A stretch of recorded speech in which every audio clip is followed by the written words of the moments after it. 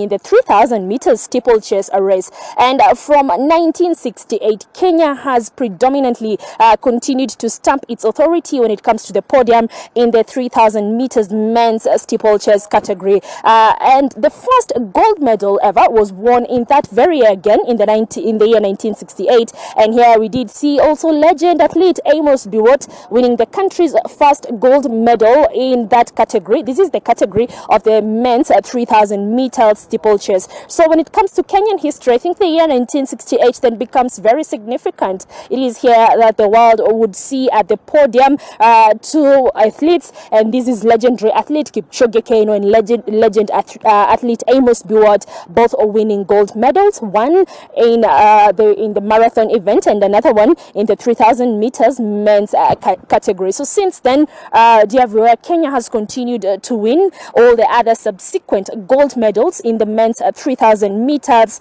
steeplechase category until recently in Tokyo Games again in the year 2021. So when you look at the sporting history of our country, there's this particular event which is the men's 3,000 meters steeplechase race. This is something that Kenya has celebrated. It is an event that Kenya has had an opportunity at the podium over and over again from the year 1968 until recently. And in recent years, dear viewer, I'm sure you identify with the likes of champions of the 3,000 meters steeplechase men. We have one, Ezekiel Kemboi, who's quite familiar with the majority of the Kenyan folk, and he is known with his signature dance. I don't know whether you remember it. Yeah, he would finish and there would be some background music he would be dancing to. Interestingly, in his mind he was playing a certain secular hymn in the Kalenjin dialect. I would try to sing it, but I don't know whether I'll do it very well. I'll try. And Steve Ketari is here to support me. It's something like Emily Chepchumba na na na na na na na na mama. Yes, so when he was doing that jig, in his mind he was playing to that tune, very importantly to also support the local music industry here. Away from Ezekiel Kemboi, after him rather, we would see another champion also emerge in this category. And the reason we're sticking with this category, dear viewer, because it is the only other event that has continued to sustain global champions from the country from the year 1968 up to recently in the year 2021. And here we have another champion who also followed suit in the footsteps of Ezekiel Kemboi, and he is known as Conseslus Kipruto. And many kept saying Conseslus Kipruto would be the reinvention of Ezekiel Kemboi after his retire from active sport. So from then on, dear viewer, Kenya has continued to dominate different events, among them the marathon category, among them also other areas that Kenya has done well is track and field. And right now the pictures that you're seeing is actually track and field. So track and field is basically where you have a field like this, the Kipchoge Keino Stadium, and do you see where they're doing the practice from? It is called the tartan track. So this is where we get this particular event where there is a field and there is a tartan track. So this is pretty much what happens when our athletes leave the country to go overseas in various events to start celebrating or to fly the Kenyan flag high. Away from Kenya's history, and I will keep coming back to it, something very important to note is that this is one of the economies where Kenya has sustained growth, even when we have other inflation activities, perhaps in the financial sector or in the economic sector. But when we come to the sporting fraternity, we have seen this particular economy grow over the years, and the indicators are quite impressive. And perhaps it is a challenge to the government to perhaps one of these fine days open up this sporting fraternity and perhaps maximize on sports tourism, because here at the Kipchoge Keino Stadium, it's only that we can't interfere, dear viewer, with whatever our champions here are trying to do, but I can tell you we have a number of champions here this morning trying to do their best and keep their best when it comes to the sporting fraternity. So this is one of the areas, Smriti, this is one of the economies that has continued to grow, and it is an opportunity perhaps for the government to even maximize on sports tourism. I'm very certain the world out there, including Africa itself, our neighbors, perhaps also in Nigeria, Morocco, Egypt, they would be excited to come here and meet the likes of Helen Obiri, Mary Keitany, Kipchoge Keino, Ezekiel Kemboi, Conseslus Kipruto. There are quite many I could could go on and on. And this is an economy that has seen quite a number of young persons also sustain themselves, Smriti, especially in the wake of unemployment in the country. And here we have seen that away from the notable and away from the legendary athletes, we also have a very interesting part of the sporting fraternity in the country. Here we're seeing the mushrooming of younger generations, and this is where we see young persons being trained in the sports arena right from the age of around 14 years. Yes, we have athletes who start training who are identified from around 14 years and all the way to the years where now they will be able to compete globally at adult age.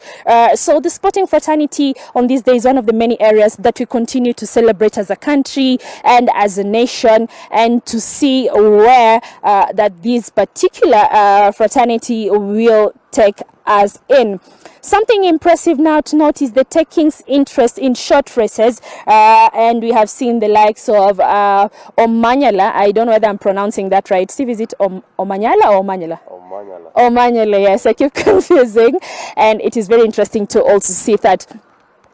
So something also that I would want to tap in when it comes to the events of the younger generation and who are also training is also to note that as much as the sporting fraternity, as much as the sporting economy has continued to grow, then also the challenges that come with it have also sustained momentum, and perhaps it is a challenge to the government, both county and at national level, to sort of help our athletes out, because I would tell you, as much as they are our number one global ambassadors, then they put in a lot of work, a lot of infrastructure on their own, and many times they are of the opinion that more should be done to nurture these talents. And perhaps if more is done, then we would have more Eliud Kipchoges of this world, we would have more Mary Keitenyis of this world. Now, among the complaints that our athletes here, or among the challenges that they encounter, is the lack of proper sporting facilities. Now, I want my cameraman to just show you the infrastructure that we have here at the legendary, I would say, Kipchoge Keino Stadium. Do you see that, dear viewer? This facility is yet to be completed 60 years after independence, and this is at the heart of Eldoret town. This is at the nerve, this is the center of the sporting fraternity and the sports economy here in the country. But as you can see, there's very little activity that is being done to ensure that they have proper training facilities. One would ask, why would athletes need proper training facilities? Yet they win gold medals. They can afford to work in a proper equipped gym or a proper private facility and do their exercises. But I want to take you back to where it begins. Before they are global champions, they are your average Kenyan boy and girl child just trying to make it out there. Some of them do not even have the proper shoes to come and do their exercises. And if you look at those who are already here training, they wear quite expensive shoes to support the training, their training, to also ensure that they do not sustain injuries when they are practicing. So this is the importance of ensuring that you have proper facilities, because this particular talent, dear viewer, rather, grows from scratch. It's like putting a seed on ground. So before, when you put a maize seed on ground, it takes around 8 months for it to be produced or to be added value as ugali on your plate. And the same thing here when it comes to sporting. So it's very important for the government, for the county governments, because also sports is largely a devolved function, to also put in proper equipment and proper measures to ensure that our athletes are home and dry and they're able to have a proper training gear. So that is to paint for you a detail of how things are here in the county of Uasin Gishu when it comes to the sporting fraternity. This is where we are as a country, and we continue making strides, yes, as beautiful as these ones that you're seeing on air now. Or you should visit Uasin Gishu County and the neighboring Nandi and Elgeyo Marakwet. This is how we do our mornings, guys. Beautiful and very impressive. And even as the president will be the chief guest, and even as he stands in front of Kenyans to give his speech on Madaraka Day, what we will be looking out as a region is his focus on matters sports. And like I noted, sports tourism, we would want to see the president also rope in perhaps some measures and also some steps and some guidelines with which the government will be looking into to ensure that the sporting fraternity is well supported. And especially now that I know this may not be very fair to some, especially now that we are a royal county. This is where he comes from, and so the president understands quite well matters of sports in the country and the sports discipline, the fraternity, the challenges, but most importantly the sporting opportunities that this particular category or the sporting economy where this particular category continues to support here in the country. Now, away from supporting athletes with proper infrastructure, another area that this particular community needs support is in management of their finances. I will tell you, here in the county of Uasin Gishu, we are the city of champions. So the neighboring Elgeyo Marakwet, we also quite have a number of champions coming from there. It is the home of champions, yes, and we have Nandi, which is the source of champions. So all these athletes who mushroom from this area and others, notably from the South Rift region, most of them start being champions when they're quite young. And so one moment you're just an 18-year-old going about your preps and doing your KCSE, and a few months later you're a global champion where you now earn millions. And I would be fair to them to say it would also be a shocker to me. And so this morning, some of the areas that we'd want to see our sports persons, men and women, are supported is in the management of their finances and also the management of their talents, to ensure that, like in the 60s, we are able to have athletes who will be legendary, perhaps when Kenya will be celebrating its 80th or even 100th birthday years. So for now, back to you in Nairobi, Smriti, and I hope you are enjoying what we have. Oh, okay, sorry, my director says I move you to the county of Embu, where the county will be playing host to the national celebrations, and my colleague Olive Barros is standing by. Olive, take it away. Are we on air? All right, thank you, Lois Wangui, for that introduction. I'm joined on set by Honorable Sakwa Bunyasi, and he is the chair of the Vision 2030 board. I believe, Mheshimiwa, my first question would be on this Madaraka Day. What does it mean to you, 60 years of self-rule? Oh, I think it's a wonderful feeling. 60 years have gone fairly fast. 60 years ago, we were a small nation, still under colonial influence, even though we're getting independence. And now here we are, and particularly with the 10 years after devolution, we have come a long way. I have been to Embu many years ago, in the 70s. It was a nice, buzzing little market town.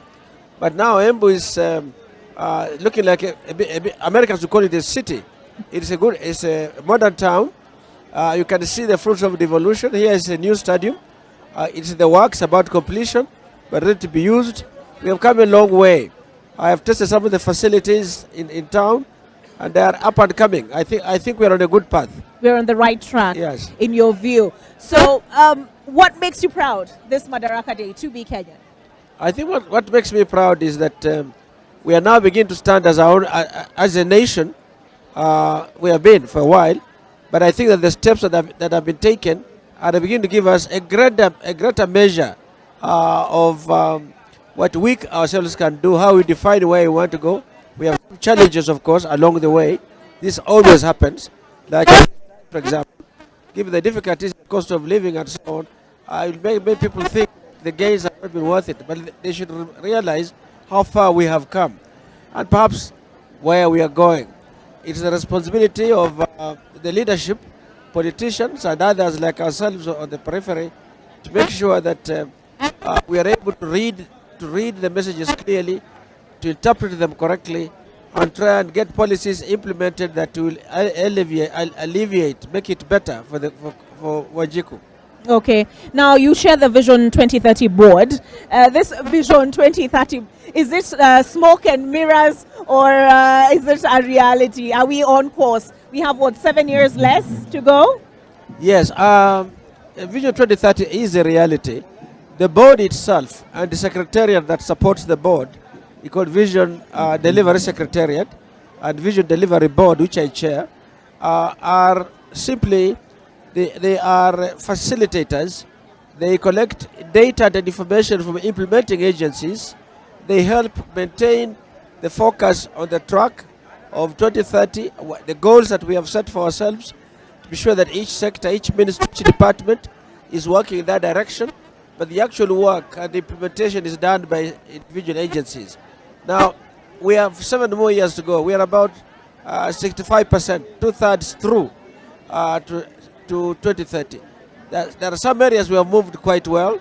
Other areas we are still building on it. For example, areas like soft areas like food security, we get year-to-year challenges. The biggest challenges that have occurred is a kind of test of what we are doing have occurred because of COVID 2 years ago when things came almost to a standstill. And then almost simultaneously we had the drought as well. Those are outside challenges to the system that had been planned. It's a kind of stress testing of the system. Otherwise, Kenya is moving along well. It reminds us now that maybe our investments that we are planning to do in water and irrigated farming, so we'll depend less on rainfall, have not yet fully been implemented. Oh, sorry about that. That was a successful stress test. It tells us where how things can go off track. But overall, I have a good feeling that Kenya is, other than the political issues that come up from time to time, Kenya is strongly focused on development, on economic transformation. And I think this particular round, with the latest, the government that is in power now, the new administration, which focuses on the bottom part of our pyramid, the larger part of the population, the bottom-up transformation they're looking for. I think now we are at a time when we can focus on the needs truly of Mwananchi. It doesn't happen overnight. It's a process of change and development. That empowerment means that they also begin to own that part of the economy in which they live, and are not necessarily like strangers in their own environment. So over the next 7 years, the major focus is going to be on the bottom-up economic transformation of the economy. That doesn't mean that nothing is going to happen in the middle and the top. Those can look after themselves, they do. And the policy framework will look after them, definitely, because you also want them to move on. And then we put an extra push at the base to get our youth into jobs, out of school, into jobs, and so on. Those are the things that are really essential now. All right, maybe paint, for those who are not familiar with this vision, maybe you can paint a picture for us of where is it that we want to be come 2030. Now, when this vision was started back in 2008 by the then President Kibaki, Kenya was still, as they say, a less developed country. Among the ranking of the world's economies, we were among the poor countries. Perhaps doing better than most, but still among the poor. And his intention was to get it to the next stage up. And it's called a middle income country. Kenya, and middle income has 2 parts, a lower part and an upper part. The target then was to get Kenya into a middle income status, at least lower middle income status, with concerted development efforts all across that show improved indicators for health, for education, for nutrition, working cities and so on, many aspects, water supply and so on. Just think of this holistically and saying, how do they affect Mwananchi? If we get our Mwananchi there and our incomes are growing, then we can really say we have come a long way from the poverty, the less developed countries, to a middle income country. Our income now per year, they call it a GDP per capita. The GDP per capita, the amount that the wealth created in a year is, if you average per person, now it's about $2,000, about, let's say, 250,000 shillings a year. Now, up from where we used to be back then, maybe at less than 100. So I think we have come a long way and we are going. Now, of course, there's a risk when I say average income is 250,000. This is an average, it's a number based on the creation of income, wealth in a year, and average per person. Some do get that, some do not get that. So some of the issues now that the model, economic transformation model, the bottom-up model has to worry about is the distribution. If the average is 250, how come I'm at 50? How come at 30? How come others are at 1 million? And so on. It's that distribution now that we have to worry about in the development process as we go forward. All right. Now, we get a lot of comparisons. Kenya started out, because you talked about when this was envisioned, Kenya was not doing, could not compare to the rest of the developed world, hardly. No. And we still hear these comparisons, even now with this debate on affordable housing. We are hearing a lot of comparisons, for instance, with Singapore. So first of all, are our Vision 2030 goals in line with the SDGs, one? And number two, how do we leapfrog to that level? Okay. You hear in Kenya frequently, they say, well, 30, that's no longer 30, they say about the mid-60s, Kenya and Singapore are at the same level of development. You hear those stories. Korea, they mention those countries. Those have gone way, way, way up beyond us. What have they done that we didn't do then? I think we have now learned the hard way that we were slow in harnessing our national resources to be focused for our national development. And now, that effort by President Kibaki, there had always been development plans to try and move the, but to make it a consistent strategy that tells you where you want to go and urges you to ensure that the way you allocate your resources is to do the things that will get you there. That organized way of using resources, I think, was a great development. But have we cured that? Have we cured that, or are we still encountering the same challenges today? Yeah, I hear you, but it's a process. It's not an event. Even these countries we are talking about, it was a process, except that they were, I think, better organized in their 30, 40 years of development, and they have come a very, very long way. There are other factors also that... Sorry, we'll get you some water. This is the Embu influence. Sorry about that. There are other factors to worry about, but no, we haven't come we haven't reached there, for example, in terms of our housing, in terms of the ease of transportation, in terms of our healthcare, but we are a long way from where we were. Now, you can look at where you have come from, look at where you've yet to go. But it's fair to look at both sides. All I can say is that we are within reach of the goals that we had set out ourselves for 2030. We shouldn't lose any time. Every minute is valuable. We have only 6-7 years to go. And that's not going to be the end. It's not as if 2030 will be when you reach the Jordan River and you say, now we are crossing, Canaan is across there. It's still a process we have to work with and work through.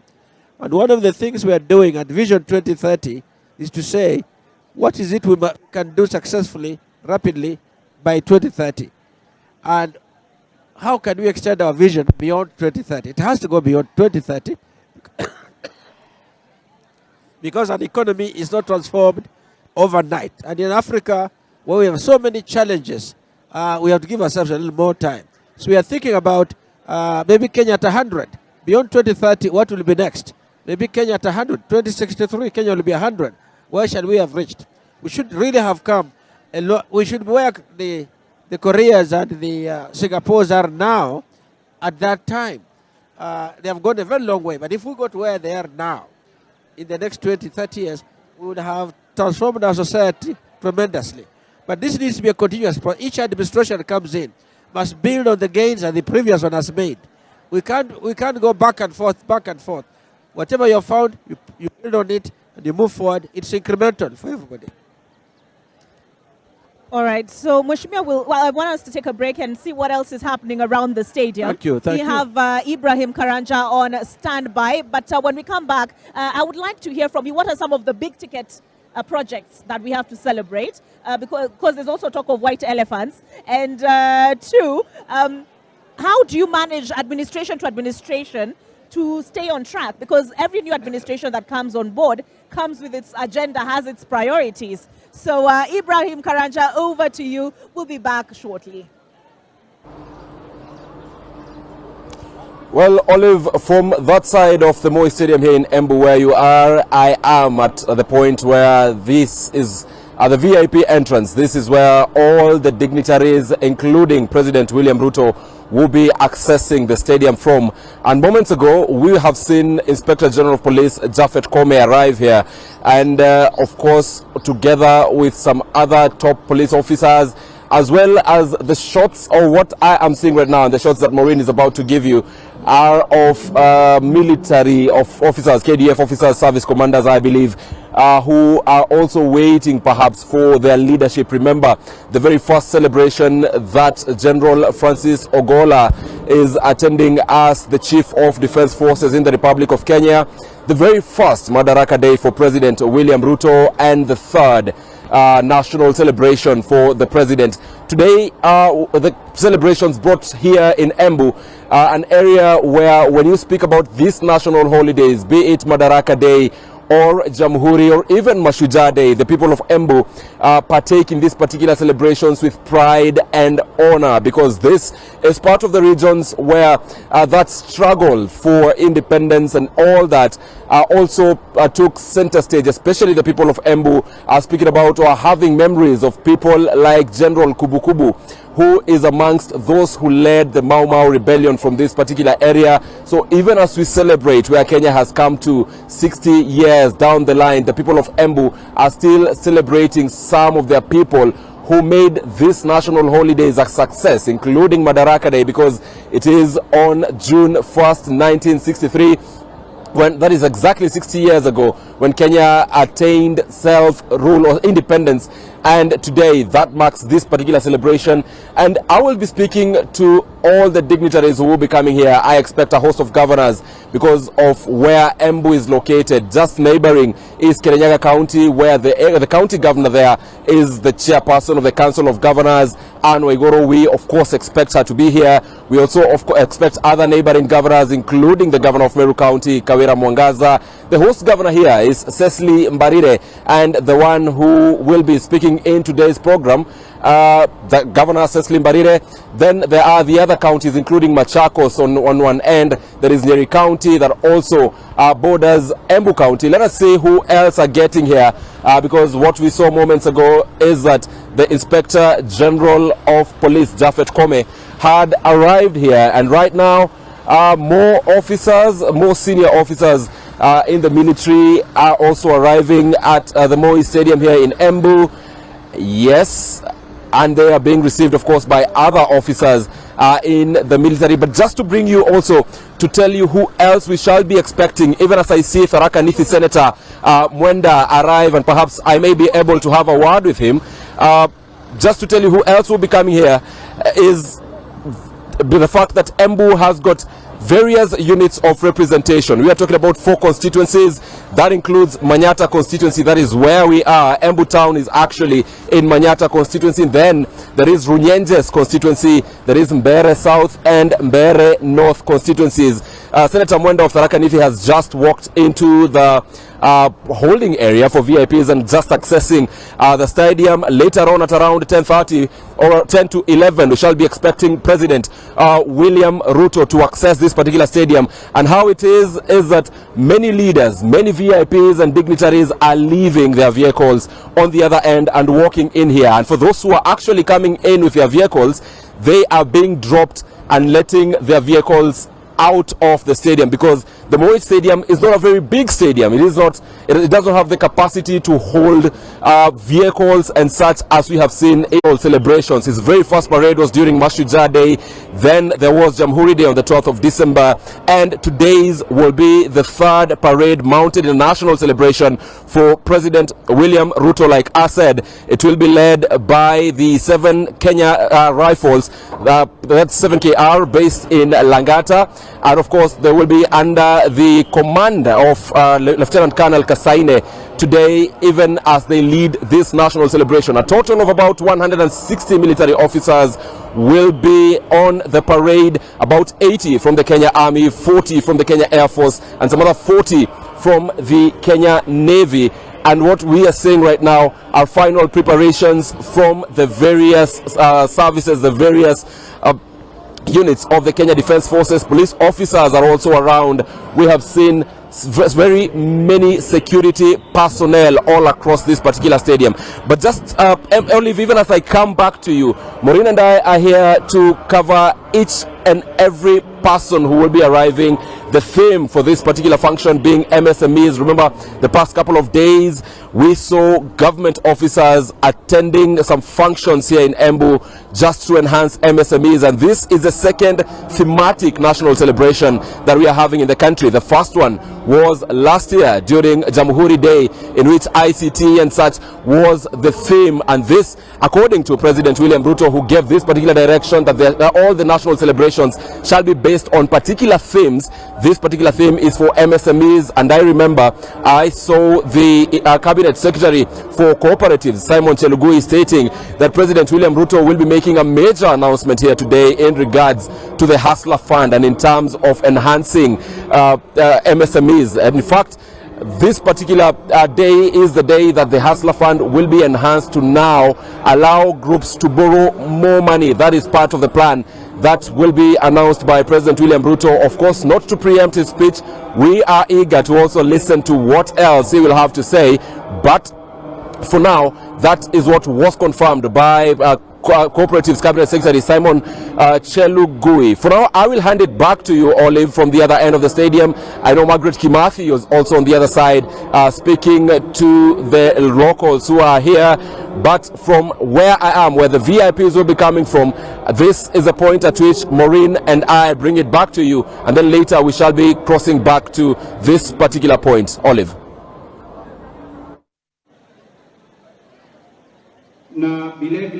All right, Mheshimiwa, I know we'll struggle to hear each other because of the announcements that are being made behind us, but we're interrogating the question of what are some of the big ticket projects that we can celebrate at Kenya at 60?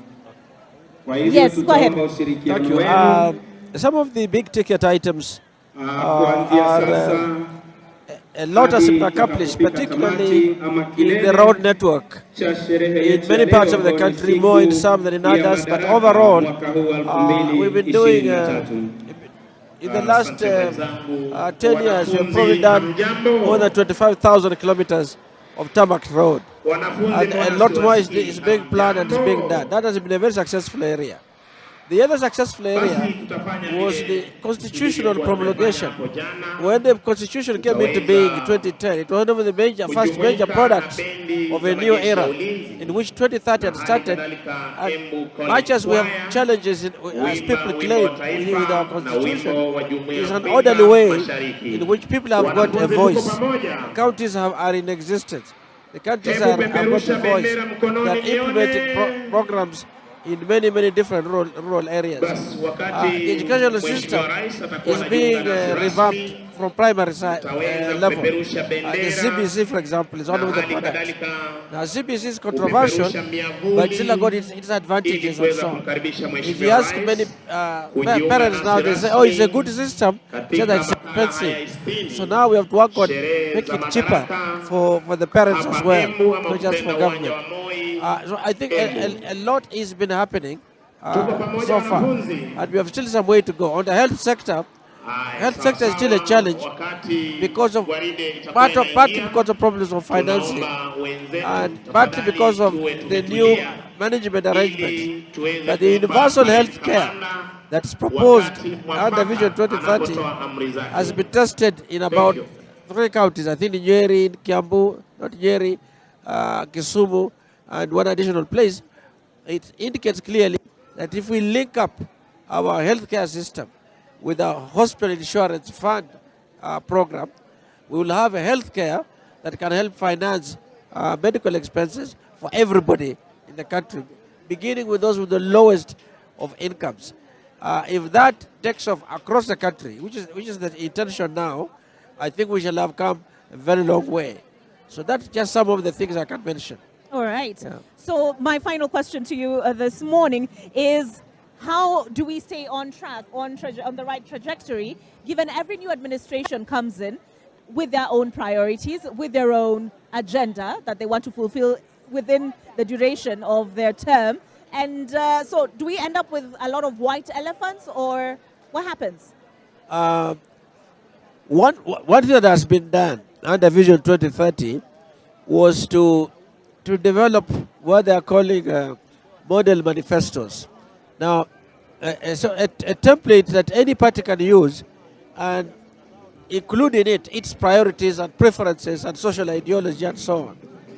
But what has the intention of that template, that a component of it forces the parties to define their social policy and to derive from the social policy what kind of economic management systems they want to have.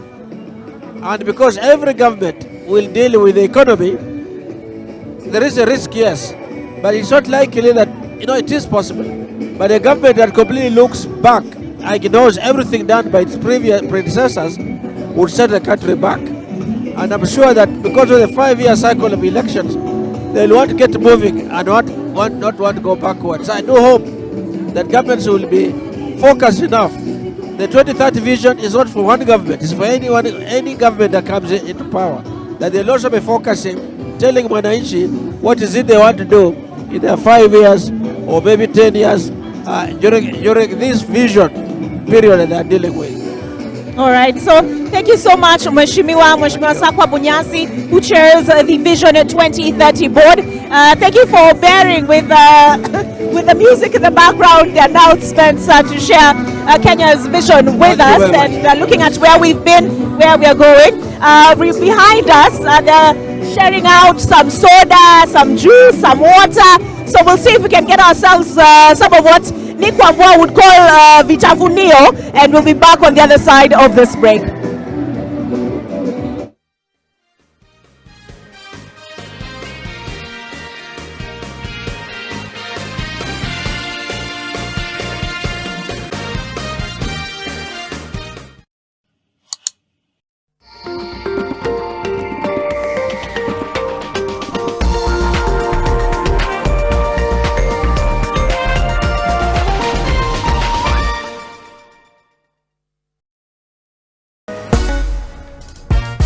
The lady we recently celebrated for representing Kenya on the world map, because alikuwa chef wa Arsenal.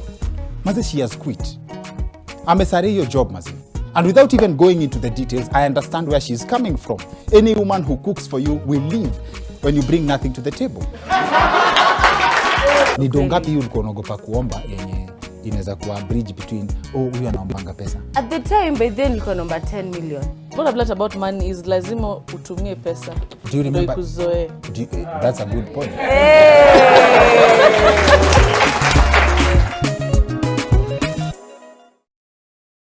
Wicked Edition in association with Showmax. I invited Robert today for my sisters to meet him. Hi. Wait a minute. I know that beard. Are you an artist or content creator? Would you like to monetize your content and make passive income? Join us today on Skiza Nation by reaching out to us on our social media platforms or send us an email at skiza@ke.nationmedia.com or call us on 0719 038 575. Skiza Nation, supporting local talent.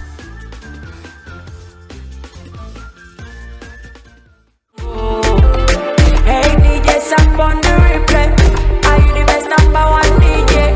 They make one of young DJ. It's a weekend in the same day.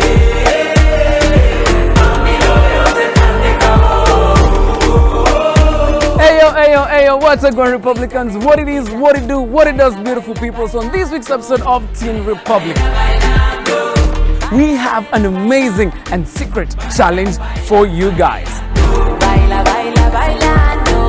In studio tutakuwa naye the storyteller mwenyewe, that is Mviri. Kikosi kizima pia kitakuwa kimewakilishwa, that is the Media Messiah and DJ Rickmo. So make sure you're tuning for amazing good vibes, great music, as well as amazing dancers in studio. Crystal Rivers Residences, adjacent to the Nairobi Expressway. 3 bedrooms with master en suites. You and your loved ones will experience fine living. Furusha your landlord with our special offer of 50K per month. The future of fine living.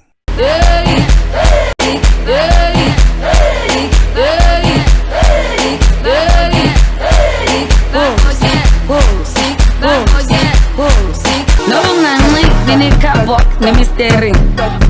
No bunga fagi pendene lace ni misteri. No bunga ti browse on flick ni misteri. No bunga me gonna next week ni misteri.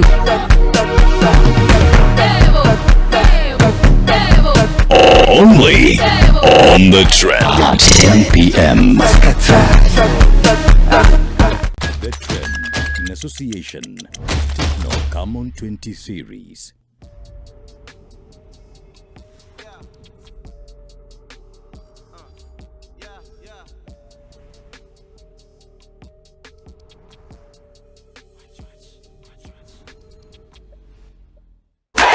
Ready to showcase your football talent? The wait is over. Safaricom Chapa Dimba is back. Bigger, bolder, and better. Safaricom is on the hunt for the next big footballing sensation. Register your team. Visit chapadimba.safaricom.co.ke and you too can be the next football star. Cheza kama wewe. The CA Kuza Broadcasting Awards 2023 is here. Vote for NTV for the Kuza People's Choice Awards. SMS the word Kuza to 15601. Follow the prompts and press send. Voting is absolutely free. Cast your vote for excellence in broadcasting. The CA Kuza Awards is an initiative of the Communications Authority of Kenya. NTV, turning on your world of local entertainment. Cascadia Apartments at Two Rivers Development in Nairobi with a Madaraka offer till 30th June 2023. Price start from 9.2 million. Call us today on 0742 342 722 or text Cascadia to 22365.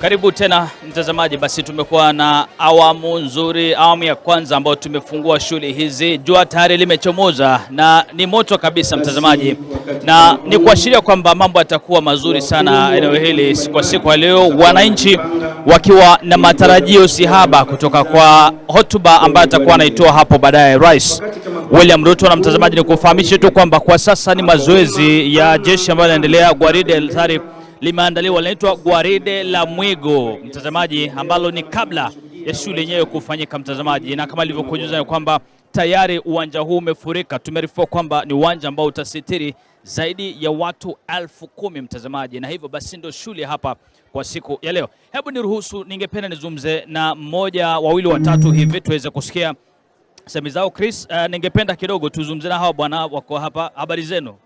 Simama kidogo tu tuzungumze kaka. Leo ni hafla ambayo ni kubwa sana, miaka 60 ya Madaraka, na ni hafla ambayo imeletwa kwa mara ya kwanza katika kaunti ya Embu. Wewe ndiye mwenyekiti wa bodaboda katika kaunti hii, hisia zako ni zipi kama mwananchi?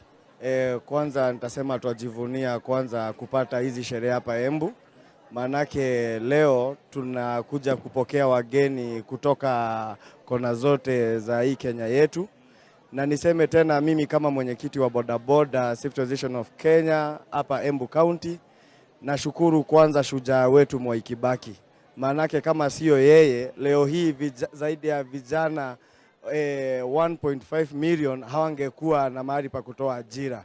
Kwa hivyo kwanza ni kushukuru sana Mwai Kibaki. Nirudi tena nishukuru serikali ya Dr. William Ruto ambaye saa hizi sisi kama mahasara wa bodaboda ametupatia hii nafasi ya kuweza kuwa mahali hapa leo. Shikilia tu hapo kidogo, maana najua bado hujanunua unga 150. Tutakuwa tunazungumzia hilo muda si mrefu, nitakuwa narudi kwako. Lakini mtazamaji, nina mwenzangu Margaret Kimathi ambaye yuko upande wangu wa pili kule juu, namuona Magi. Hebu kidogo Magi, nakurushia kwako sasa hivi, tufahamishe, je, upande wako wananchi wanasemaje kuhusiana na hafla ya leo?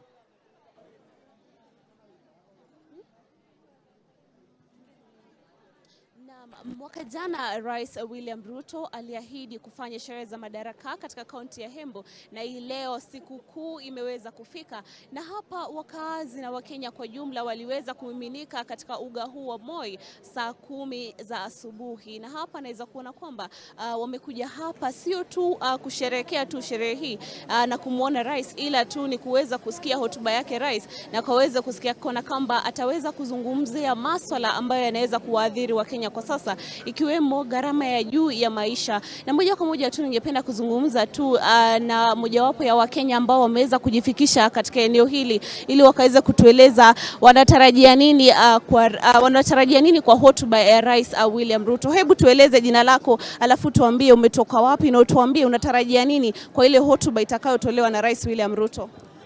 Mimi kwa majina naitwa Joseph Jage James Meretif kutoka hapa Embu na area ya Bet North location. Nataka kusema ya kwamba leo katika hotuba ya mtukufu rais, wakati atakapokuwa akieleza, ninatarajia yeye aeleze mambo kuhusu uchumi, kuhusu bei ya chakula, ili kila mtu apate kuelewa, hata ingawa tunangojea mazao na watu walete ukulima mzuri ili tupate chakula, na watu wasije wakalalamika kusema kwamba kuna ukosefu wa unga na chakula kwa jumla. So vile nataka kutarajia, na vile natarajia saa hii ni ya kwamba atueleze watu watatulia namna gani wakingojea hiyo chakula kuwa ya bei nafuu. Na pengine unaweza kutueleza kwamba hii gharama ya juu ya maisha imeweza kuwasukuma Wakenya kiasi gani? Kusema kweli, wananchi wa Kenya wamesukumwa na hii gharama ya maisha, kwa sababu ukienda kwa soko kila kitu ni bei kali.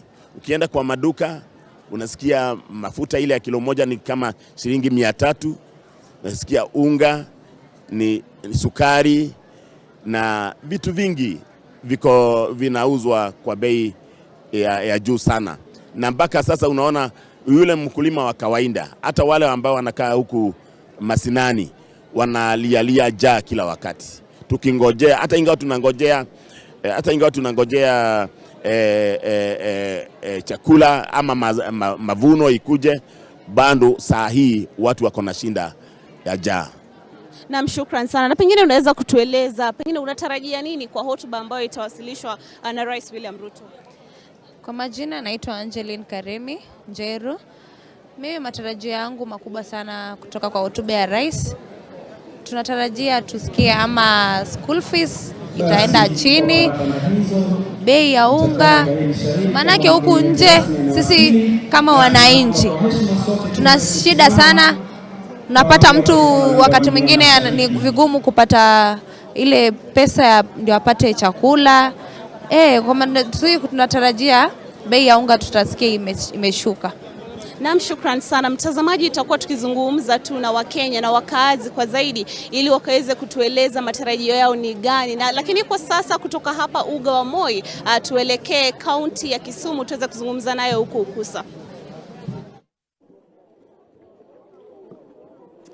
Well, of course, that is happening right there in the other side of Kenya. And here on the lakeside part of Kenya, we have a lot of happenings too. As you can see in the background, this is Dunga Beach where we are now. And of course, a lot of fish has just landed. And there's a lot of fishmongers around here trying to get some fish for the market. And remember, in 2021, the fishery production of Kenya was estimated at 163.6 thousand metric tons. And of course, freshwater lake fish, that is fish caught on Lake Victoria, accounting to about 136,000 metric tons of that. And here I have Maurice Musodi, who is the Vice Chair of the Beach Management Unit here in Dunga, just going to paint a picture of how the fish industry here in Kisumu and of course parts of Nyanza has been over the last 60 years maybe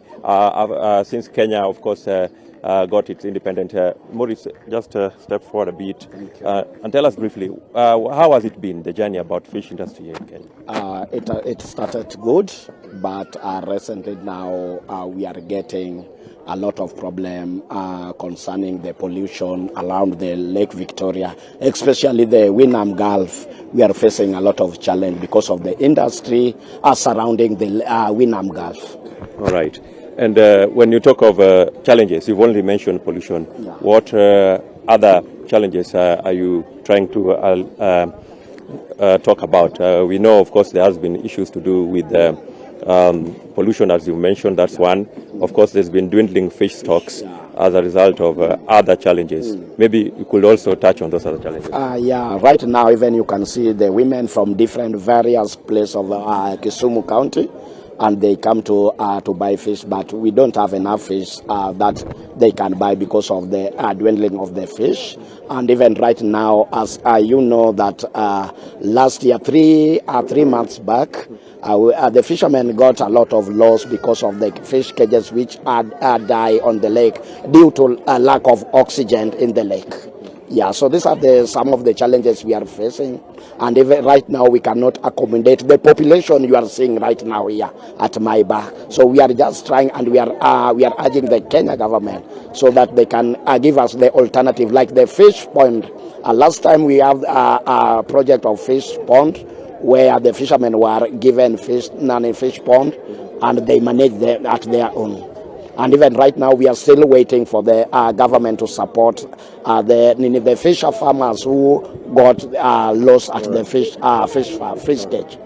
Yeah. Oh, thank you very much, Maurice. Thank you very much. Well, Smriti, that is Maurice Muso, the Vice Chairman of the Beach Management Unit here in Dunga, just trying to paint a picture of how the situation has been in the fishing industry here. And of course, he's talked about how the pollution has caused a lot of fish species to disappear and to even the fish population to dwindle. And that has really affected the industry here in Kisumu and of course parts of Nyanza and Western. Remember, there are a total of 4 counties that border the lake, that is Homa Bay, Migori, Kisumu, and Siaya and Busia. So there are actually 5 that border Lake Victoria and depend, their revenues actually depend on the lake for quite a number of issues there that he has also raised regarding how that has been affected. The revenue that is being collected from the lake by the counties has been affected. Back to you, Smithy. And Okusa, thanks very much. You are watching our live broadcast on this June the 1st Madaraka Day. We are coming to you from across the country, but the key celebrations are being held in the county of Embu. Our team is on the ground and we'll cross over back to them shortly. I'm here in Nairobi at the Nation Centre, and our conversation continues about the importance of this day. Joining me in studio, I have 2 very key guests. That is Professor Julia Odhiambo. She can be described as many things, including the first woman to be an assistant minister.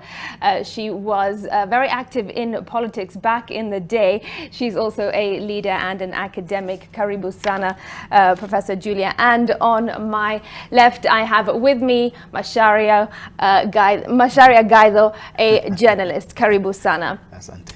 It's great to have you with us on this momentous day, 60 years of self-rule for Kenya. Julia, I'll begin with you. How meaningful is this Madaraka Day for you? It's very important to me. 60 years. It's like yesterday. It's a long time. We have walked quite a distance. In terms of development for this country, it means a lot.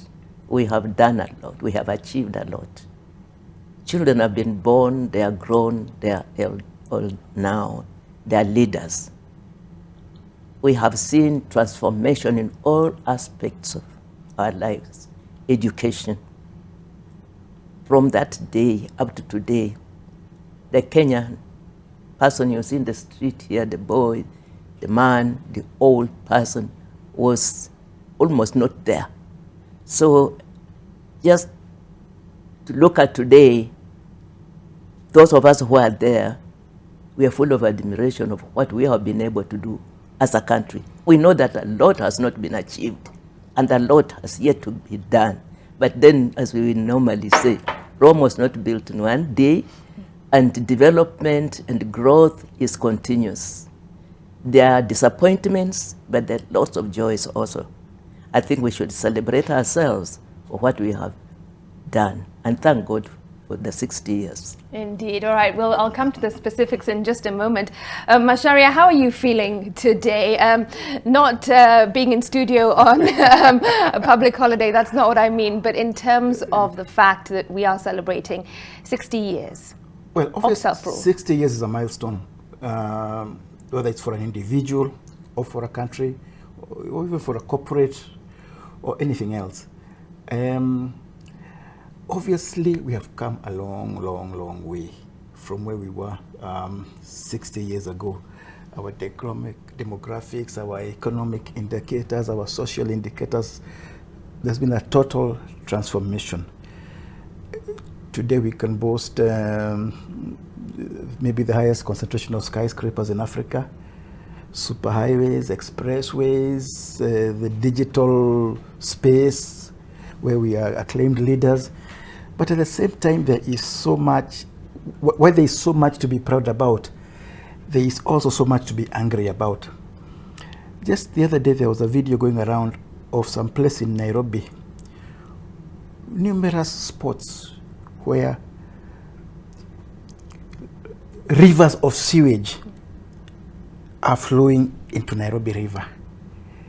And it's not like it's just something which has burst. It has been going on for years. Raw sewage, that is Nairobi, which we used to call the green city in the sun. Yeah.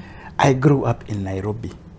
I remember a Nairobi where streets were swept, and not just in the CBD, in the estates, where the council collected garbage, and you knew the day they will come, and they supplied us with dustbins, where a power blackout was headline news because it is such a rare occurrence, where water flowed in the pipes, clean water we could drink. We didn't have to buy bottled water. And you wonder, how can we progress so much in one direction and move backwards in another direction? You know, that is maddening. And really, we have to style up if we want to be what we want to be, which is a modern country, a modern economy, a progressive nation. If we want to talk about catching up with what we call the four tigers of Malaysia, Singapore, and so on, we have to start from some of those very, very basic things of looking after our neighborhood, the county governments and the local authorities doing what they were elected to do. Things like picking up the garbage, surely that's not rocket science. Yeah. So in terms of how you're feeling, is it a mixed bag of emotions on this day? Very, very mixed. I am happy, I am proud, but I am also angry. Okay. At those failures we see every day around us, and also the direction of our politics. We can say we have the most vibrant democracy in Africa, maybe in the world, if I'm not wrong.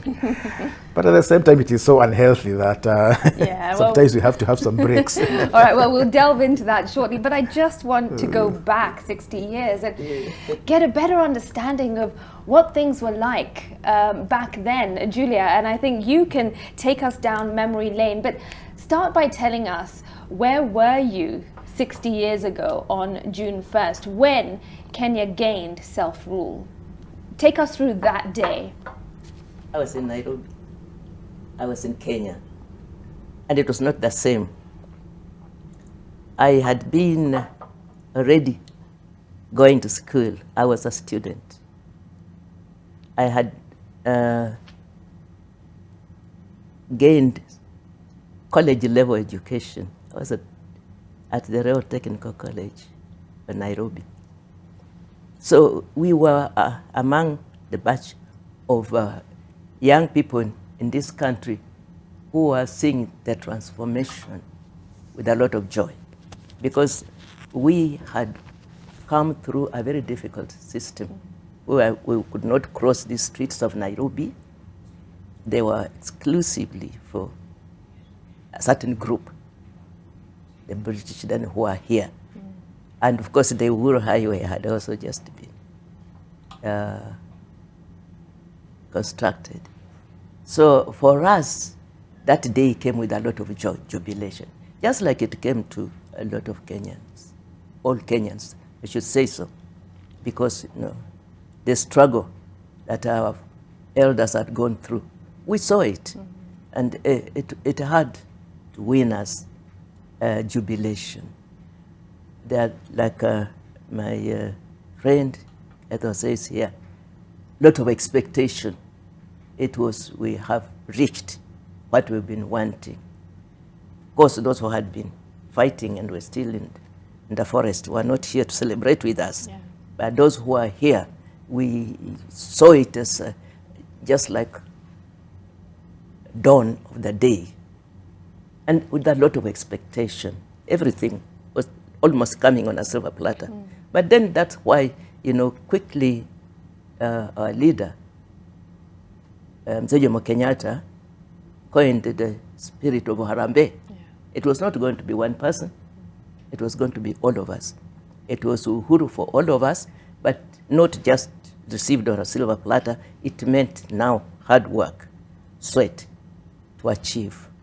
And so what we had achieved from the British government was good in our sight at that time, but not adequate for us to move on. Because they went away with their skills. Yeah. We had to adapt our own skills.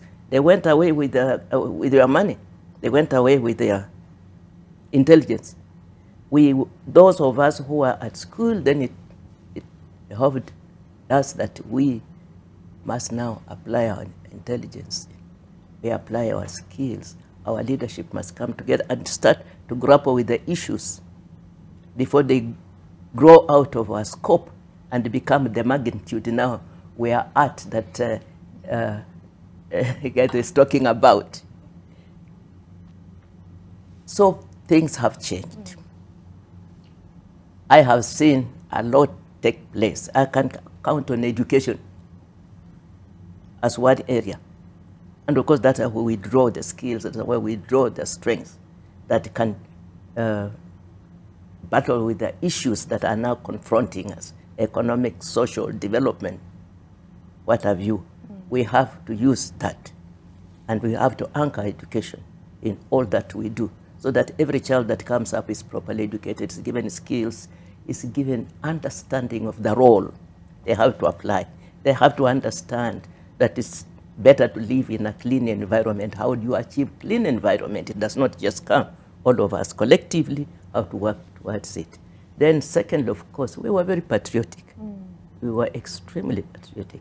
We looked upon our leaders, and of course we wanted to borrow the best out of them. Unfortunately, some of us as a nation remain with the old British mentality, colonialist mentality, thinking that things are just going to be moving that way, the way we had seen them live so comfortably. They were also working hard to retain that comfort that they were enjoying. And therefore, probably we have not put in as much of our own thinking to ensure that leadership is not just being in front there and being saluted. It means hard work.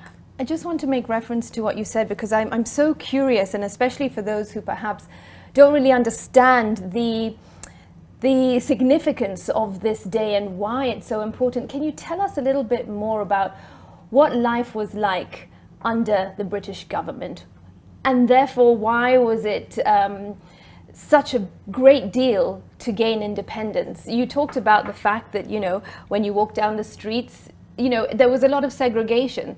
Take us through some of your personal stories.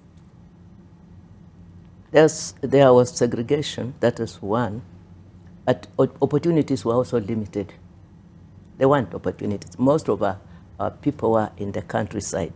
There were very few Africans in Nairobi here, and the streets, as I said, were exclusively for the class of people.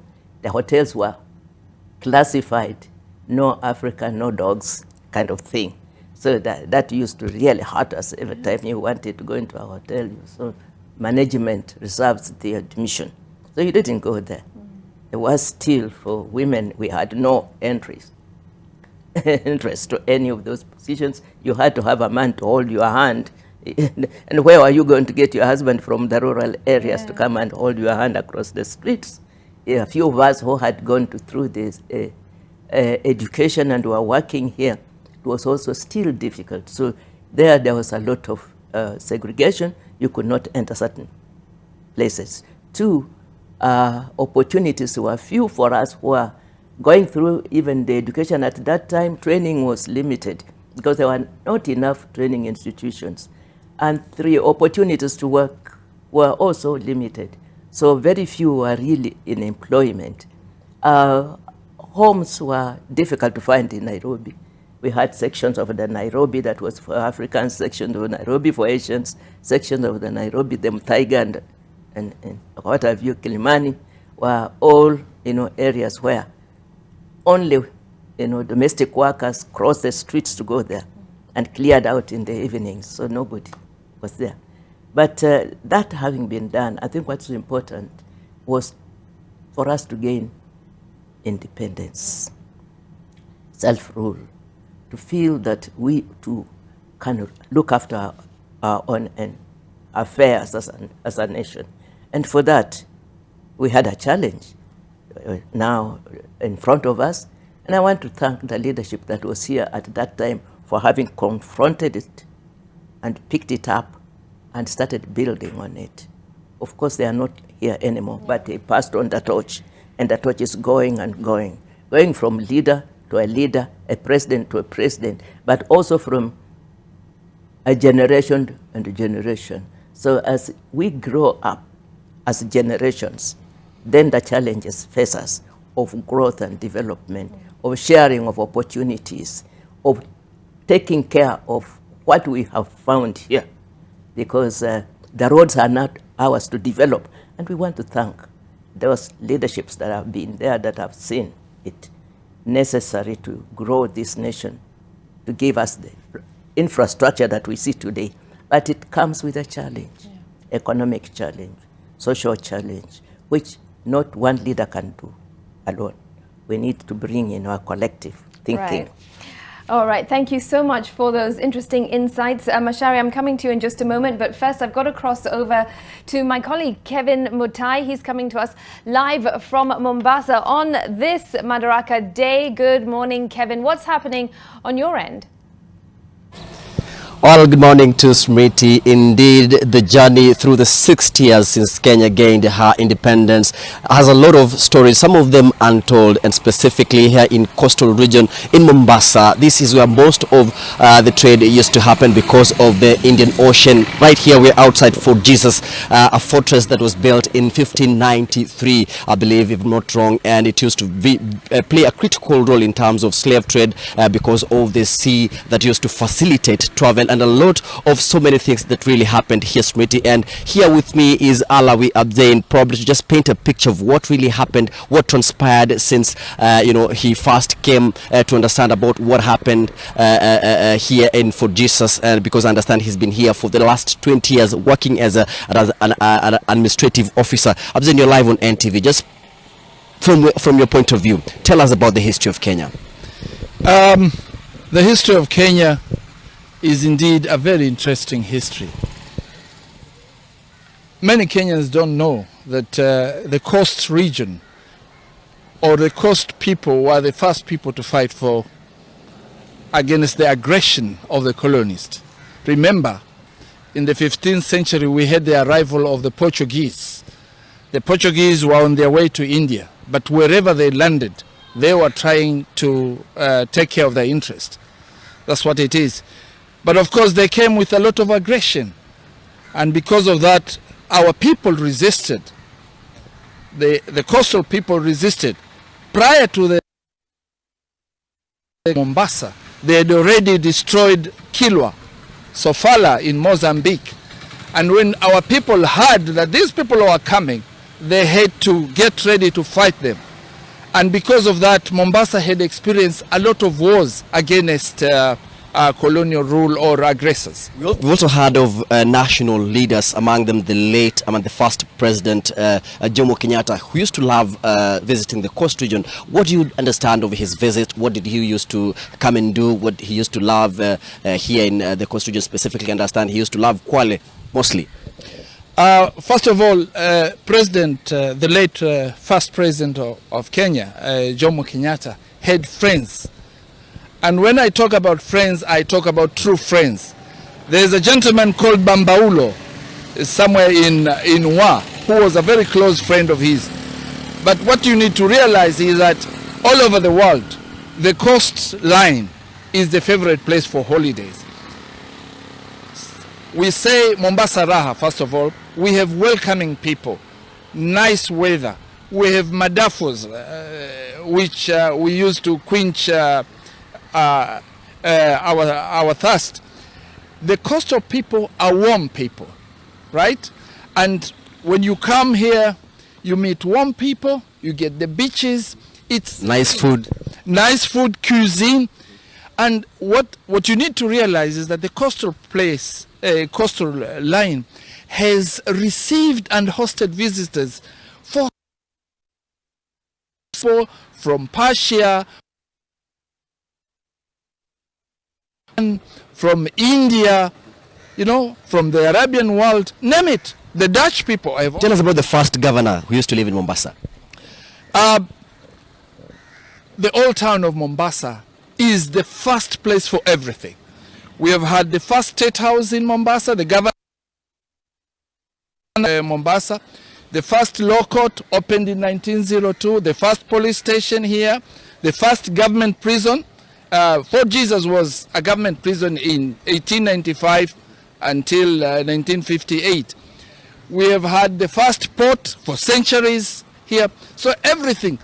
I can say that the history of Kenya was planned in Old Town, because even the governor who was there, all these negotiations and everything that were being done, though the conferences were being held in London, the governor was based in Old Town of Mombasa. And up to now, the city of power of Mombasa County is in Old Town.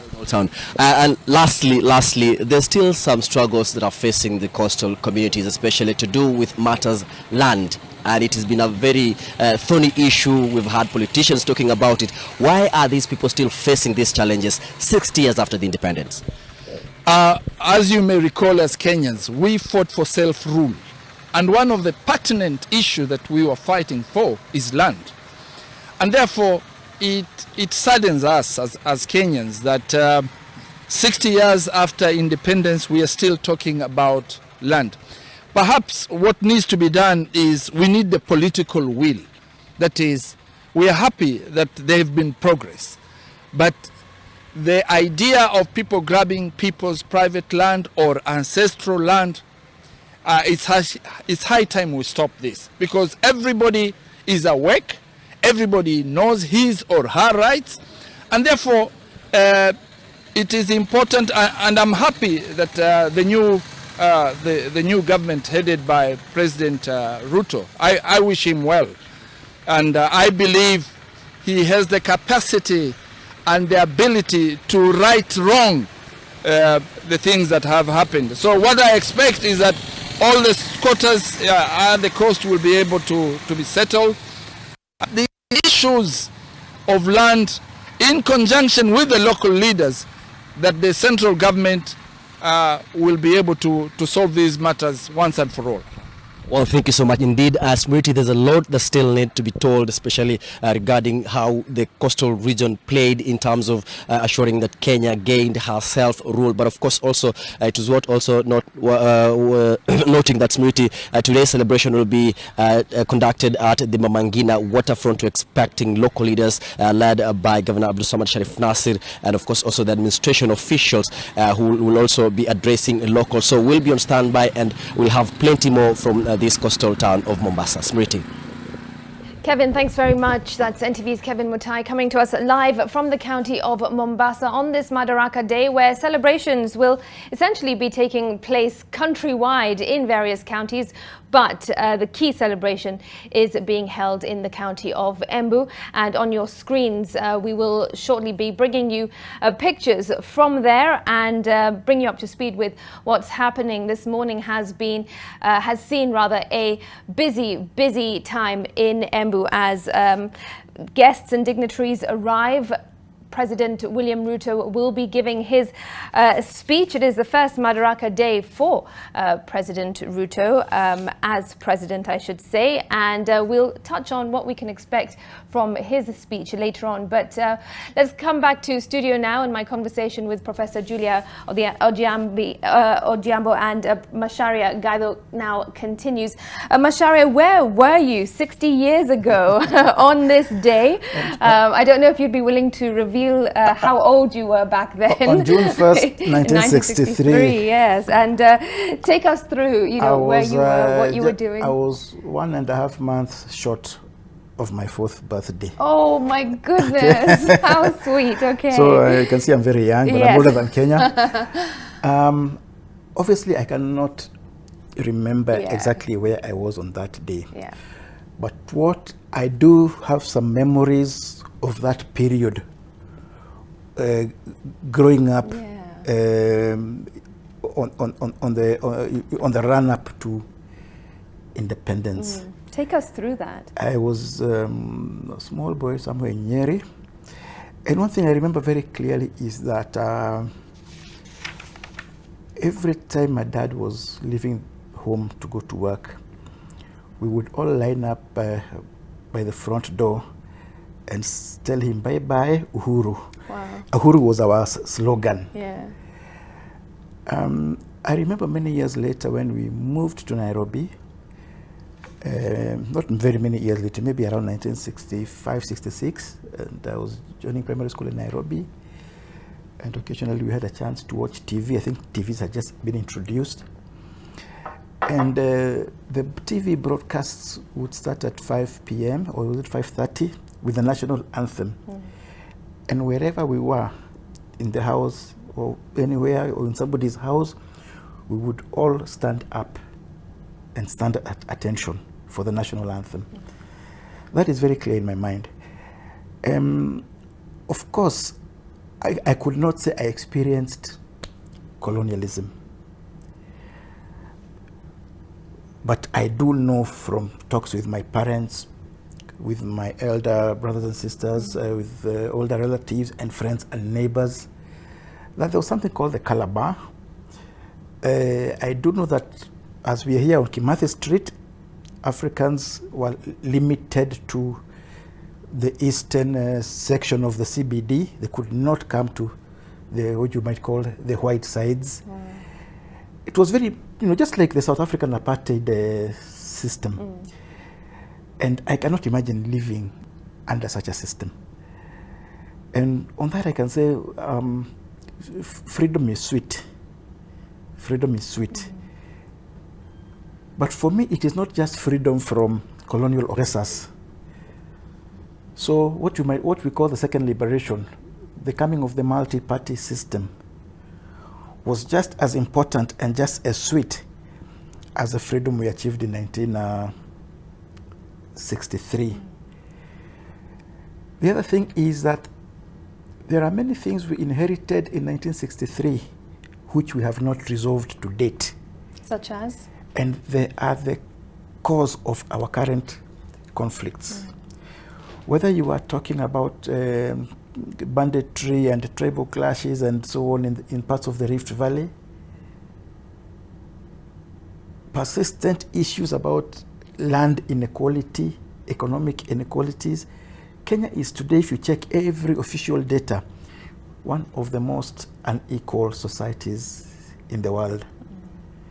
J.M. Kariuki described it as a nation of, I think he said 10 millionaires and 10 million beggars. Today we are probably a nation of 60 billionaires, or rather 50 billionaires and 50 million beggars. we have vast inequalities. Whatever progress we may make on the economic front, on the social front, provision of education, health, infrastructure, we will not be a united nation until we resolve those colonial, that colonial inheritance.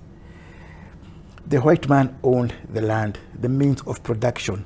He owned the economy. When we got independence, a few privileged people succeeded the white man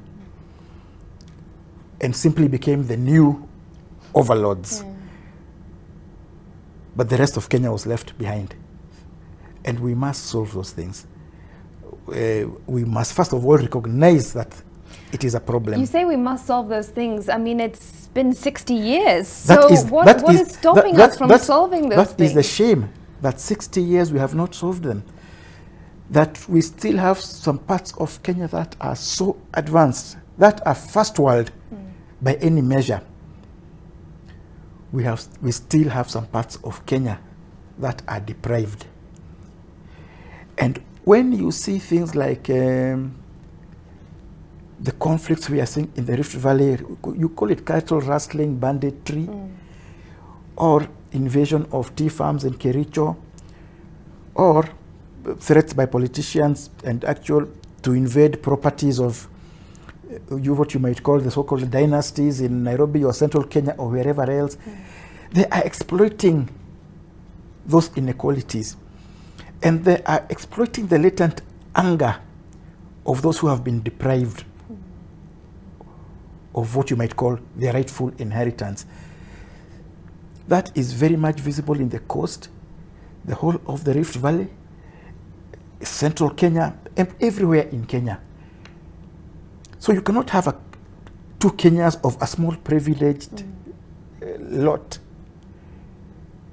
and masses and masses and masses left behind. And these things will not be solved by slogans.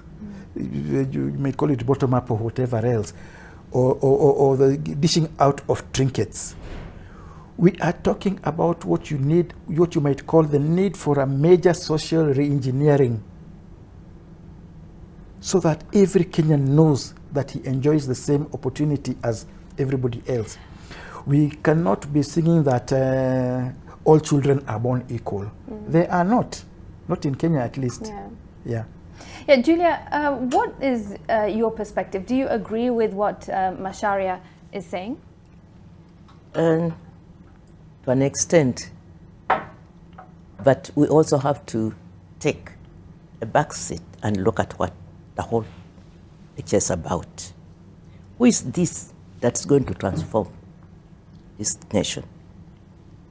At independence, we said this is our country, and we must take it whole, inheriting all those problems. Elders were talking about the youth for tomorrow. Today we are telling the youth, today is your day.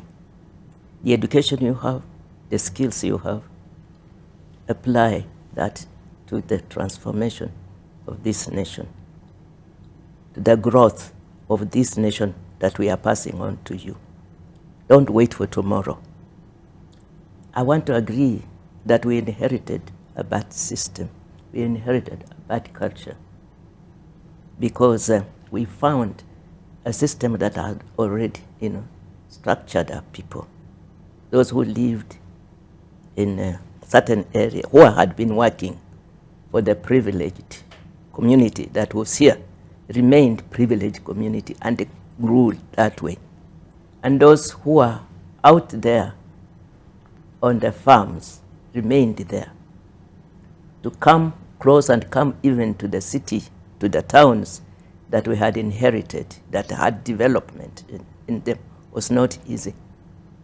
Then resources that were in those towns were like exclusively owned by the people who lived there, and those who took power from our rulers, like Macharia is saying. So This mentality has grown into us and has eaten into our fabric, the social fabric of sharing opportunities just disappeared. Because then this group that inherited has continued. And it's, you can see it taken the wealth of the land to themselves, maybe unconsciously, because they belong to us.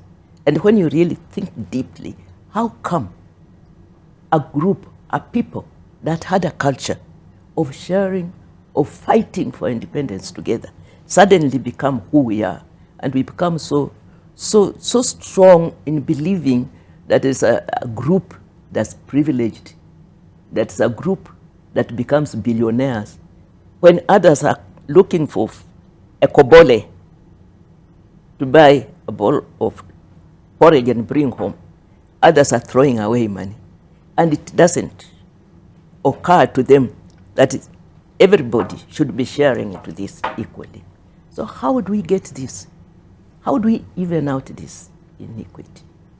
It's become a problem that we must bring to the table. As Kenyans, leadership alone is not going to do it. It's collective.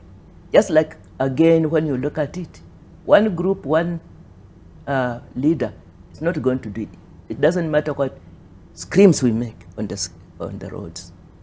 It's not going to share out these opportunities. We have to agree, find an opportunity where we all can come together. And this must be done by the leadership.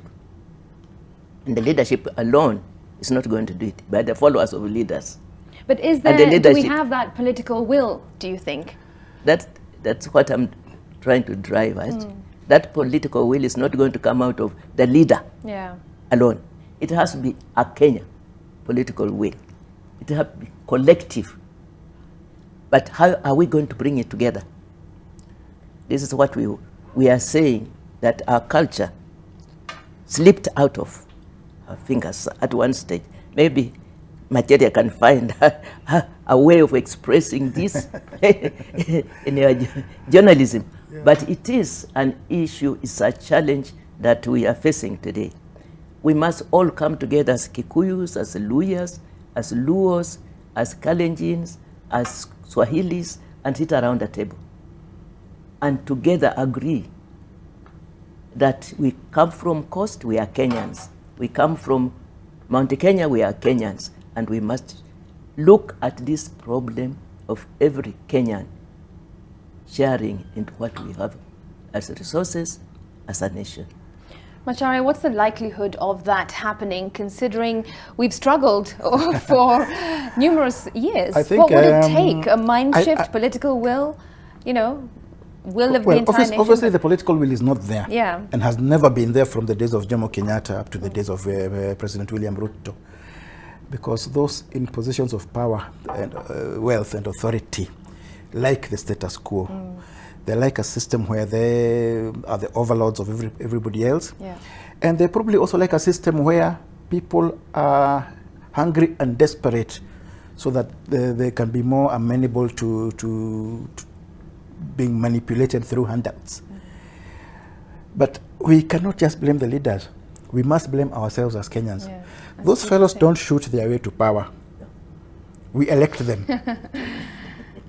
We consciously elect somebody because he's from my tribe and I think it is our turn to eat. That's the main reason. Or because I have been conditioned to think that the other fellow is an enemy because he's from a different community or from a different region or something like that. Until we as Kenyans change our mindsets and make a very deliberate, conscious decisions that next time we go to elections, we are going to elect leaders who really care for us and not just for themselves. Leaders who are not going to exploit our poverty for their own benefit. Leaders who are not going to manipulate us so that we can fight petty battles in the streets on their behalf. And leaders, of course, who are committed, let me call it committed to a revolution. And by a revolution, I don't mean going and burning down anything, but a revolution of the mind in that we must change our social construct. We must bring everybody on board, make everybody feel proud to be Kenyan. Let us not have so many angry masses, because I think it was President Moi in the 70s when he was vice president, and he warned that inequality and poverty and so on is a ticking time bomb. Unfortunately, he did nothing about it when he became the president, and the situation remains the same today. Okay, did you want to add anything? I was just how to say that this is the inherent factor that we took over from the British rulers. You know, the system put us in groups and gave us those provinces and called some areas of Kenya, potential areas.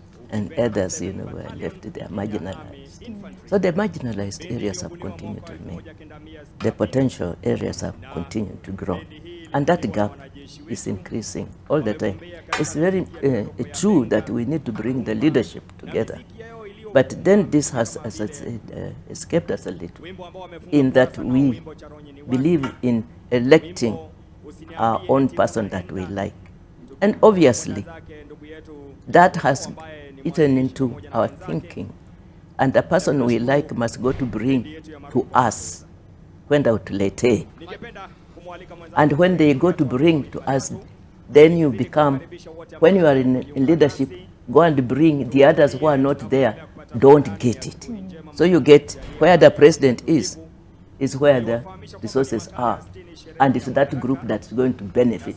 Where the president has not gone, there's nothing, and therefore development is not going there, resources are not going there. People are sitting there saying, when will we have our person? So we all can eat. Yeah. That kind of mentality of eating. And the thing is, which we don't seem to even realize, is that those who eat are only a few fellows close to the president. Correct. Not the entire community. Of course, yeah. Just a few relatives and friends and business partners. Jomo Kenyatta was president of Kenya for 15 years. During that time, he was the MP for Gatundu. Gatundu was the most undeveloped constituency in the whole of central Kenya. That is a fact. It had no roads. The only tarmac road ended at the gate to his house. Wow. Okay? Yeah. Moi was MP president for 24 years. MP for Baringo, was it Baringo Central. Baringo Central, for all that from 1963. Baringo up to today is the most undeveloped, one of the most undeveloped counties in Kenya. And that is where you have cattle rustling and all those things. Yeah. All right, I've got to interject because we are approaching the top of the hour, and it looks like things are getting even busier at the stadium there in Embu. So we will be crossing live there in just a moment. But before we do that, time has gone by really fast, and I would like to get your closing remarks. Professor Julia, what are your expectations from President William Ruto's speech today? Because we do know that the country is dealing with numerous challenges, from unemployment to corruption to the high cost of living. What are your expectations from his speech? Well, I know, and I want to congratulate President William Ruto on today's celebration of 60th birthday of our independence. I also want to wish him well, because he has a difficult country and future for all of us. We just want to wish that his utterances are going to create more unity, bring us all together. Two, that out of this speech, all of us will be united into seeing the economic problems that we are going through as our national problem, and we must face them together, and we must work together and find a solution to this problem of feeling that we are being oppressed, we are being deprived, because we do need to understand the economic problem facing the world as Kenyans. And we need, therefore, to come together as Kenyan people, with our Kenyan intellectuals, with our wisdom, around the table, and find our collective responsibility and solutions to our problem. So today I'm hoping that when President Ruto finishes, Kenyans will feel that we are together. We want to face a future. Okay, thank you so much. Macharia, leave us with a sense of hope as well. It is not all doom and gloom, but on this day... I've watched President Ruto grow in politics ever since, almost since he was in diapers. He's a very clever chap, very intelligent, and also can be very pragmatic. He's a very sharp politician. He won the presidency, he deserved it, he worked hard for it. And now he's finding how tough it is being in leadership. He's got a lot of challenges. And I just hope that in his speech, he can look forward rather than look backwards. He has become a prisoner of people who are always looking backwards and looking for somebody to blame for inability to deliver. I hope he will tell us what he can do, what he will do, not why he can't do it. It is a tough period. There is some tough straight talk he must deliver, that to get out of this economic hole, there must be pains. But then at the same time, I think it would be good if he led by example. If you call for belt tightening, please, let it start from State House. Okay. Don't ask the poor man to tighten up his belt. There are challenges on the finance bill, for instance, that he must respond to. He can't afford that mpende attitude. On that specific issue of the housing fund levy, President Ruto is not a fool, and he knows. He may be very committed to it, but he knows the divisions and the anger it is creating. And I think he will drop it. If not today, in coming days. But that should not fool us into not seeing any other things in the finance bill which are objectionable. I wish he would also drop, as he tells us that we must tighten our belts and that we must make sacrifices and that we must pay our taxes. And I wish he will also drop, abandon that thing of tax breaks on helicopters and aeroplanes and and such things. I look forward to a positive message. He is aware of the situation as it is and the anger and the feelings around which is being used against him. So I'm sure he will respond to that. All right, thank you so much. It is a matter of waiting and watching, and we all will certainly be doing that. I'm afraid we're out of time already, but thank you so much for joining us this morning. Much appreciated. Professor Julia Ojiambo with me, and also Macharia Gaido. It is 9 o'clock. You're watching NTV. We're coming to you live from the Nation Center. I'm Smriti Vidyarthi. We're taking a quick break, but our coverage of this day, Madaraka Day, continues after this short break. Stay with us.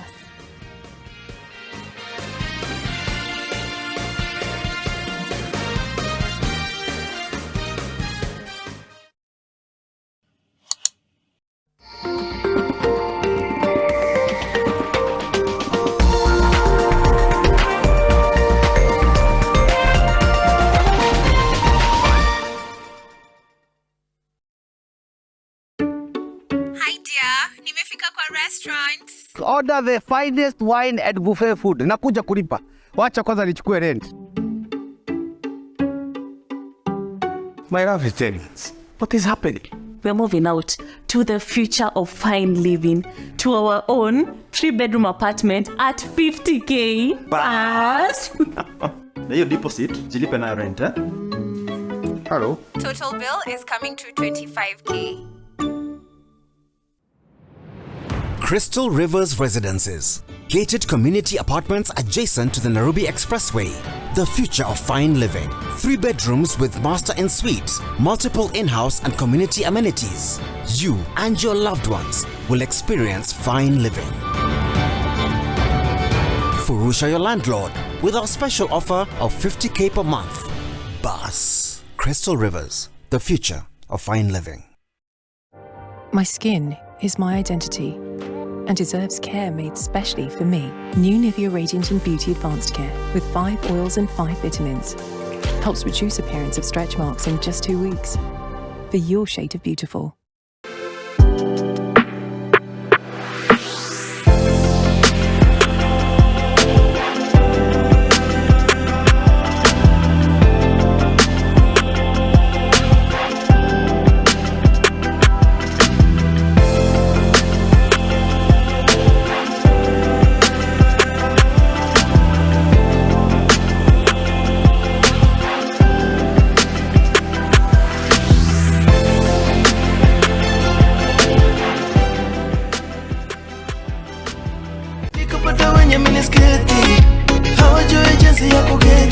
This week on The Trend.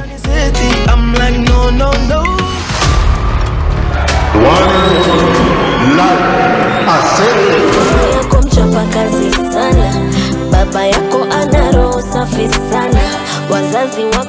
As usual, the Trend Trio, that's Osoro, DJ E, and your host, me, Amina Rabah, will be there to start your weekend right. The Trend, every Friday only on NTV. The Trend in association with Spotify. Babe, have you heard Don Tolling by Uncle Jing Jong? But have you heard Have you heard? Have you heard? Spotify has over 100 million songs. The CA Kuza Broadcasting Awards 2023 is here. Vote for NTV for the Kuza People's Choice Awards. SMS the word Kuza to 15601. Follow the prompts and press send. Voting is absolutely free. Cast your vote for excellence in broadcasting. The CA Kuza Awards is an initiative of the Communications Authority of Kenya. NTV, turning on your world of local entertainment.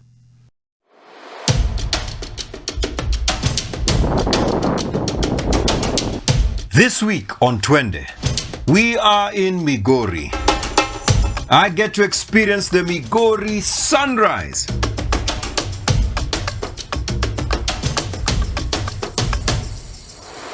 I get to learn how to clean the inside of a mtungi.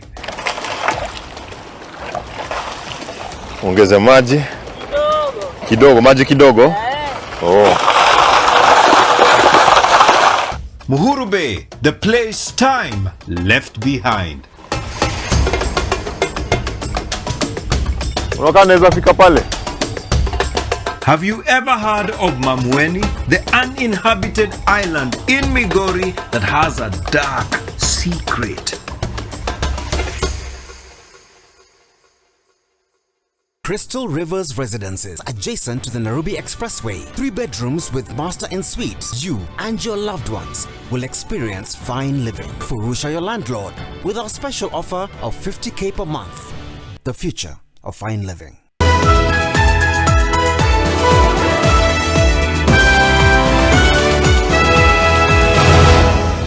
Cascadia Apartments at 2 Rivers Development in Nairobi with a Madaraka offer till 30th June 2023. Price start from 9.2 million. Call us today on 0742 342 722 or text Cascadia to 22365.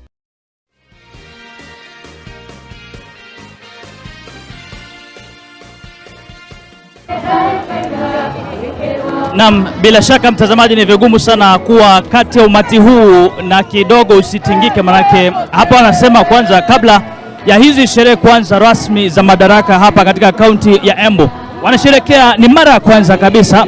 Ile wamesema kwanza kuanzia asubuhi kwanza ni kegosho, wanasherehekea. Hizi ni nyimbo ambazo unavyoona wote wanacheza walioko hapa mahali nilipo, na hii ndio hali iliyoko hapa uwanjani Moi hapa katika kaunti hii ya Embu. Mtazamaji, wanasherehekea wakimsubiri Rais William Ruto aingie uwanjani. Hao ni watu ambao hutaamini kwamba nunua unga kwa shilingi 200. Mtazamaji, nasema kwamba haya yote wanasahau kwa sasa. Hebu kidogo nasikia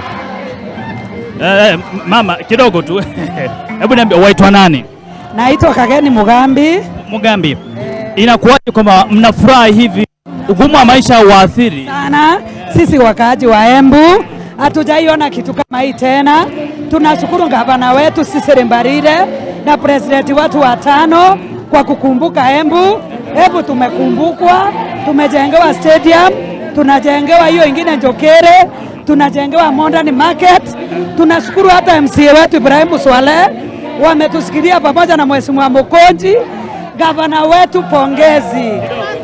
Nini ambacho ungependa kusikia rais akizungumzia siku leo? Wewe kama mama mboga, na ndio kwamba hivi leo umevaa kama mama mboga, nini ambacho ungependa kusikia Rais William Ruto akizungumzia? Tunataka siku ya leo rais wetu tunaweza kumuomba asukishe unga. Gharama ya maisha imeenda juu sana. Sisi kama mimi mama mboga kule tunapata shilingi 10, shilingi 50 na 200. Kwa hivyo akitusukishia unga tutafurahia sana na tutasikia ametukumbuka siku ya leo. Tunataka unga isuke. Wewe ungependa Wakenya wakatwe pesa kujenga nyumba? Mimi mambo ya nyumba na support sana.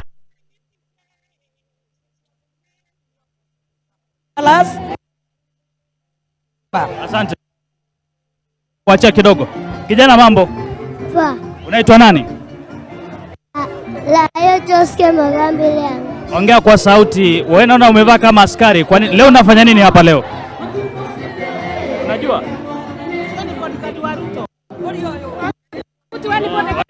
Ni bodyguard wa Rais Ruto.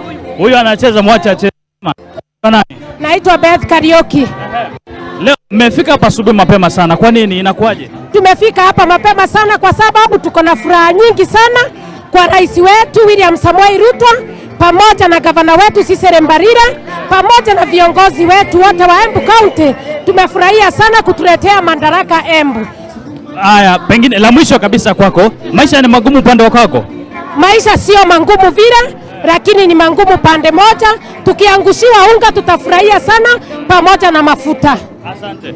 Basi mtazamaji, hiyo ndio hali hapa. Mambo ni mengi, wanasema kwamba huenda pengine masale ndo yakawatatiza, lakini mtazamaji, kutokana na mambo mengi ambayo tunashuhudia kutoka pembe mbalimbali za taifa, nami pia niweze kushiriki katika hili, sitaachwa nyuma. Ningependa nikupeleke Nakuru nipike kidogo. Ngana atakuwa anatukutetemesha kwa sasa, nami niingie kwenye kigosho kidogo. Mtazamaji, Ngana, uwanja ni wako, chukua. Well, happy Madaraka Day to Kenyans everywhere. It is 60 years of independence, 60 years of self-rule and governance, and it is a day for all of us to reflect and see in the 6 decades that Kenya has been self-governing, what are the changes that we have made. And here in Nakuru County, we have a special coverage in terms of the environment, and I'm going to be joined on set by residents in Nakuru from all age cadres to discuss about the changing environment in the 60 years. Remember, this year we had the worst drought in 40 years. But these are some of the discussions I'm going to be joined on set with. I'm speaking first and foremost with an 11-year-old who's already doing outstanding work in terms of creating awareness on e-waste. We are in the digital world and there's a lot of waste when it comes to issues of digital waste. But her father is on set because we do know we cannot speak with a minor without consent from their parents. Karibu sana, you can start by telling us your name, and on the environment matter, how are you supporting Melissa to continue with her campaign on e-waste management? Kwa majina naitwa Dhu, mimi ni mkaaji wa Nakuru na tunamsupport sana kwa maneno ya e-waste na tungetaka hata kuelimisha hata watoto wengi, because hiyo simu umeweka kwa nyumba, hiyo TV umeweka kwa nyumba yenye haifanyi kazi. Tungetaka kuelimisha, tukuonyeshe kwenye zinapelekwa inakuwa recycled. So that is tulishika huu mtoto tukaona akona that passion na sisi kama wazazi tumemshikilia. We are supporting her kabisa ndio aweze hata kufunza watoto wengi na atembee hata mashule zaidi. Yeah. Okay, so thank you so much. Let me speak with Melissa. Thank you so much for joining us this morning. Tell us about yourself and why you're passionate about the environment. So hello everyone, my name is Melissa Njerutho. I'm 11 years old and I go to school at Kingdom International Premier Schools and I am in the 6th grade. And today I'm here to give you all a talk about the environment and e-waste and the dangers. So what is e-waste for somebody who's watching and they don't know what you mean by e-waste? What is e-waste and how did you come to learn about it? So e-waste is technically something from the environment like old phones, broken TVs, you know. So maybe let's say that you have a broken TV in your house and you throw it in a regular trash can and it cannot be repaired. So when you go burn it, it removes some dangerous toxins and it pollutes the air in the environment. So how many years have you been doing this campaign and what is the impact in terms of the people who you're talking to? 6 years now, and I would like to tell everyone, just don't throw the electronic waste that you have in your house because those dangers are really harmful to this environment and they can harm us because it's all about the food we eat and the air we breathe. Because when they burn, they go to our food and air, so we breathe them in and they go and damage our system. Okay, so how would you like to be supported by the government? What I would like for the government to do is to help me reach as many schools as possible so that I can tell them all about e-waste and the dangers of e-waste. Okay. Dan, my director, before we leave, we just want to speak with somebody who's been in Nakuru for 52 years, 60 years, seeing the changing face of Nakuru. This was once the cleanest city in East and Central Africa. Thank you so much for joining us. Just tell us how you've seen the environment change from a Nakuru perspective. In the early 60s through 70s, when I was born, this was defined as one of the cleanest towns in all of East Africa. And looking at today being a Madaraka Day, this is exactly what it looked like. You know, few cars, few people, well managed. We used to have very strict public officers. One who was very prominent was the late engineer Kim Gatende. He'd move around the estates to make sure that they're clean, the street lights are working. By the way, we still used to have street lights working. Unfortunately, you know what our brand of politics has done to this town. After the 1984, when people were thrown out of the forest for political reasons, they started coming to this town. And because we didn't have that capacity to take care of more than the population we had then, things got out of hand. Maybe what would you like to see different or going forward? There's been a lot of mistakes made along the way. Maybe briefly, what would you like to see different in terms of this county or this city setting an example for the rest of the country in terms of the environment? Change of attitude towards leadership, because if you look at most of these leaders we've elected, it is all about money, lining their pockets with money. And I'm going to say this. We used to have a gentleman by the name of Stanley Morage, who was Kibaki's PS. He's the one who designed the PC's offices. If you walk along the club road, you see the trenches there. They are just as they were then, meaning that the technology then is what we're using now. But unfortunately, because of this insatiable greed for money, we are not able to do the right thing. So we end up with poor drainage systems. But if you look at that, the trenches over there, it's very, very different. And I have even spoken to some of these public officers. I've shared with them, and I've made it very clear to them, please, why don't you just take a walk around this town and you'll see what is being done. Because what you people are doing, even in the estates, is horrible. What are you saying about the disappearance of the flamingo, briefly, as we wind up at the Lake Nakuru National Park, also one of the most visited in this country? Unfortunately, it's because there's a poor management, waste management. All that goes into the lake, and nobody cares. We've spoken about it. We've even done the exercises, but no one seems to bother with that. So I do not know, because this is what I've just said: attitude towards leadership, getting the right people who are prepared to work, not for money, but for the love of this town. Do you think the environment gets the budgetary allocation it deserves as we wind up? Well, looking at what is happening, and allow me to go back to when Lee was our governor. We may have had our own differences, that's the truth, but Governor Lee did his work. Take an example of these Nyayo Gardens, and what they did with Kyogora, Mureithi Kyogora. They've done a good job. I think they need to allocate more, and especially in management of that waste that finds its way into our beautiful lake. Yes. Thank you. My name is Anthony Mwedaga. This is home.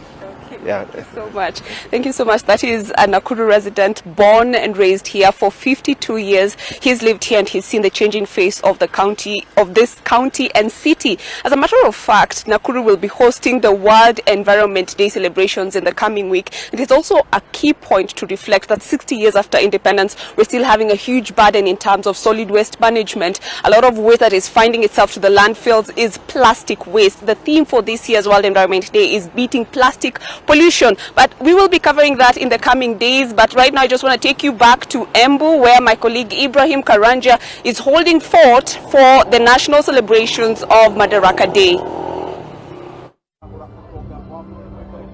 Well, thank you very much, Bridget Ngana, coming to us from Nakuru County. Yes, we are at the Moi Stadium here in Embu, and several things are happening simultaneously here. We are seeing on one side, with the pictures that our director Diana is able to show you, entertainment ongoing on one end. On the other end, we are also seeing arrivals of VIPs and dignitaries who are arriving at the Moi Stadium. And on the other end as well, we have the preparation by the military, the Kenya Defence Forces. Like we said, in the next few minutes, say from 10 to 10:30, the parade will be taking its place at the center of the field in preparation for the arrival of President William Ruto. Remember, today's parade, like we earlier said, being led by the 7 Kenya Rifles, 7KR from Langata Barracks, and led by Lieutenant Colonel Kasaine. A parade of about 160 soldiers who will be there, 80 from the Kenya Army, 40 from the Kenya Air Force, and some other 40 from the Kenya Navy. This will be the third parade for President William Ruto in a national celebration. And like I said, preparations still happening. And from where I am, more leaders continue to stream into the Moi Stadium here, just in preparation or while readying themselves for these particular celebrations that will be led by President William Ruto. The program says that in between 10 to 10:30 is when we will be expecting the head of state, and by that time we shall have seen the parade taking its place in the field. But right now, more members of parliament, more leaders. I can see the Kiharu member of parliament, who is still the budget chair in the National Assembly, Ndindi Nyoro, who is around. We shall be speaking to him shortly, of course, to tell us this about the state of the economy. Remember, he chairs a very, very vital committee several months into President William Ruto's leadership, and with the theme of these particular celebrations on MSMEs, perhaps he may want to tell us what they intend to have in plan in the very first budget for President William Ruto that will later be read. But like I said, more leaders are arriving. I can see cabinet secretaries right now. Arriving is Cabinet Secretary for Agriculture, Mithika Linturi, with a couple of other people I have seen previously arriving. Police officers, I have seen top military officers, service commanders in the military. Yeah, there you have it. Cabinet Secretary for Agriculture, the Honorable Franklin Mithika Linturi. Thank you very much, Poa Sana. You are live on NTV. This is President William Ruto's first Madaraka Day, coming just days before his very first budget in the cabinet. You serve. The theme this time is MSMEs, but you may want to tell us where we are 60 years of Madaraka in terms of agriculture. Yeah. I want to tell the country that I think this is the first time I think we are seeing serious revolution in the agricultural sector, where government has committed to finance or subsidize production other than to consumption in the latter years.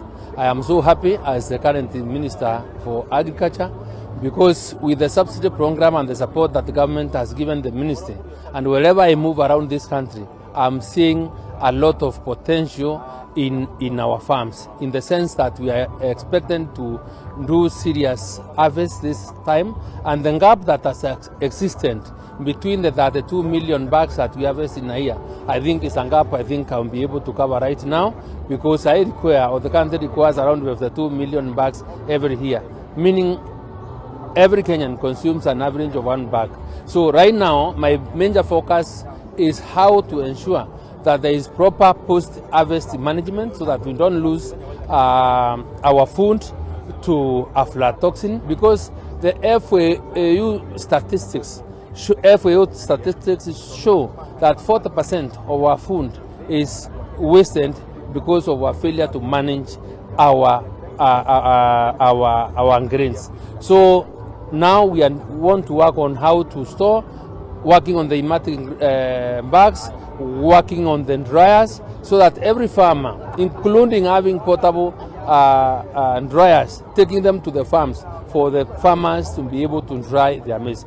So this is what we want to do, and to ensure that it is done, so that in the next 2 months we have enough food for us, and the commitment that the president has given of bringing down the cost of food must be achieved, because God has been very gracious. He's been too faithful to us, and he has given us sufficient rain, which we must really take full advantage of, and really ask and really persuade the Kenyan people to know that feeding the country is a responsibility for everyone, and we all require to work together to achieve that goal. It is important, Waziri, that you're talking about feeding the country. And before I let you go, you must have seen a report about a week or 2 weeks ago that stated that on hunger, that Kenya is heading the wrong direction. 60 years down on Madaraka Day, we are still speaking about the challenges we had. And yes, you're putting in place, you've commented on the measures you're putting in place. But many are speaking about, how about now? The measures you're talking about are of the near future. How about now? How are you moving out? Number one, remember the government has also made a commitment to ensure that we are running away now from rain-fed agriculture to irrigation.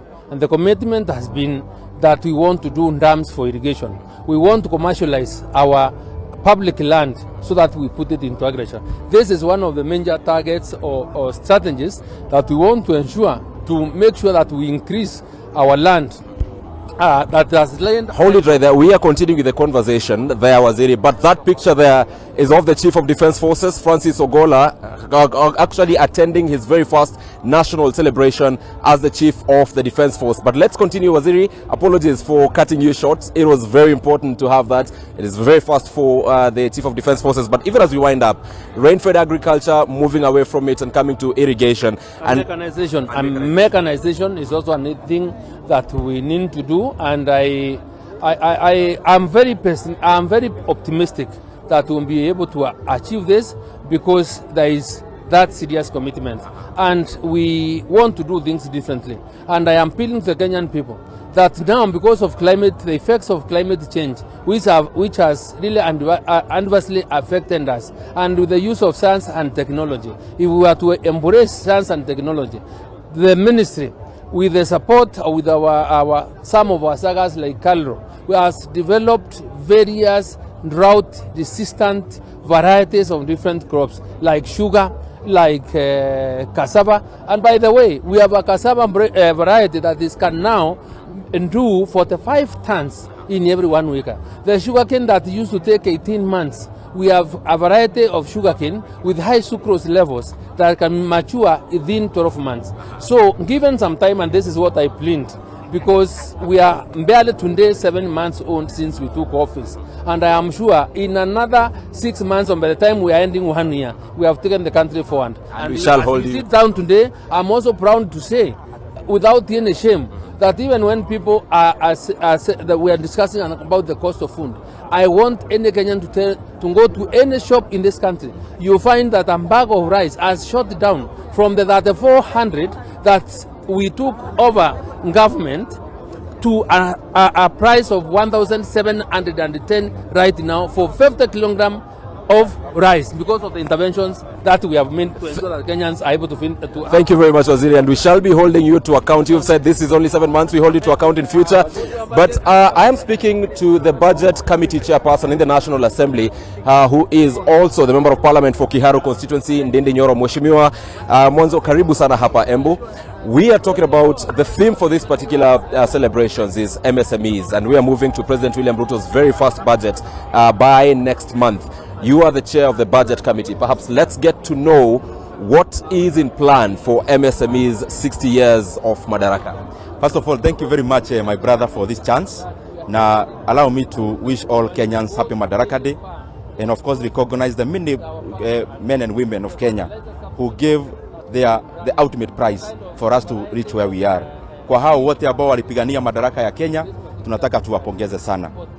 As you rightly put it, our thematic area and our drive has been the economy. And even looking at the dispensation of nations, we are now celebrating Madaraka like many other African countries around this time. We are almost the same birthday as many African countries. And that was political emancipation. I believe the next phase of emancipation that we must focus on is economic emancipation of the people of Africa. And for us to do that, we need the right policies. We need to allocate resources where they should be, so that we spur as many Kenyans as possible, as many Africans as possible, to be active agents of the growth of Africa itself. And in that demographic, if you look at MSME, it accounts for most of what we do in our economy. It accounts for a huge size of what we do in our economy. And that is why, in terms of policy-wise and in terms of resources, we want to capacitate MSMEs. MSMEs ni zile biashara watu wanajikuza, zile ziko chini zaidi na zile ziko hapa medium, na ndio tunaweka resources both monetary and also policy-wise, tujaribu kuinua hawa wanabiashara so that they become bigger. If you look at the economies that have almost crossed the level of economic emancipation, pia wao wanaanzia hapo, na ndio tunaiga pia kuwa kama hapo. Ukiangalia kama South Korea, wakati tulikuwa tunapata we were becoming independent as a nation, we were almost the same size in terms of GDP per capita. Lakini ukiangalia kwa saa hizi wametupita kwa ubali sana, kwa sababu lazima tukivuka sasa hiyo political emancipation, tunaweka all our resources, mental and otherwise, kukuza uchumi. And in that regard, what are we doing in terms of not just talk? Are we walking the talk? Let me demonstrate. We have a budget, very briefly, we have a budget of 3.6 trillion Kenya shillings. We are putting in 27% of our resources into education. Education, because in all the factors of production, we think the human capital in Kenya is the most prized. That is why we need to sharpen the human capital that you have and to refine. Secondly, we are putting a lot of money into finishing the ongoing projects. Kwa sababu economy runs on roads, economy runs on internet, economy runs on infrastructure. That is why we want to capacitate the finishing of all the ongoing infrastructural projects, even without thinking about starting new ones. Na ukiangalia katika uhasela, kwa sababu MSME ni uhasela, unajua ya kwamba ile kitu tulifanya ya kwanza wakati tulipewa nafasi ambayo tuko nayo, tuliweka pesa hata kabla ya kusoma budget ya wananchi ambao wanafanya biashara zile ziko chini, wapate pahali ya kukopa pesa na very low interest rate. We are doing much more. If we had time, I would have enumerated. And definitely we will look for you on NTV to explain this. But thank you very much, Mheshimiwa Ndindi Nyoro, for speaking to us. And arriving right now is the Speaker of the Senate, Mheshimiwa Amason Kingi, who is just arriving at the Moi Stadium here in Embu. Let's see whether we can get to hear anything that he may have to tell Kenyans on this particular day. Bwana Speaker, yes, Speaker Amason Kingi of the Senate just arriving at the Moi Stadium. Remember, like I said, it is at this point where dignitaries are finishing. Let's get to hear what the Speaker will have to say. Ningependa tu kwa ombea wa Kenya kila laheri wakati tunasherehekea sikukuu ya Madaraka hivi leo. Ni siku muhimu sana kwa taifa letu la Kenya, manake linaleta kumbukumbu ambapo wale ambao walijitolea kwa hamu na gamu kupigana na mbeberu ili kuona kwamba Kenya imekuwa huru na tumepata madaraka ya kujitawala wenyewe.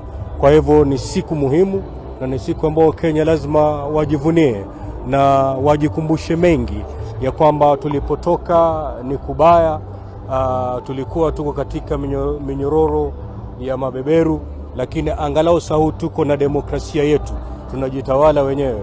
Kwa hivyo ni siku ya kufurahikia kama Wakenya, na pia ni siku ya Wakenya kuweka vichwa pamoja na kuanza kujiuliza, baada ya miaka hii yote ya kupata uhuru wa kujitawala, ni yapi ambayo tumeweza kuyatekeleza sisi wenyewe kama Waafrika weusi, sisi wenyewe kama Wakenya, baada ya kumfurusha mzungu, baada ya kumfurusha Mwingereza, ni yapi sisi wenyewe ambao pia tumeweza kuyatekeleza. Kwa hivyo wakati tunasherehekea siku hii, pia ni siku mwafaka ya kuweka bongo fikra pamoja, kujiuliza, je, safari hii ya kuwa na uwezo na uhuru wa kujitawala, ni yapi ambao tumeweza kuyatekeleza kuona kwamba nchi hii imeenda mbele kimaendeleo. Je, kama seneti hali ya ugatuzi iko vipi? Manake magavana wanalalamika pesa hakuna kwenye kaunti. Mambo ya hela bila shaka ni mambo ambayo yanatekelezwa na executive. Kama seneti, ukiangalia katika katiba yetu ni kwamba seneti jukumu lake kubwa sana ni kutetea na kuhakikisha kwamba haki ya serikali za kaunti zimelindwa vilivyo. Na nafikiri miaka hiyo yote 10 na tunaenda 11 sasa, seneti imesimama kidete kutetea haki ya serikali za kaunti, kuona kwamba haihujumiki wakati wanatekeleza majukumu yao. Kwa hivyo kusema kweli ni kwamba kama seneti imetekeleza wajibu wake wa kisheria, wa kikatiba, kuona kwamba serikali za kaunti zimesimama na zimelindwa vilivyo. Well, that is the Senate Speaker, Amason Kingi, speaking about various issues, including where devolution is on this particular day. Forgive the confusion.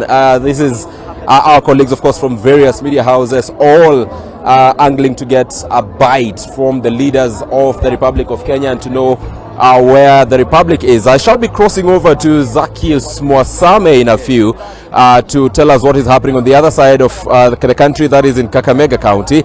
Then we will head back here at the Moi Stadium, because in a very few minutes perhaps we shall be expecting to see Deputy President Rigathi Gachagua, then later on First Lady Mama Rachel Ruto, and eventually President William Ruto, who will be leading these national celebrations. But for now, Zacchaeus, what is happening in Kakamega County? Thank you so much, Ibrahim. We are coming to you live from the land of Crying Stone, the land of bullfighting, Kakamega County. And this is the area that largely depends on farming, especially maize and cane farming. And we are intentional about this topic. We want to talk about cane farming and the plight of cane farmers, those who have been doing this business from the time this particular crop was established here. Of course, they could have not been the pioneers, but they inherited it from their forefathers. And I want now to speak to some of the farmers from the larger Mumias farming zone, that is in Matungu constituency in Kakamega County. Raphael Elmo is a long-time farmer, a teacher, of course, a retired teacher, but he has been doing farming for a long time now.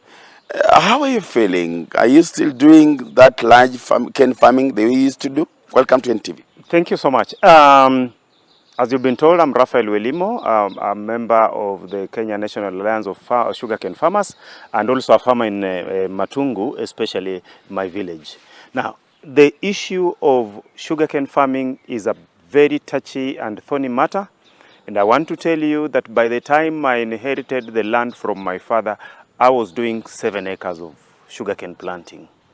Then we ran along the line and got ourselves into the problem of Mumias closing down. And when it closed down, many of us decided to actually change to other crops that we thought would give us what Mumias used to. Now, we have a problem. We no longer plant our cane to the limits that we used to do. the farmers in the villages, and I'm one of them, and I feel like them, we are the poorest in the community today because we had largely depended on the growing of sugarcane. But alas, when Mumias Sugar Company closed down, for about 2-3 years, we were just wondering what we would do. Then thereafter, we started replanting. Some of us, like me, I contracted myself with another company again in the locality, and I reduced the acreage to 2. So you imagine from 7 to 2, leaving the other section so that I would put some crop for our family members and the community to depend on. But I want to assure you that that has not happened well, because even as we hoped that now Mumias was coming back to its feet, we were so happy when there was this bidding of new investors in the same. Too sad. In fact, you know, you make us feel like we should cry. Get to Mumias, find out whether we are happy, we are not happy. Our shops closed, our hotels closed, the school-going children, we do not even afford to pay their uniform, buy their... we can't just... Some of us, in fact, I have 2 brothers whose wives ran away because we could not manage it. It is that sad. Now, we are looking at a problem of sugar as being escalated by the current arrangement. The current arrangement where we have now a new investor whose interests are no longer the farmers' interests. We have a problem of politicians who are defending the sugar millers and not the farmers. They are going ahead to sit with them, get their businesses of pulling deals and quickly fixing deals, and then they are saying, whether we like it or not, we shall be forced to accept the existing non-performing gentleman who is by name Sarai. I'm saying so because, and I have no apologies to make on this, because it's now a year since Sarai took over. And down memory lane, he has not contracted a single farmer. But before he came in 4 years down memory lane again, we were harvesting our little sugarcane and selling to the other man who is in the neighborhood, and that is West Kenya. And maybe if you, like farmers, what are you doing about this? Because cane farming has been the only thing that you people have been doing for a long time now. Are you planning to quit? We will not quit, because if we quit, we will not win. We shall continue advocating for the best from the government, from the best from the millers, to us the farmers. So if we quit, what else will we be doing? You know, if we join the sugarcane, the maize planting, you know, maize planting, it requires a lot of inputs as much as it should. So we will concentrate on where we specialized, sugarcane farming. And our prayer will, and it stands to be, that come on. Yesterday we were in a meeting of sugarcane farmers in Kisumu, and we learned that the chairman of AFA has already declared that we are going to do zoning of sugarcane farming. Why should it be so when, and I want to take you back to our Mumias zone, many of us, the farmers, we have been supplying our sugarcane to West Kenya. Because it is West Kenya that is contracted to us, it has taken care of our interests. They have plowed our lands. They have given us seed cane. Now, when you now say we are zoning, don't you think this man, this Sarai, who never planted, who never contributed anything in this farm, will be the beneficiary? We are appealing that the government, and I am appealing to the president, that our Madaraka Day, which is today, should be a Madaraka Day to remember the Wangas, because we are the most affected. And before you put me over air, I want to remind the president, he promised to bring us an investor that will be caring to our farmers, and we're still pleading for the same. Asante, in 1 minute, maybe just quickly, you have been doing cane farming for long. Do you regret doing that kind of farming? We were actually about to close shop. When Mumias closed down, we thought the end had come. Little did we know their closure was a blessing in disguise, because West Kenya came into light, and with the coming in of West Kenya, we are seeing a lot of light at the end of the tunnel. Maybe you talked of, we don't want to mention those names of factories here, but then you have been doing cane farming for long. Do you think, because we are seeing the sugar is very high now at the shelves, is that also the same with you? Are you pocketing a lot of money from cane farming? There is not so much pocketing of money because the same sugar industry is being killed by the so-called millers. Why?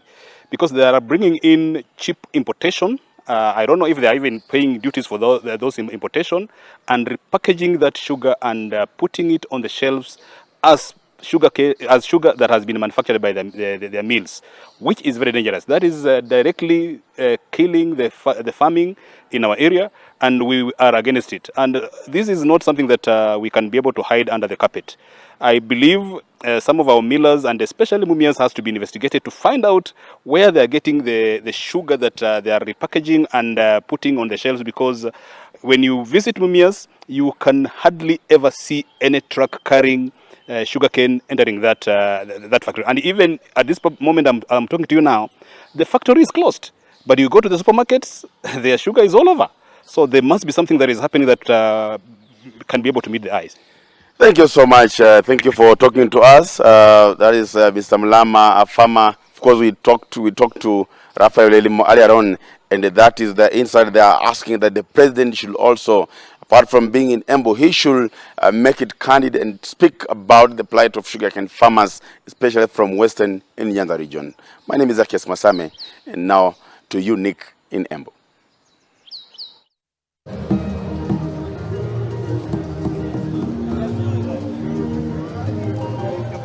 Alright, asante Masame. Nimeamua sasa mimi ndo nazungumza kwenye Kiswahili. Sijui kama niko na keki kwenye mdomo. Unajua nimetoka tea break.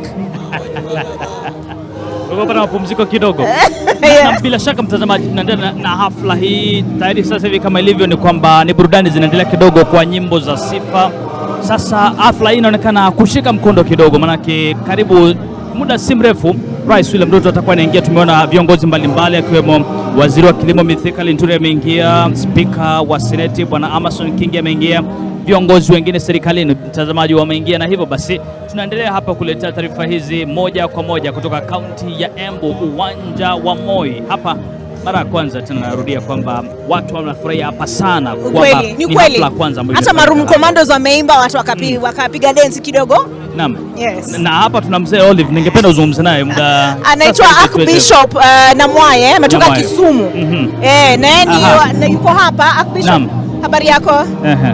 Habari yako? I know English. You know English? Let me transition. Kwa Kizungu sawa. Kisumu no Kiswahili.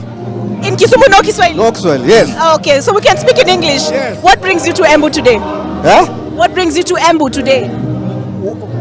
What brings you to Embu? I came here to be in a Madaraka Day. That is the purpose for which I'm here, from Kisumu. And you are telling me you're Archbishop of which church? Nomia Church.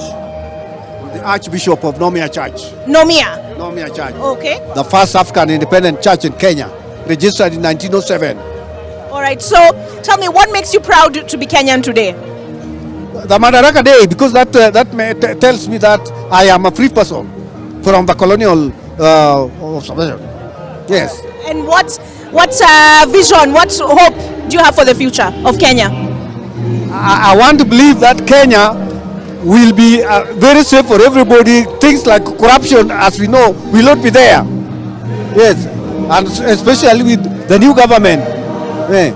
Okay, so what message do you want to leave the new government with and Kenyans at large? What message would you like to give the government and Kenyans at large? I would like to give a message that let us all join together. Let us have unity and one accord, and so that all things which are not good, like corruption, let them end.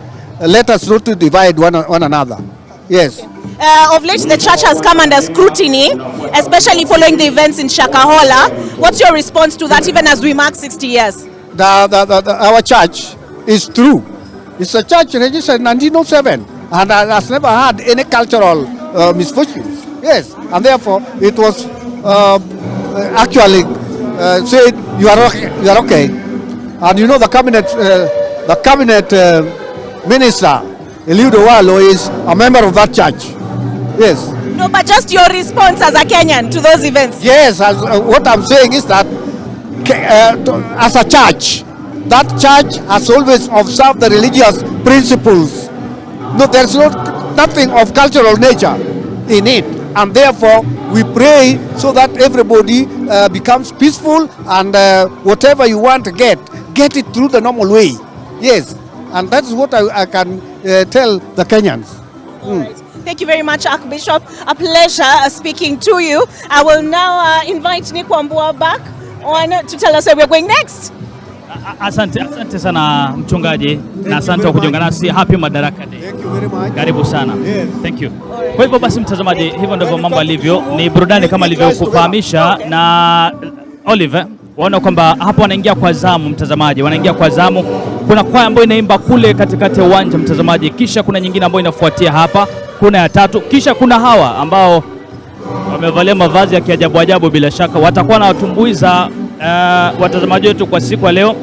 Ndio anaitwa kina nani? Nimtafuta kiongozi wake. Naam, nadhani kwamba sitakuwa naingilia. Kiongozi, hujambo? What is your name? What is your name? Jina lako ni nani? Sawa. Hiki ni kikundi kile. Ni yetu. Okay, sawa. Wimbo ambao mnaenda kuimba kule. Tunaenda huko kuimba wimbo wa Ramogi Dance. Ni wanakundi kutoka Homa Bay County. Asante. Basi hivyo ndivyo hali ilivyo Oliver. Nitakuwa narudi na bila shaka tuendelee kufuatilia kina zaidi mambo haya. Tuwape watazamaji na Rais William Ruto naarifu kwamba atakuwa anaingia muda si mrefu kidogo. Sasa tufungie kisha tupeleke kwake Ibrahim Karanja kule na kukutana na viongozi mashuhuri. Alright, Ibrahim Karanja, tunakupa usukani.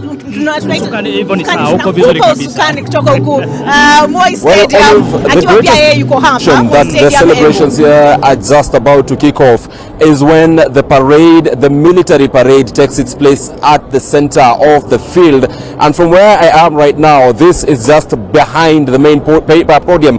I can see the 160-man parade from the 7 Kenya Rifles, 7KR in Langata, already ready to march their way into the center of the stadium. And the moment they do that, then you'll be sure that the Commander-in-Chief, President William Ruto, will be arriving. So yes, the men in white from the Kenya Navy, I believe about 40 of them in this particular parade. The men in blue from the Kenya Air Force, again 40 of them. And the men in red from the Kenya Army, 80 of them who are today in today's parade. Again, I repeat, the parade is from the 7 Kenya Rifles, better known as the 7KR. Just in case you wonder which the 7KR is, it is the group that is headquartered in Langata, and it is also the group that gave birth to the Maroon Commandos. They are part of the 7KR, that military band that has given us amazing music over the years from Langata. This is that particular group, the 7 Kenya Rifles of the Kenya Defence Forces, just preparing to march their way into the center of the stadium. They will be having the flag of the 7KR leading the parade, getting into the center of the stadium. This is a third parade for President William Ruto. The third, I'm saying, because this is the third in a national celebrations. The very first parade that was mounted in honor of President William Ruto in a national celebration was on Mashujaa Day last year. Then there was the Jamhuri Day parade, and now the Madaraka Day parade. Like I said, that is done or mounted by the 7KR, 7 Kenya Rifles, based in Langata, under the command of Lieutenant Colonel Kasaine, who will be leading this particular parade. In a few, the moment they take their place center stage, President William Ruto will, of course, drive into this particular stadium and inspect the guard of honor before we even have the national anthem played and the march past that we shall be seeing, and also the air fanfare that shall be be placed by the Kenyan military here at the Embu Stadium. So yes, activities have gone down. What is happening right now is almost the final activities. We have seen VIPs arriving right now. Not very many people in terms of members of parliament, governors who are coming in. I have at least seen almost all the governors from this particular region walk into the stadium. I have seen members of parliament already have taken their place at the center or at their seats. So the person we are expecting right now will be Deputy President Rigathi Gachagua. That is after this particular parade goes and takes its place at the center of the field. You can see the live pictures that Maureen Muthoni is giving to you. Like I said, the men on the my very far right, or the very far right of your screen in red, are from the Kenya Army, 80 officers on this particular parade. Then the men in blue from the Kenya Air Force, 40 officers in this parade. And the men in white from the Kenya Navy, again 40 officers from this parade. Of course, we are directed to now start moving, and Maureen and I will be moving. Apologies for the shaky shots that you are just about to have on your screen, but we are moving to also give space and room to everything that is happening here. Like I said, it is almost sort of the culmination of the preparations, because the moment this particular parade takes its place at the center of the field, then the Commander-in-Chief, President William Ruto, will be arriving at this particular place. So yes, for now, I'll let you enjoy the shot and enjoy what we are getting to see, even as the Kenya Defence Forces finalizes its preparations as they take and head to take their place at the center of the field.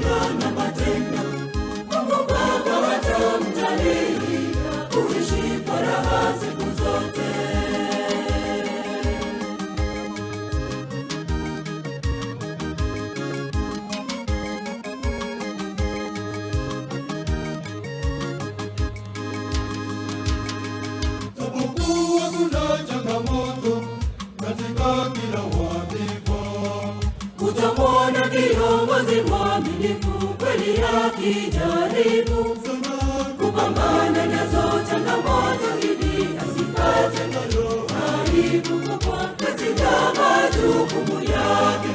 Mnaoongoza familia kwenu tunasema heko. Enyi viongozi wa kanisa kwenu tunasema heko. Enyi viongozi wa taifa kwenu tunasema heko. Heri kiongozi mwaminifu katika maneno na matendo. Mungu Baba hatamjalia kuishi kwa raha siku zote. Heri kiongozi mwaminifu katika maneno na matendo. Mungu Baba hatamjalia kuishi kwa raha siku zote.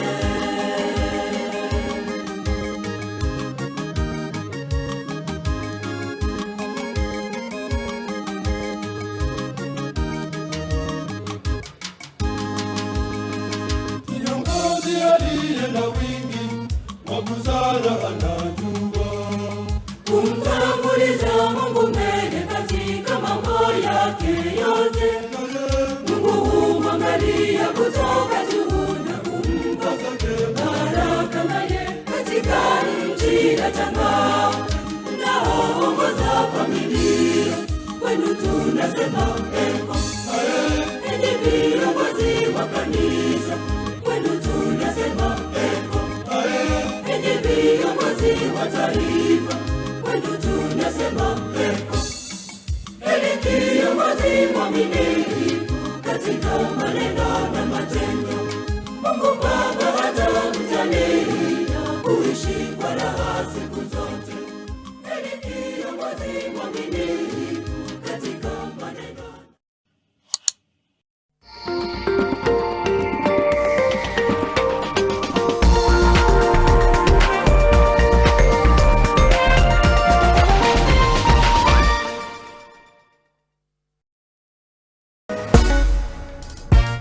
The lady we recently celebrated for representing Kenya on the world map, because alikuwa chef wa Arsenal.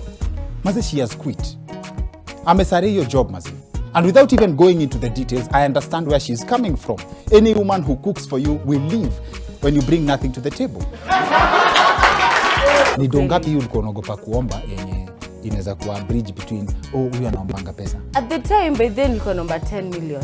What I've learned about money is lazima utumie pesa. Do you remember? Kuzoe. That's a good point.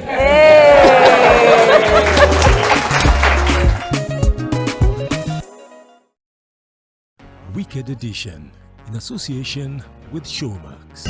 I invited Robert today for my sisters to meet him. Hi. Wait a minute. I know that beard. The CA Kuza Broadcasting Awards 2023 is here. Vote for NTV for the Kuza People's Choice Awards. SMS the word Kuza to 15601. Follow the prompts and press send. Voting is absolutely free. Cast your vote for excellence in broadcasting. The CA Kuza Awards is an initiative of the Communications Authority of Kenya. NTV, turning on your world of local entertainment.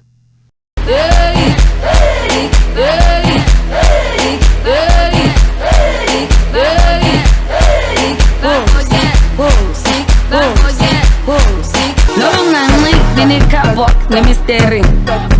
No bunga fagi pendene lace the mystery. No bunga to browse on flick the mystery. No bunga me gonna next week the mystery.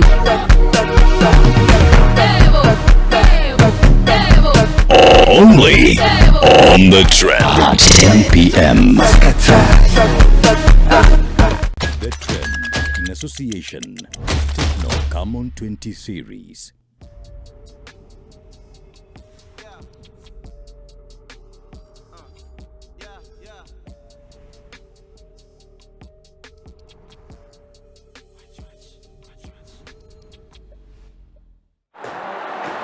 Kabla mtupe standing ovation, kabla kupata mamedal, na kabla kuvunja marekod. Story kila champion huanza na challenges. But hizi struggle watu wangu, ziwezi kutushinda. Because the winning spirit that you and I possess cannot be defeated. We may fall, but we pick ourselves up.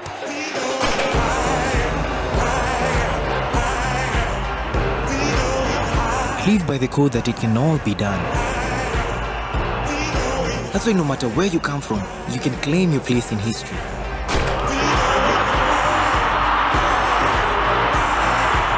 Hiyo ndo siri ya mabingwa. Story Africanacity. We believe you can also do the impossible. That's what we call Africanacity. Whatever your goals, join ABSA today, and together we can get things done.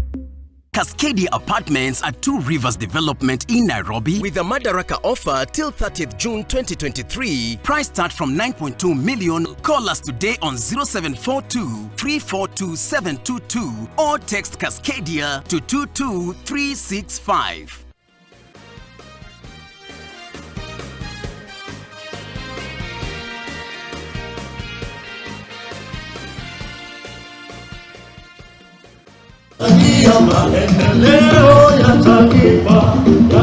Bila shaka mtazamaji, tunakukaribisha mara tena hapa katika uwanja wa Moi katika kaunti ya Embu, ambapo ni sherehe za miaka 60 tangu Kenya kujipatia uhuru kutoka kwa ukoloni mwaka wa 1963, na ikuwa ni mara ya kwanza mtazamaji sherehe hizi zinafanywa kutoka kaunti ya Embu uwanjani humu Olive.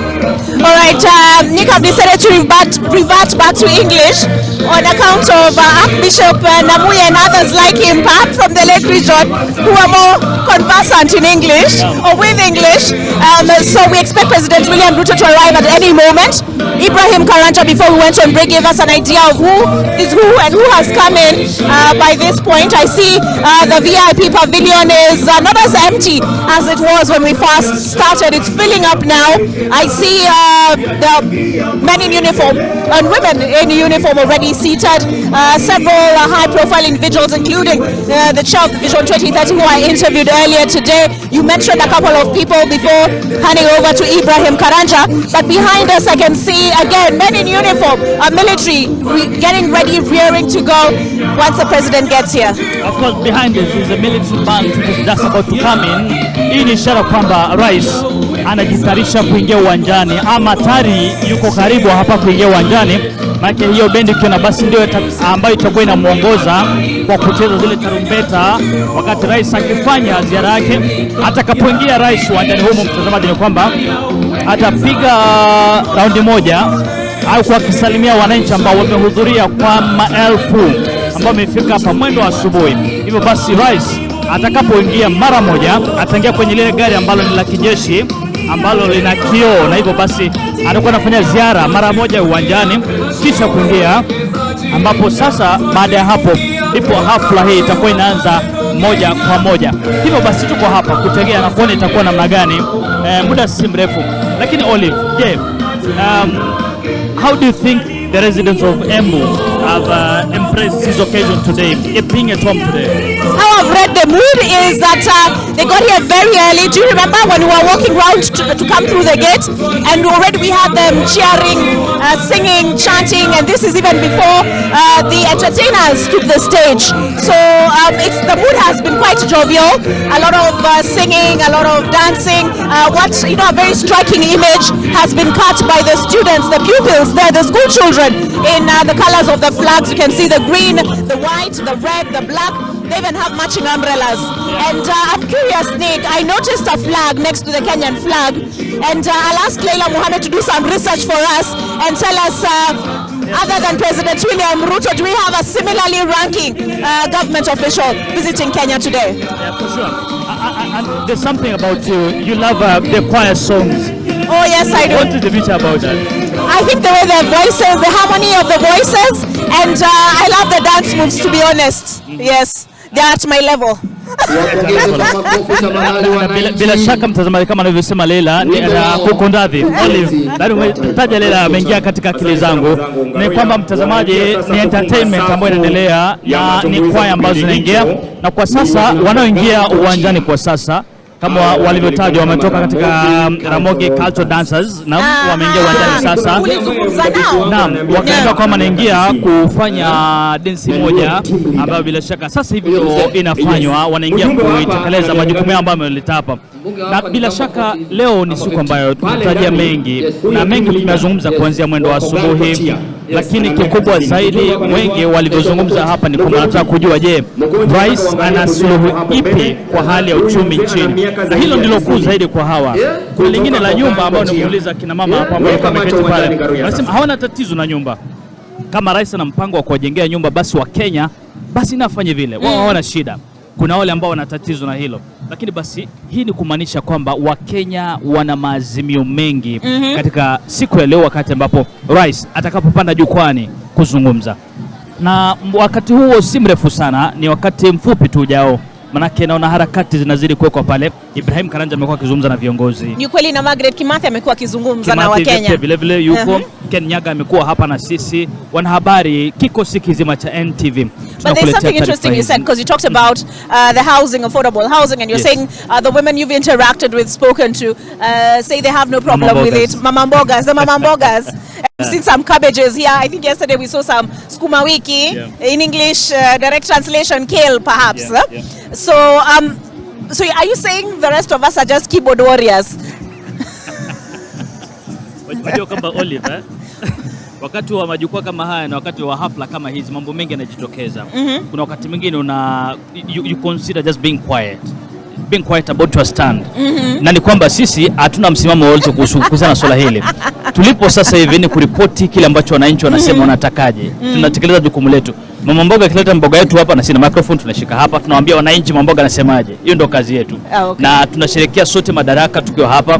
ni hafla ambayo imeleta viongozi wengi na hasa viongozi wa Kenya Kwanza katika uwanja huu. Kuu zaidi pia bado tunasubiri tuone ni iwapo viongozi wa upinzani kutoka Azimio One Kenya. There had actually been a proposal to hold a parallel event to this, which was scrapped. And given finally, Azimio says, remember they threatened to pull out of the bipartisan process. Yes. Now they say some concessions have been made by the other side. So we haven't seen that today. So are you saying that we are not expecting Raila Odinga and some other leaders from the Azimio? They may speak, perhaps, but after the president has spoken. Because that has happened before. I've seen Felix Oduor, Jalas, is around. Is that again going to cause him a bash from the Azimio sect? Interesting, good question. Very good question. Let me leave it at that. We wait to see. Now, bila shaka mtazamaji ni swala ambalo wengi wanajiuliza. But it is a national celebration. Let's give him that. It is, I mean, why would you boycott as a Kenyan? Wajua kila mtu ana sababu zake Olive, na hivyo basi viongozi wa Azimio na kila sababu wao kusema kwamba wataingia, lakini kweli ni kwamba sote ni wa Kenya. Wamekuja na pendekezo moja au hata niseme vitisho. It is a threat to divide the country into two if their demands are not met by the Kenya Kwanza government. This is the cessation, the self-determination. Yes. Okay. So, leo ikiwa ni siku ya kusherehekea Madaraka miaka 60, unahisi kwamba pengine mazungumzo kama haya pengine na tumai kwamba rais atakuwa alilizungumzia, manake Kenya ulijipatia uhuru kama taifa moja mwaka 1963 kujitoa kwenye utawala wa mkoloni. Unahisi pengine rais huenda akasemaje kuhusiana na swala hili na mpango wa Azimio kujiondoa na kutenganisha taifa kama anavyosema? Interesting question that, because when he was in Embu, actually, like I keep saying 5 days ago, no, he was not in Embu. Where was he speaking that he said, I am the president for all Kenyans, and he kept reiterating that I am the president for all Kenyans. I can't recall exactly where it was, but it was after Raila Odinga had made that statement to do with self-determination. So I'm also waiting to hear then what his deputy president will have to say, because when the deputy president was here and they were discussing the question of affordable housing, he said Embu, they are shareholders. So he maintains the same rhetoric. I don't know whether he will give a more unifying address this morning, this afternoon. And also another question and another thing that we are maybe looking at and we're expecting the residents here to speak about, it's them being a part of the shareholders of the government, as it is said by the deputy president. Are they feeling it? Are they feeling as shareholders, the people from Central Kenya especially from the Embu County?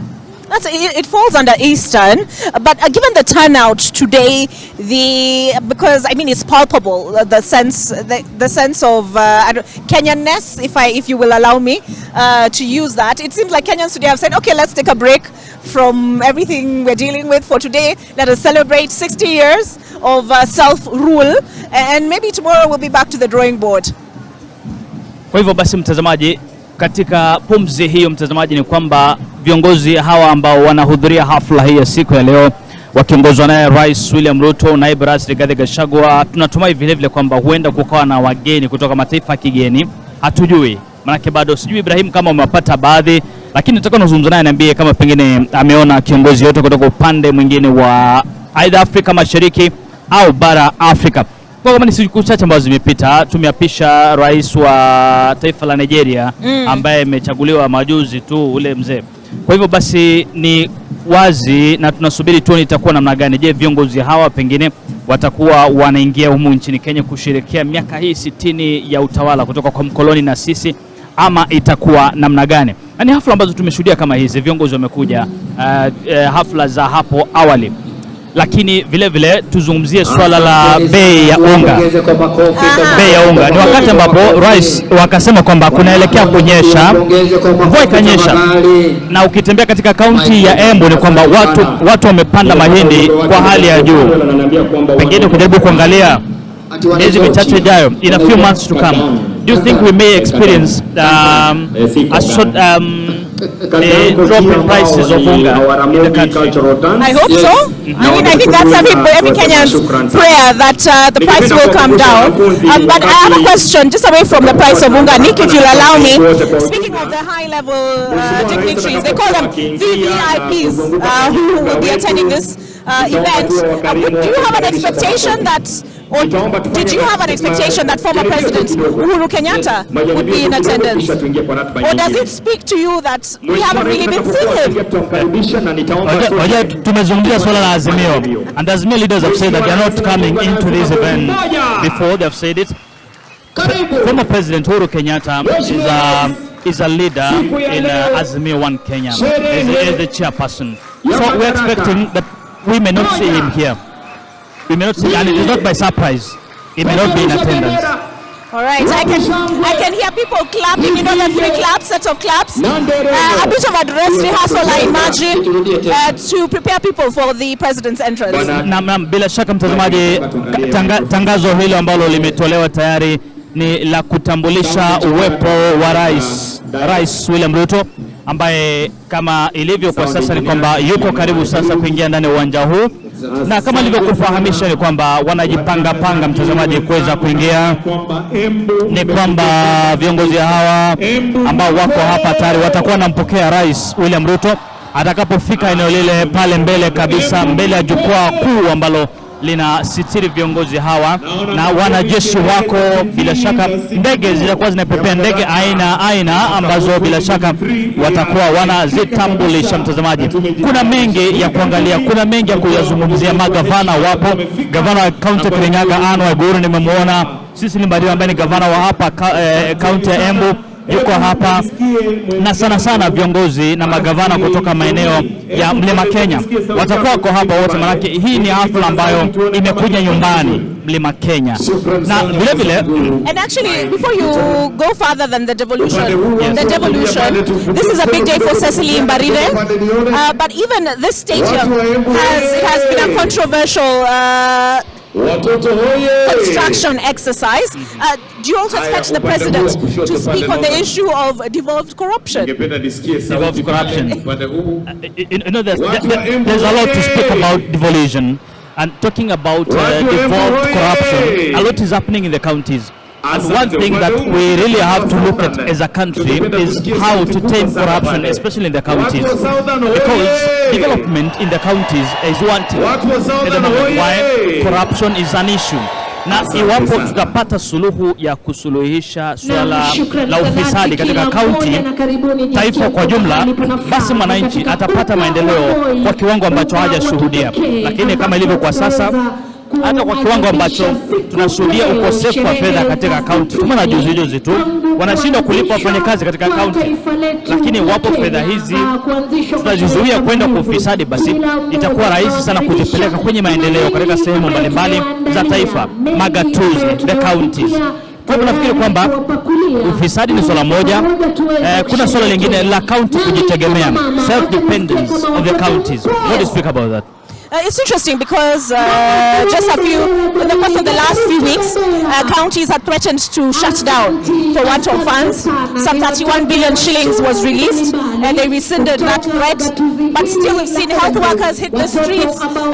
We've had the governors come back again and say the national government is seeking to strip them of the health function. So all is not well between the national and the county governments. But on days like this, it provides an opportunity to set aside some of those differences and remember the overall objective. Because we're told many times, time and again, that the vision of our forefathers was to get rid of ignorance, ensure good health care and all that. Now, unajua kwamba it is not the first time we're speaking about returning the health functions to the national government. Swala hili limekuwepo tangu mwaka wa 2013 katika serikali za kwanza za ugatuzi. Wakati huo alikuwepo mwenyekiti Isaac Ruto ambaye alikuwa gavana wa Bomet. Na kutokana na magavana kukosa fedha za ugatuzi kuelekea katika sekta ya afya, wakaanza kutishia kwamba basi majukumu haya ya afya tuwaregeshe katika serikali kuu. Halikuwezekana. Kufikia leo bado tunazungumzia swala hili. Miaka 10 ya ugatuzi, serikali za ugatuzi kuanza. We're still speaking about the same thing, returning some functions to the national government. What do you have to say about these things 10 years later? We are supposed to have streamlined them. And these are functions that really are not supposed to be in the counties. Why don't we give them back to the national government? Is that possible? I don't know how possible that would be. It is not possible. Tuseme kwamba haiwezekani, na nikupe mfano swala hili la afya. Maana kwanza sisi ni mashabiki wa ugatuzi. Na kila Mkenya anafaa kuwa shabiki wa ugatuzi. Maana ugatuzi umeleta mambo mengi sana mashinani. Kwa hivyo nadhani kwamba hata magavana wenyewe, yule ambaye anasema kwamba huduma za afya ziregeshwe katika serikali kuu, hao ni makosa. Kwa msimamo wangu kama mwanahabari, na kwamba tunafaa sote kushirikia ugatuzi. Maana kuna mengi kujifunza kutoka kwa ugatuzi. Kuna mengi kushirikia kwa ugatuzi, na sote tunafaa kujivunia kuwa na ugatuzi. Haya, ni kuna wengi najua wanasema wangependa kusikiza hili nyimbo. Unalijua? Hiyo anasema baada ya sherehe. Kisha wajua kwamba baada ya sherehe pia kuna mechi ambayo itakuwa hapa. Gor Mahia itakuwa inacheza na Embu All Stars. Watakuwa wanacheza ugani humu, na tutakuwa tunashuhudia, tunasubiri nani ambaye atashinda. Mimi na support Embu All Stars. Watachapa Gor Mahia. Mimi mambo ya football. Michael Mugo. Haujui? Sijui. Acha tuniseme ukweli. Na atakayefunga savu hiyo atakuwa ni Dennis Kenywa, wimbo wake Rekemoke. Mkiwa tayari bendi upande ule mwingine, tuchape kazi. Tuende kazi. Embu Stadium, oye! Ugidi!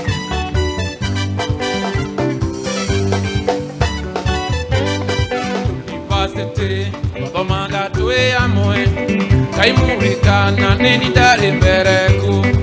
University, Babamangaga tuwe amwe, kaimurikana neni dare mbereku. University, twawetaga kego ambu, wakarita kekiere ya rusi. University, twawetaga kego ambu, wakarita kekiere ya rusi. Kaimwimenya ererero kwaria ciarume, unino ngumerio karagerie wekeu. Indukira maisha haya ni fungo, royo nowe. Maisha haya ni fungo, royo nowe okelea ni mbereku.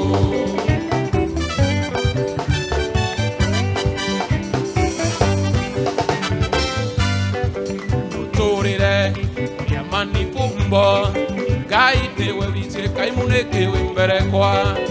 Nuturire yamani fumbo, gaite we viche kaimuneke we mberekwa. Bagantuko emwe ekinye akarorere maisha tweke mundosi ende nikendero wande mundosi weshima ane muromba gantuko emwe ekinye akarorere maisha tweke mundosi ende nikendero wande mundosi weshima ate kaimwimenya ererero kwaria ciarume onino komerio karagerie wekeu. Maisha haya ni fungo, royo nowe okelea ni mbereku. Ate inyokera, maisha haya ni fungo, royo nowe okelea ni mbereku. The promise from Maro, Eru Mogini.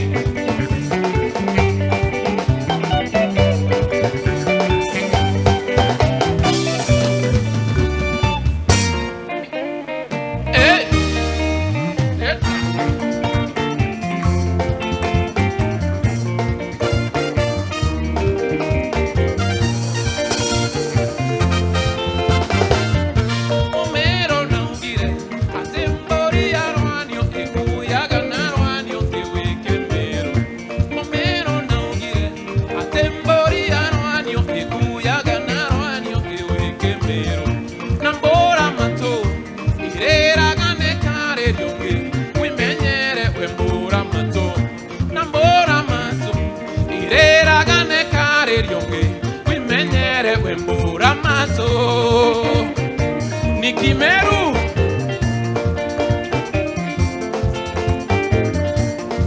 karibu nyumbani,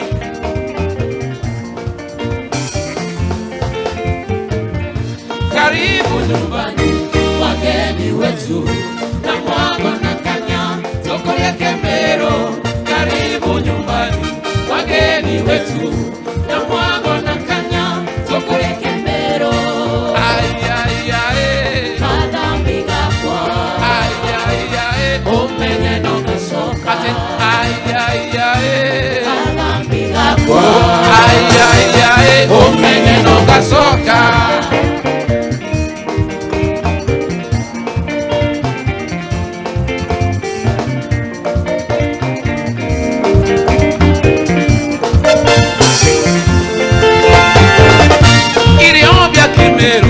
Atende vyoto kwenda tukunde na torome ilio vya Kemero, ilio vya Kemero.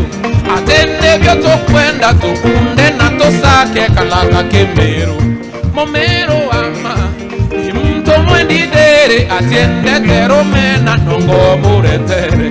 Momero ama ni mto mwendi dere atiende terome na nongo muretere. Mugoka mera meru mugidi. Karibu nyumbani wageni wetu na mwago na kanya tukulie Kemero. Karibu nyumbani wageni wetu na mwago na kanya tukulie Kemero.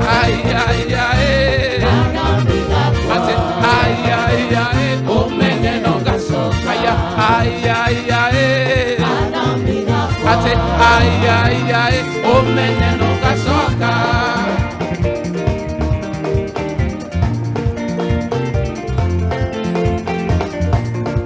Ni promise Romano. Karibu nyumbani.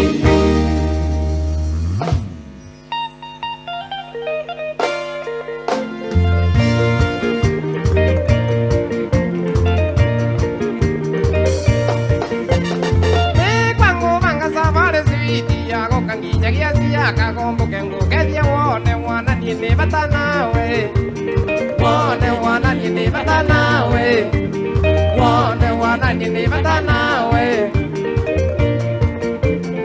Nembo kangise kusia kagombo nana lio kambetere rasia kagomba usi denji no ndo niene koko misine kwenda ngone na medo makwe, ne kwenda ngone na medo makwe. Na mela makwe yo manga wona kana mono mwere tu nondo wanyaga ngora kwane na kebeo ya kunga kunengera tesia kago ya kunga kunengera tesia kago ya kunga kunengera tesia kago toria ere yo ale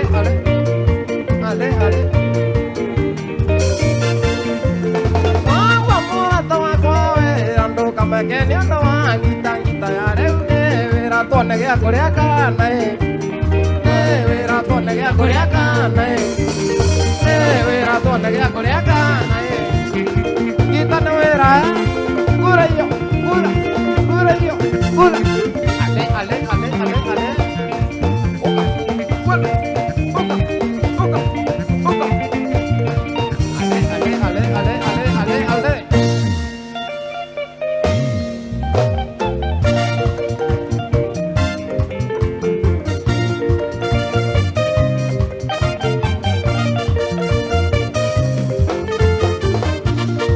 Banare, amore tuyo mondo aro muyo mukuveri etoria keta kwa meri mwingi keni muno komia tindaga ketheka kunera ngoro njarungona tana wira mwiritu na riu mbembi nengwe kwa bilingi cia kwenda tokoro twenawe murata ngoro yakwa iganire wathiere nako maendi ya mwenge wathiere nako wanyaga ningukuria kiuria uturagako Namigerega okona maita menge mbegusaga ukigweterwa embu ugwetagirwa embu wathiera na kore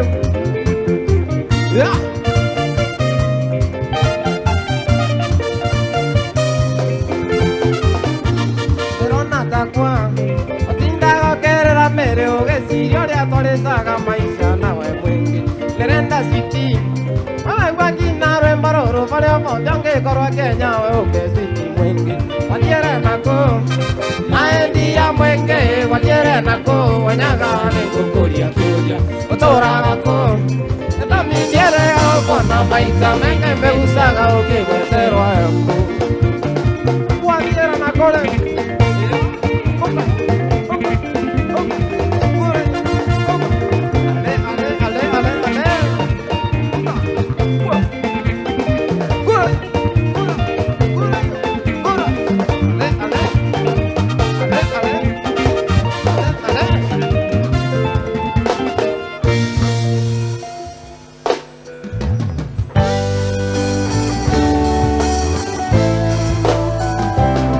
Embu Stadium. There's some reggae vibes. Oh, can't you see what you've done to me? Falling in love, I'm down on my knees. I'm shaking up like a bunch of keys. So won't you please stop the teasing and give me good love, I give you proper healing. Your body is my drug, that's why I'm dealing with you to be with me, that's my true feeling, yeah. So kucha twende paradiso, a sweet reggae na calypso. Mrembo kushinda mariro, beautiful no pimples, only dimples. She's fine, that girl is so divine, so divine. And when I'm with her, it's like heaven all the time, all the time. She's fine, that girl is so divine, so divine. And when I'm with her, it's like heaven all the time. Nipe kitu Solomon.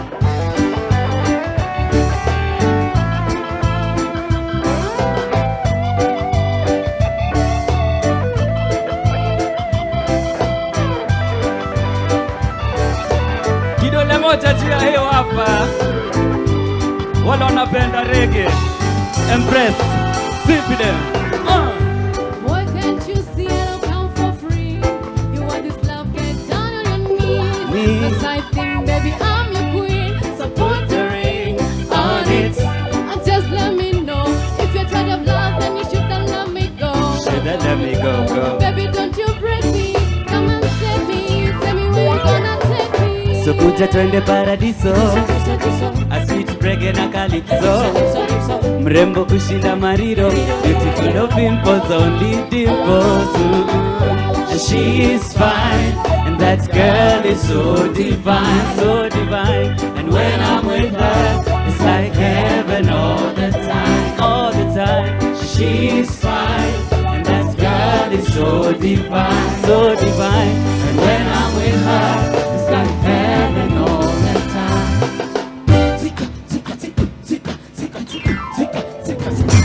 Nilipata mumbi, ameiva sio siri. Dem super amesimama kama mti kakuzi. Reko kando ye ni mchuzi, ikikuja kwa mademi ni mchuzi. Lakini mimi nakupenda, mademu wa Kenya wapendeza.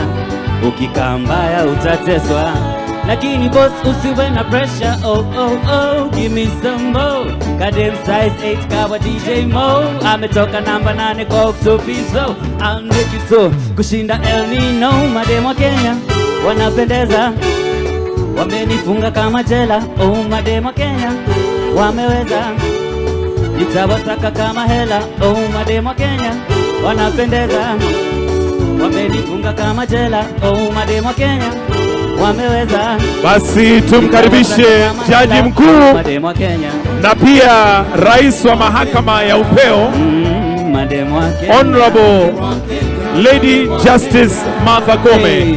Wapi makofi ya jaji mkuu? And now we have coming in the Chief Justice and the President of the Supreme Court, Lady Justice Martha Koome. Wananchi tumkaribishe kwa makofi. Wananichanganyisha kipaparipa. Naona watoto wa shule kweli wanampenda Chief Justice, karibu sana. Mbeleni pia tuliwapokea spika wa bunge la kitaifa Moses Wetangula na spika wa kiseneti Amason Kingi. Haya, sherehe ndio hiyo sasa.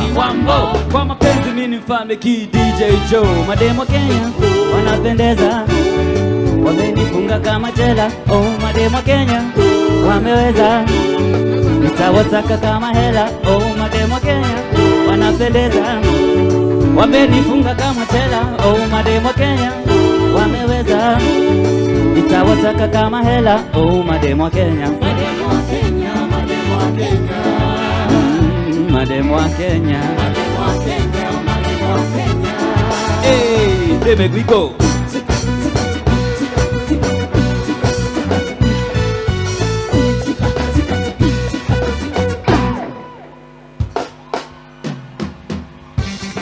Osio, nizamuzi, kimwana aguma. Wakuje tucheze na, wakuje turuke na, wakuje turushe rege moke. Wakuje tucheze na, wakuje turuke na, wakuje turushe rege moke. Nakorea tumete, ne Jesu are natwe. Nakorea todiete, ne Jesu go totwara rege moke, rege moke. Nakorea tumete, ne Jesu are natwe. Nakorea todiete, ne Jesu go totwara rege moke, rege moke. Muriega Metagwa disamusi arugendo runene romereria ciakago akirie na kiambere mokete goka ando agekiero aweko mogoka asianyina kabuvua eshiara avorera ngare ndagatiga kithembe na susu atumane kemere na susu atumane kemere. Wakuje tucheze na, wakuje turuke na, wakuje turushe rege moke. Wakuje tucheze na, wakuje turuke na, wakuje turushe rege moke.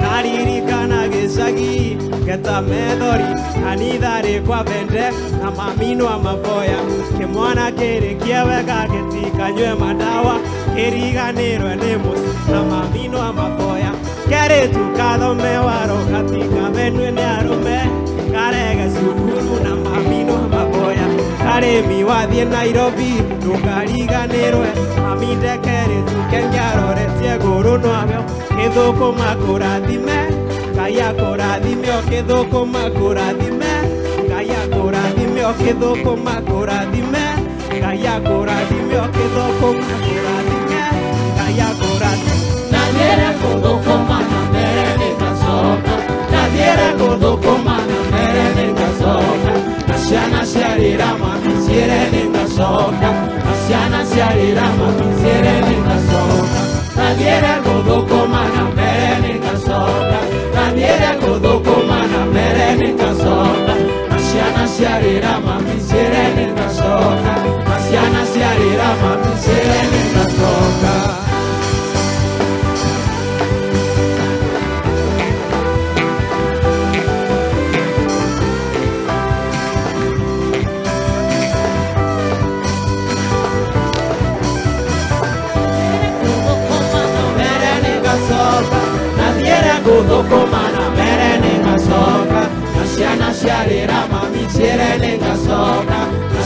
ciarĩra mami ciere nĩgacoka na thiere gũthũkũma na mbere nĩgacoka na thiere gũthũkũma na mbere nĩgacoka na ciana ciarĩra mami ciere nĩgacoka na ciana ciarĩra mami ciere nĩgacoka. Wapi makofi ya wasanii wetu wote ambao wametutumbuiza? Tuwashukuru na makofi na shangwe na vigelegele. Asante sana mwenzangu Ngaruya, ningependa kuwashukuru Promise Romano ambao wametuletea burudani, Thomas Anjeru, Michael Mugo, na nimeona Dennis Kinywa ni mtoto wa hapa nyumbani na mashabiki wengi hapa. Kwanza mashabiki wake ni wengi, wacha usikie mashabiki wake. Mashabiki wa Bidulu. Asante sana. Tunafika kikomo cha sherehe yetu ya mafungulia ng'ombe. Na langu jina mfawidhi Mike Getone kutoka ofisi ya Rais. Ningependa kuwashukuru wote ambao wamepanga na wasanii wetu wote ambao wameshiriki. Mie na mwenzangu Ngaruya Junior King of Kigosho tunasema asante kwa ushirikiano wenu. Tume ya kudumu ya muziki kutoka ofisi ya Rais na wote ambao wamepanga, nasema asante sana tunapolikuja jamvi hilo na kumpisha mfawidhi mkuu bwana Michael Gitonga aweze kuendelea. Ngaruya, waage wananchi. Wow, majina yangu naitwa Ngaruya Junior, the King of Kigosho, kwake Mike Gitonga. Asanteni sana watangazaji wenzangu. Watu wa Embu mko tayari?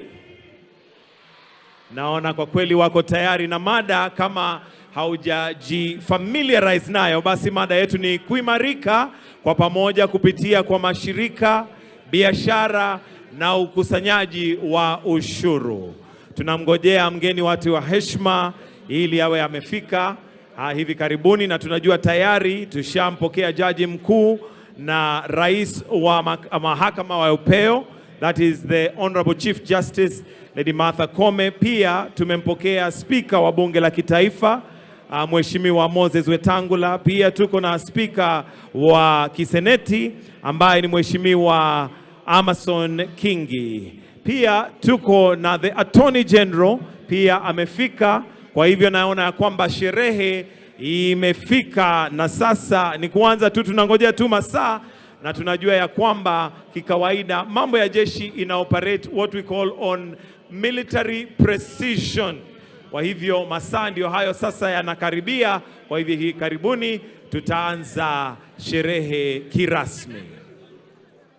Haya basi, tutawaita basi Maroon Commandos watupatie mziki pale, background music kidogo tu. Very shortly we are going to be having the parade beginning, so please let's have our eyes on that. Kwa hivyo Maroon Commandos, just some soft music as we wait for that part to begin.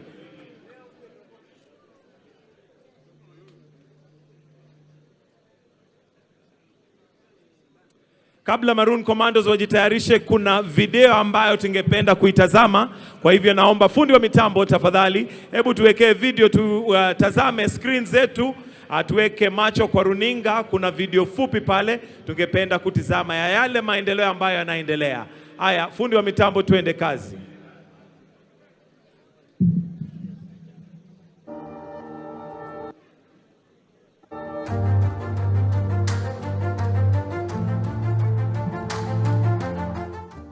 Sisi katika Keyan Cooperative Society ni wafugaji. Tunafuga ng'ombe ya saiwal, tuna dairy cows, tuko na miwa na tuko na majani chai. Kwa kila siku maziwa yetu tuna add value katika shamba hili. Asante sana wanaotuelekeza hiyo video. Niombe tuweze kutulia. Ningependa kutambua kuwasili kwake Inspector Generali wa polisi Bwana Japhet Koome, na aweze kusimama kwa niaba ya wale wengine wote service commanders kutoka vikosi vingine vya usalama. Ningependa pia kutambua kuwasili kwa mkuu wa majeshi ya ulinzi Generali Francis Omondi Ogola, akiwa ameandamana na service commanders, mkuu wa jeshi letu la nchi kavu Luteni Generali Peter Mbogo Njiru, kamanda wa jeshi letu la wanaanga Meja Generali John Mugaravai Omenda, na kamanda wa jeshi letu la wanamaji Meja Jenerali Jimson Longiro Mtai akiwa ameandamana na msaidizi wa mkuu wa majeshi ya ulinzi Meja Jenerali David Keter. Basi wakati wowote tutakuwa tunapokea gwaride rasmi. Mkuu wa majeshi ya ulinzi ameshachukua nafasi yake kuweza kupokea gwaride rasmi hapa uwanjani.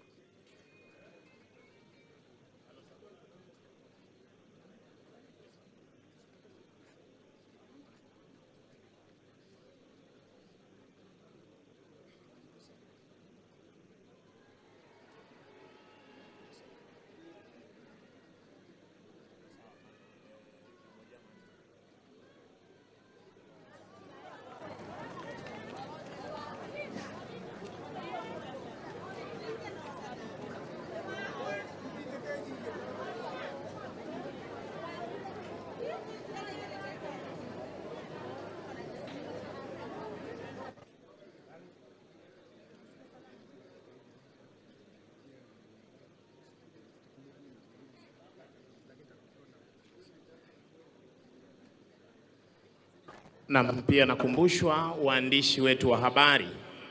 Waandishi wa habari, tafadhali tuweze kuondoka na mtaweza kufahamishwa wakati wa kuingia uwanjani na mkuu wa itifaki.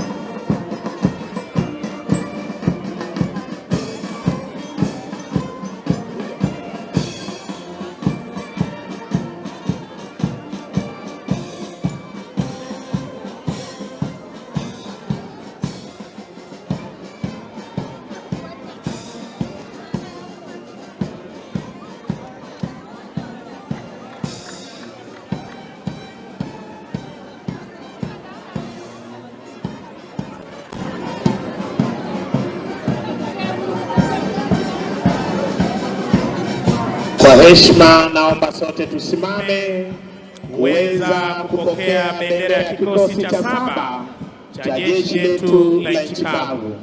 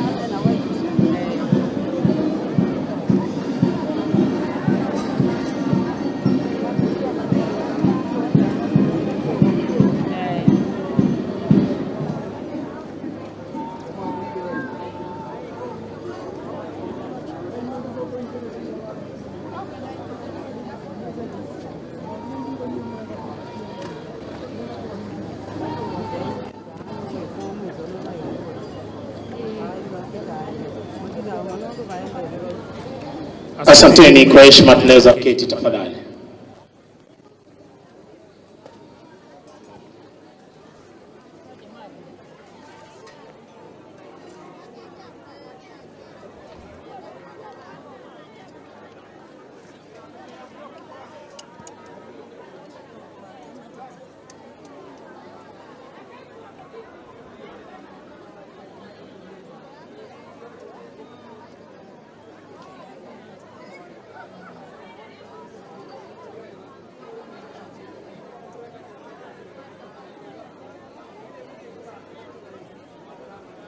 Basi wakati wa kuweza kunyosha gwaride, wakati wake parade RSM kuweza kuendelea.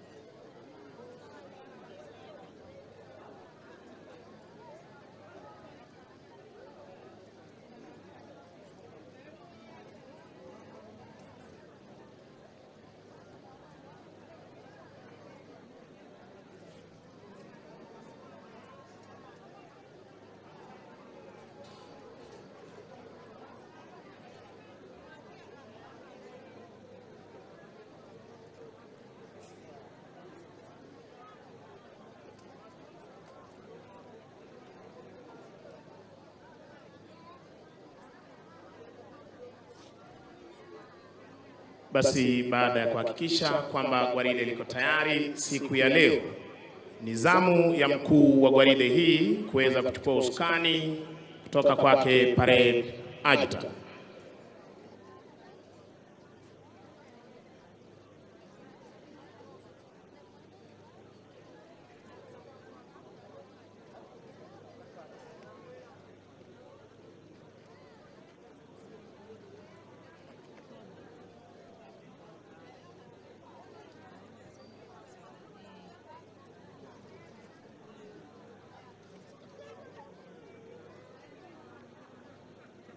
Naye baada ya kumkabidhi anaondoka kwa muda mfupi sana aliyopewa kuweza kutoka nje kabisa kujiunga na maafisa wenzake tayari kwa gwaride.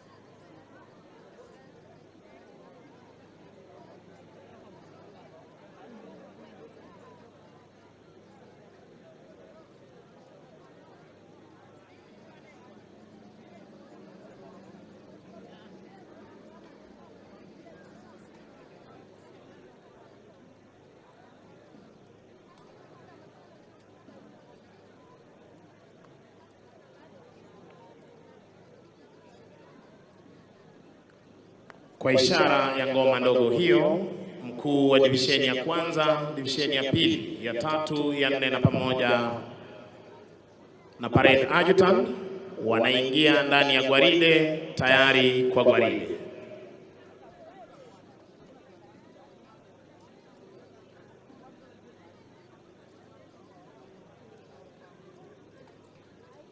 Sharti pia nao kuweza kuwekwa sawa.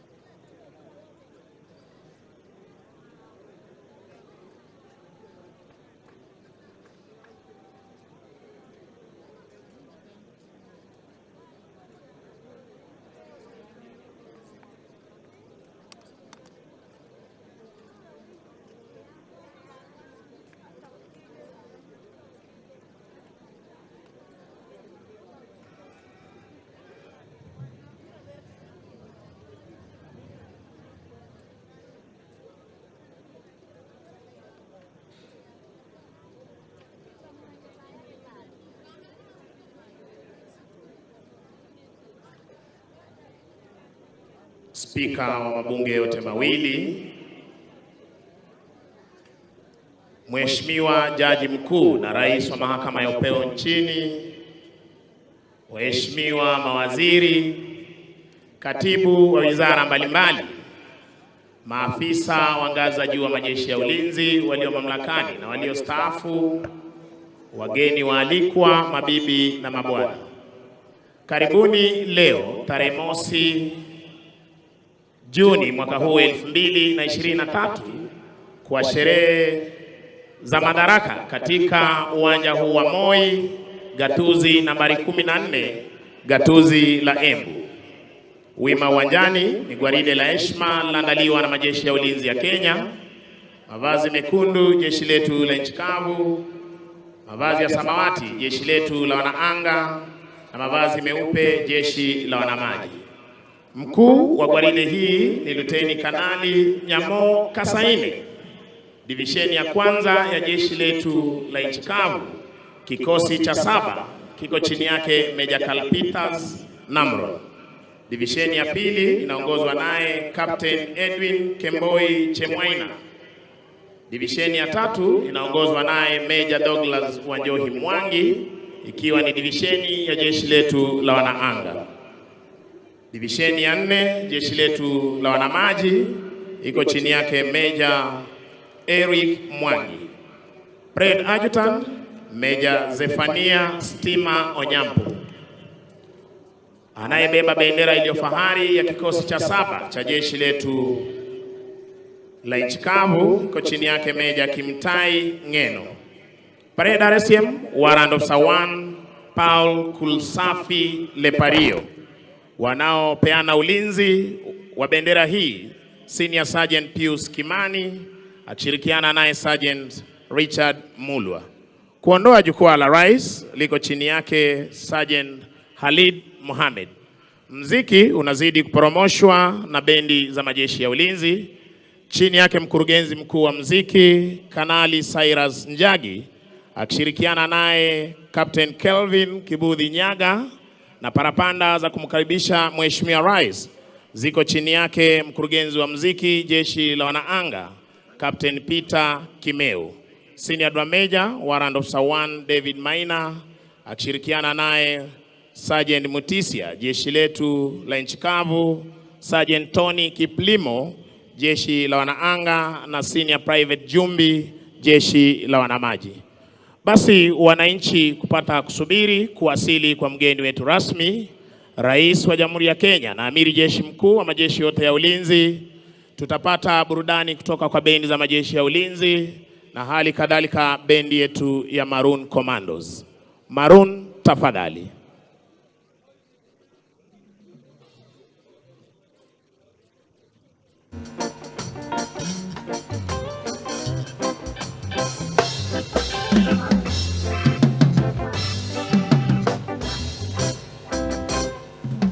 Kenya nchi yangu, Kenya naipenda sana, Afrika mzima, duniani kote Kenya ni mama yangu.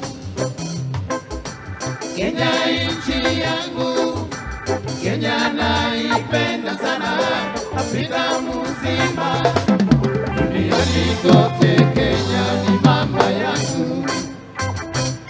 Naipenda Kenya ni nchi yangu, naomba wananchi tushirikiane tuijenge nchi yetu, tushirikiane tuijenge miji yetu,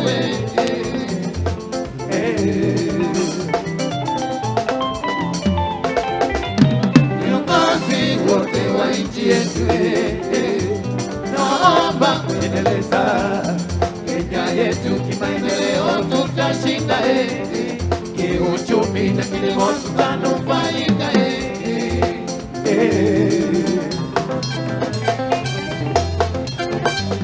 Nipenda Kenya ni nchi yangu, naomba wananchi tushirikiane tuijenge nchi yetu, tushirikiane tuijenge miji yetu,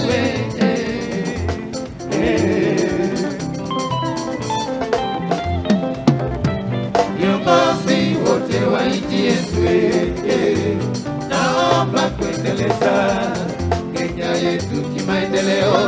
shida shida kiuchumi na kilimo tutanufaika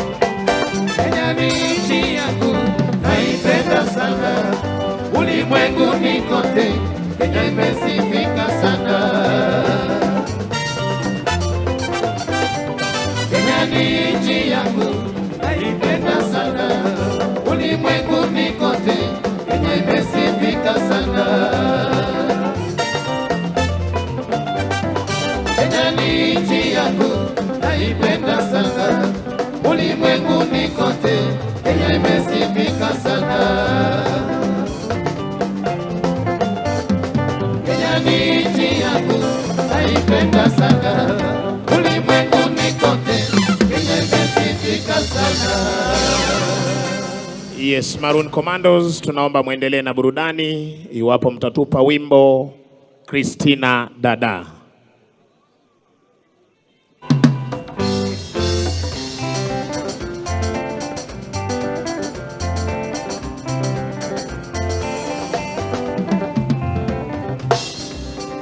Christina Dada, uko wapi?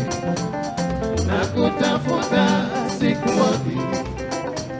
Nimejaribu sana kukutafuta, na kila nifikapo sikuoni, lakini kwa bahati umenikumbuka, kwani barua uliyoituma nimeipata. Sasa nakuomba unieleze siku ambayo utafika. Sasa nakuomba unieleze siku ambayo utafika. Christina Dada, uko wapi? Nakutafuta sikuoni. Nimejaribu sana kukutafuta,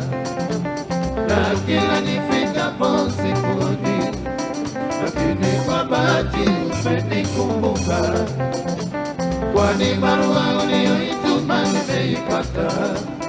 Sasa nakuomba unieleze siku ambayo utafika. Sasa nakuomba unieleze siku ambayo utafika.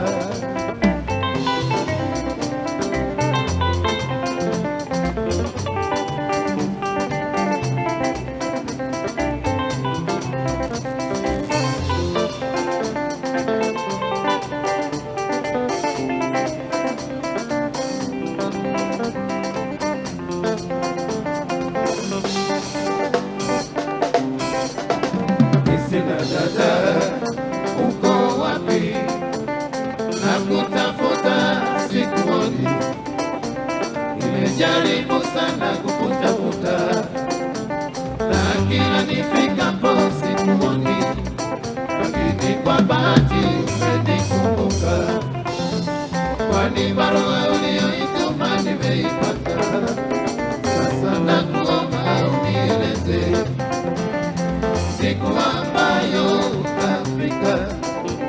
Sasa nakuomba unieleze siku ambayo utafika.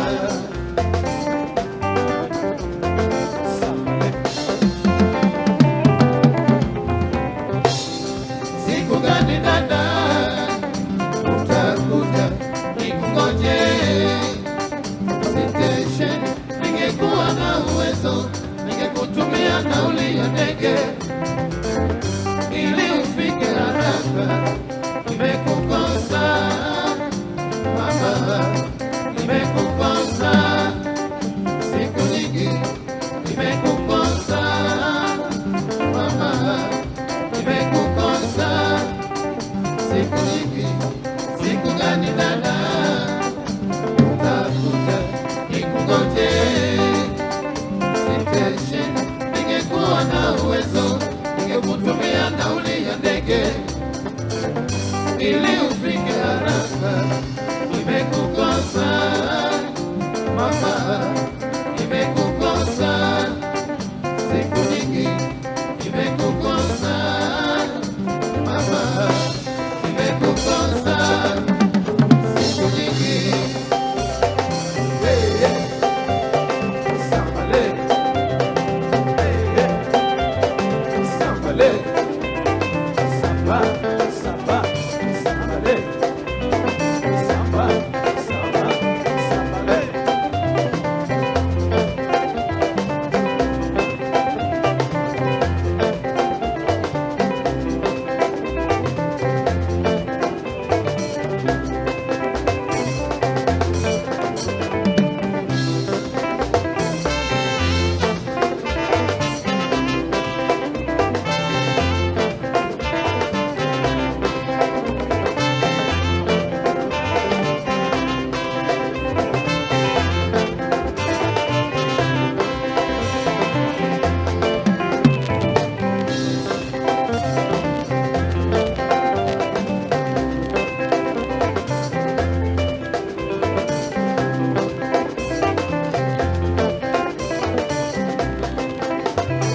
Asante sana Maroon Commandos kwa hiyo wimbo ambao tunaendelea kusikiza vizuri sana. Pale tumkaribishe kwa makofi mkuu wa mawaziri Mheshimiwa Musalia Mudavadi amefika, wakiwa pamoja wameambatana na Bitesi Musalia. Tuwapigie makofi tafadhali wakiingia. Karibuni sana. Na pia tunashukuru wananchi ambao tunaona wamefika hapa katika sherehe za 60 za sikukuu ya Madaraka uga wa Moi gatuzi la Embu, na naona pia kule nje wamefurika kabisa. Wananchi wamejitokeza ili waonyeshe uzalendo wao, wakiwa wamekuja kusherehekea sherehe za 60 sikukuu ya Madaraka. Tujipigie makofi tafadhali. Karibuni sana.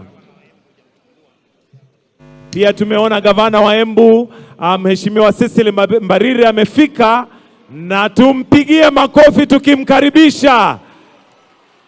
Karibu sana gavana na magavana wote ambao pia wamefika mahali hapa, tunawashukuru. Tunajua ya kwamba sasa tunangojea tu mwanzo, tukiwa na wageni ambao tunangojea watafika hivi karibuni. Asanteni.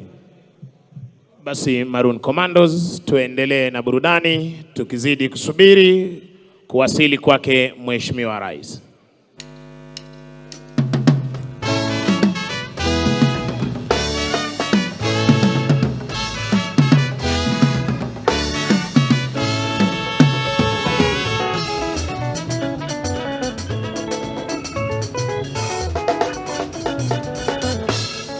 Ni adui mkubwa wa ujenzi wa taifa, kwani hicho kiini hasa kisababisha choja.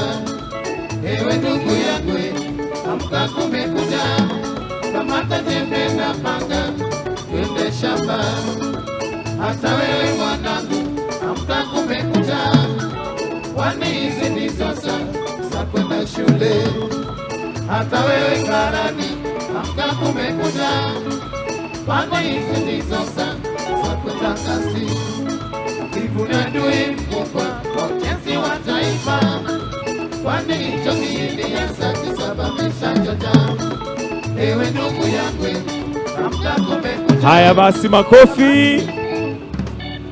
Tumkaribishe naibu wa rais Mheshimiwa Rigathi Gachagua. Wapi makofi ya naibu wa rais?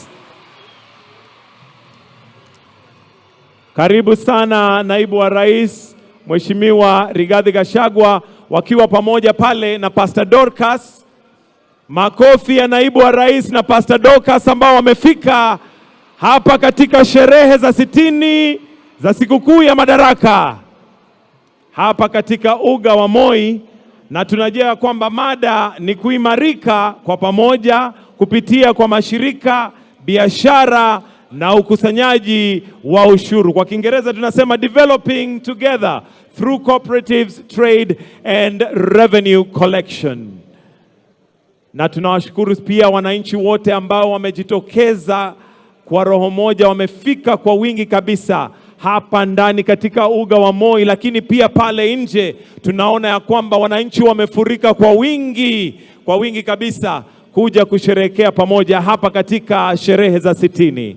Haya basi, Maroon Commandos, tuendelee tukingojea kidogo kidogo hivi. Tumeanza tayari.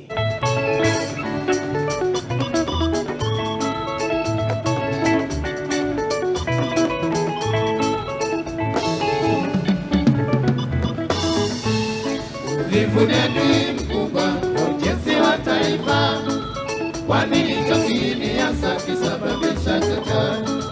Ewe ndugu yangu, amka kumekucha, kamata jembe na panga, twende shamba. Hata wewe mwanangu, amka kumekucha, kwani hizi ndizo saa za kwenda shule. Hata wewe karani, amka kumekucha, kwani hizi ndizo saa za kwenda kasi. Ni adui wa ujenzi wa taifa, jiepushe na uvivu, tujenge taifa. Ndugu yangu, kumekucha, amka uende shamba. Jiepushe na uvivu, tujenge taifa. Mwanangu, kumekucha, amka uende shule. Elimu ndiyo msingi wa maendeleo. Kumekucha, amka uende kazi. Jiepushe na uvivu, tujenge taifa. Ndugu yangu, kumekucha, amka uende shamba. Jiepushe na uvivu, tujenge taifa. Mwanangu, kumekucha, amka uende shule. Elimu ndiyo msingi wa maendeleo. Kumekucha, amka uende kazi. Jiepushe na uvivu, tujenge taifa. Uvivu ndio adui wa ujenzi wa taifa. Jiepushe na uvivu, tujenge taifa.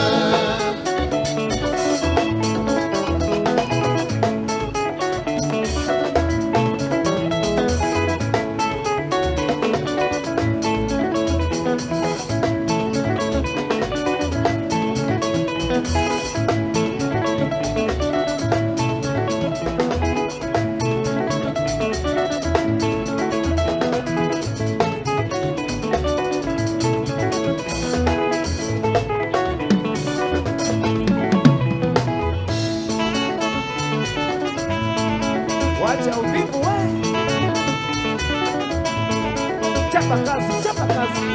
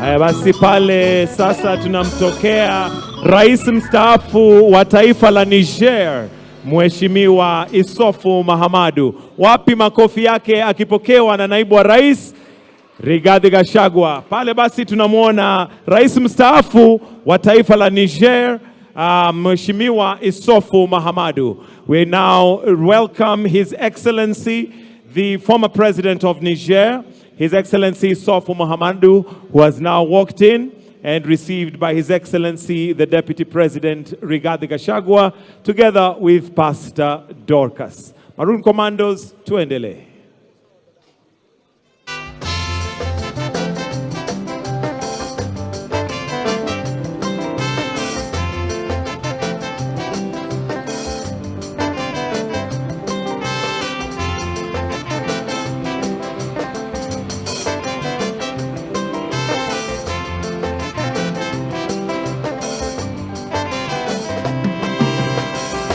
Anaingia sasa ni Mheshimiwa Rais wa Jamhuri ya Mataifa la Comoros, ambaye ni Azali Assoumani.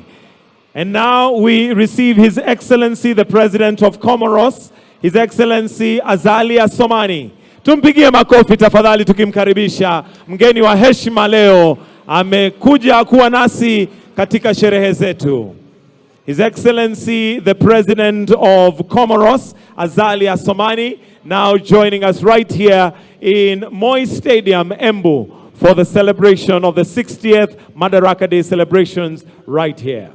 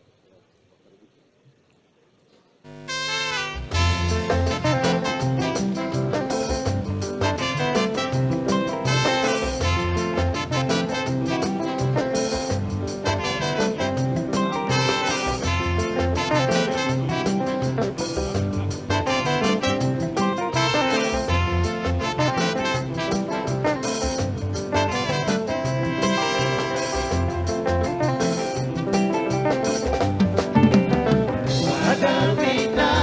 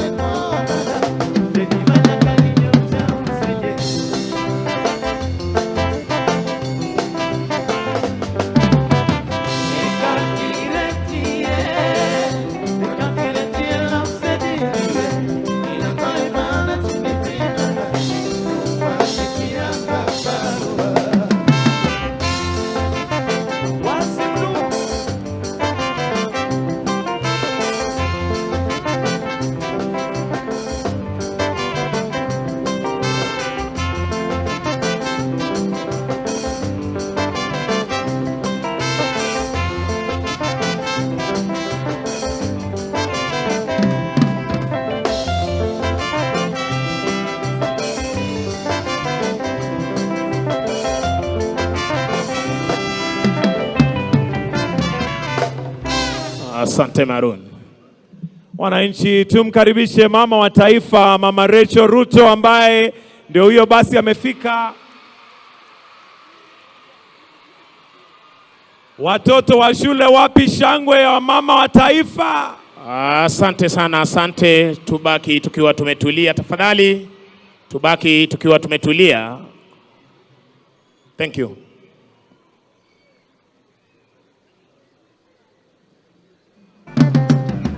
Maroon, asante Maroon Commandos tafadhali. Thank you Maroon. Tubaki tukiwa tumetulia.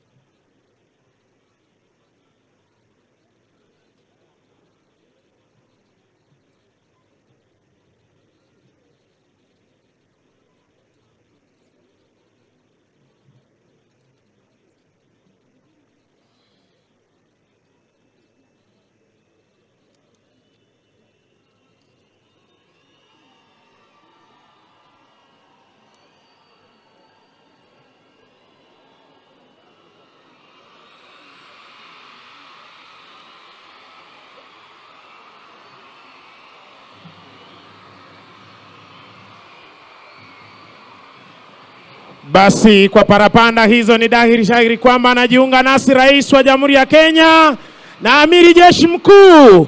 Niombe kwa heshima tusimame tuweze kumkaribisha Mheshimiwa Rais hapa uwanjani.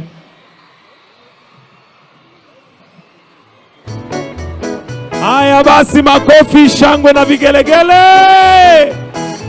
Mgeni wetu wa heshima, karibu.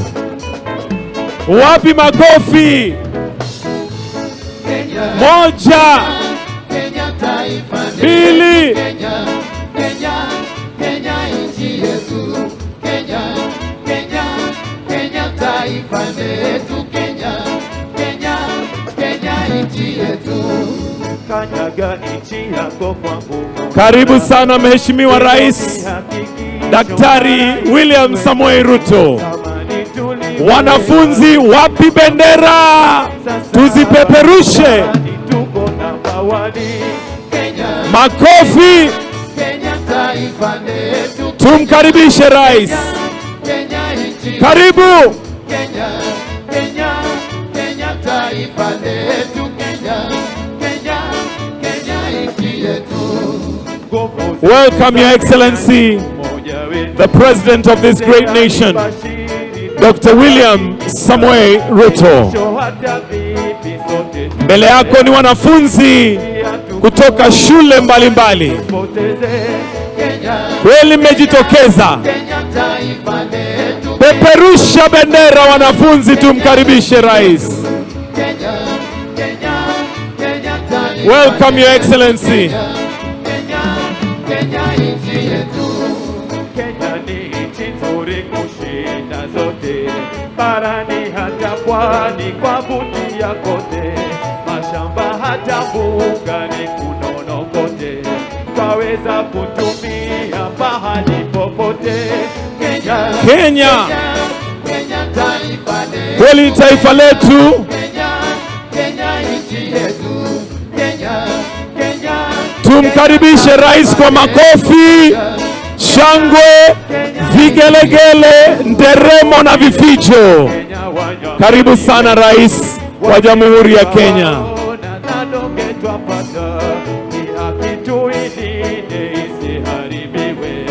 Kama uko na bendera ipeperushe kama ishara ya uzalendo wako, tukimkaribisha rais. Karibu sana Daktari William Samoei Ruto, rais wa Jamhuri ya Kenya, na tunakukaribisha katika sherehe za 60 sikukuu ya Madaraka katika uga wa Moi, gatuzi la Embu. Welcome to Moi Stadium, Embu, the county of Embu. Karibu sana rais. Kenya, Kenya, Kenya taifa letu. Kenya, Kenya, Kenya nchi yetu. Kenya, Kenya, Kenya taifa letu. Kenya, Kenya, Kenya nchi yetu. Karibu sana rais. Karibu, karibu. Welcome, Your Excellency, to the 60th Madaraka Day celebration here at Moi Stadium, Embu County. Karibu.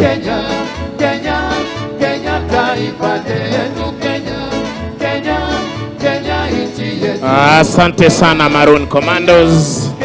Asante Maroon Commandos. Niombe tubaki tukiwa tumesimama kwa wimbo wa taifa na wimbo wa Jumuiya ya Afrika Mashariki, na wale ambao wamevalia kofia za chepeo kuweza kuzivua tafadhali.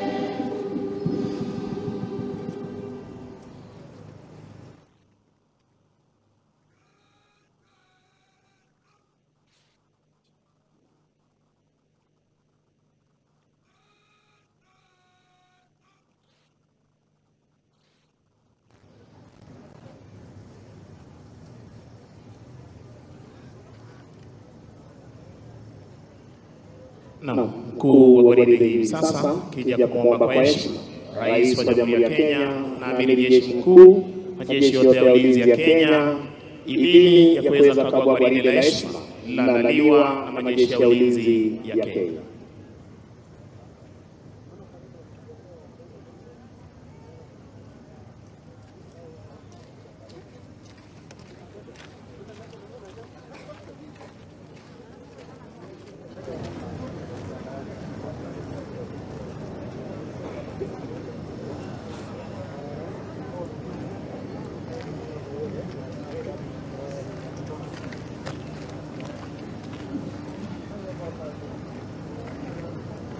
Asanteni kwa heshima, tunaweza keti tafadhali.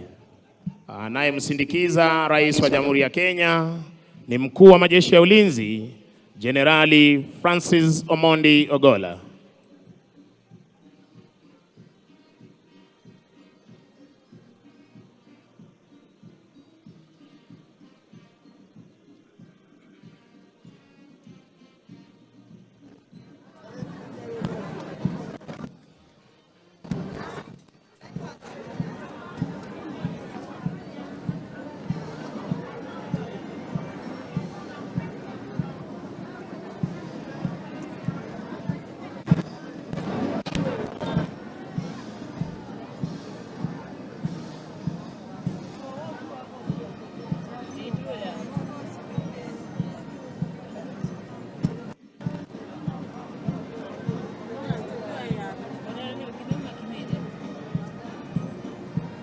Bendera ya kikosi hupewa heshima ya hali ya juu, tunavyoshuhudia Mheshimiwa Rais akipeana heshima yake kwa bendera ya kikosi cha 7.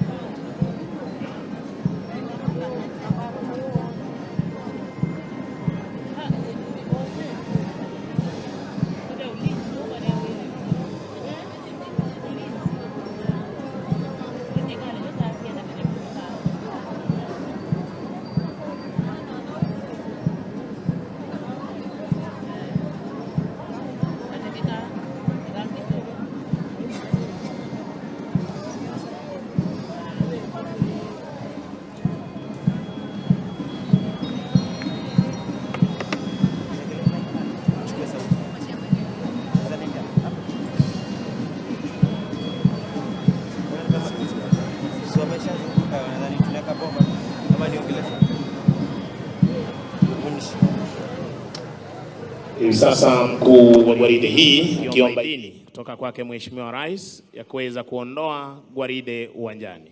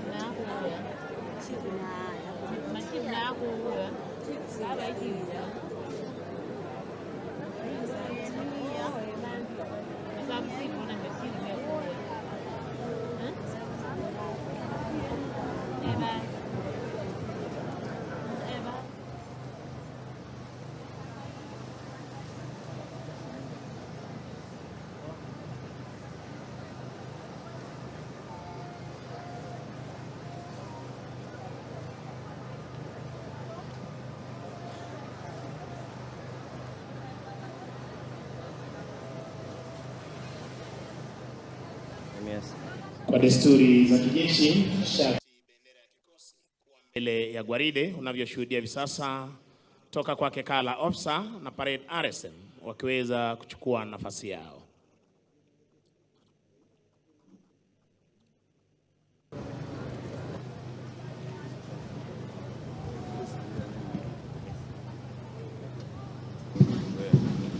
Mheshimiwa Rais, kwa amri hiyo wanajeshi hawa wanaoka hivi sasa uwanjani ili kuweza kujiunga na wenzao kuzidi kudumisha ulinzi wa taifa letu la Kenya, kuhakikisha kwamba mipaka yetu iko salama masaa 24, anga letu liko salama masaa 24, na fuo za bahari zetu ziko salama masaa 24.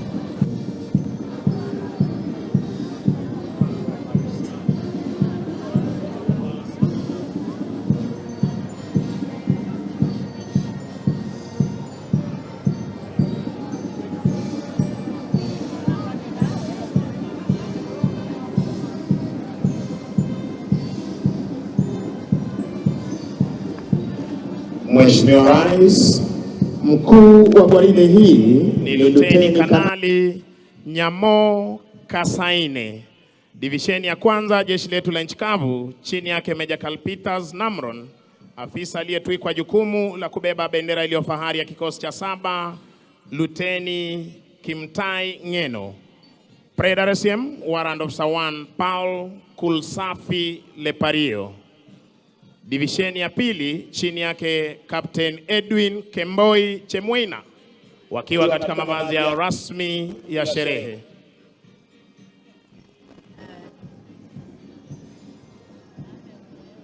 Divisheni ya tatu, Mheshimiwa Rais, jeshi letu la wanaanga wakiwa katika mavazi yao rasmi ya sherehe, chini yake Major Douglas Wanjohi Mwangi.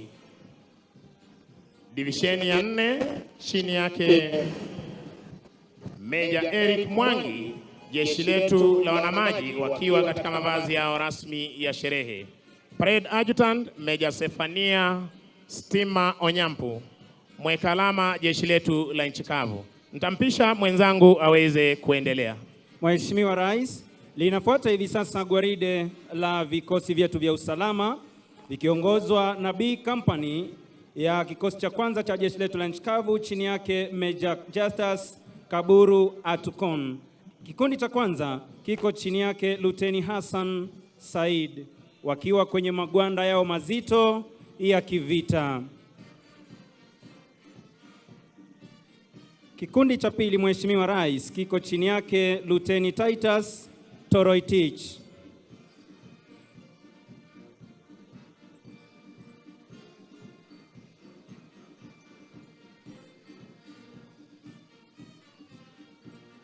Kikundi cha tatu kiko chini yake Luteni Eddie Omondi. Captain Company Sergeant Major ni Warrant Officer 2 Ali Osman.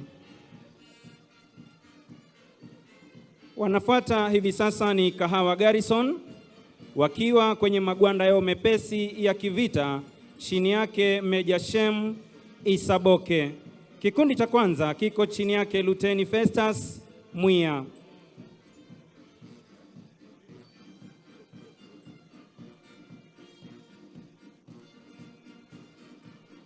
Kikundi cha pili kiko chini yake Luteni Mark Olo.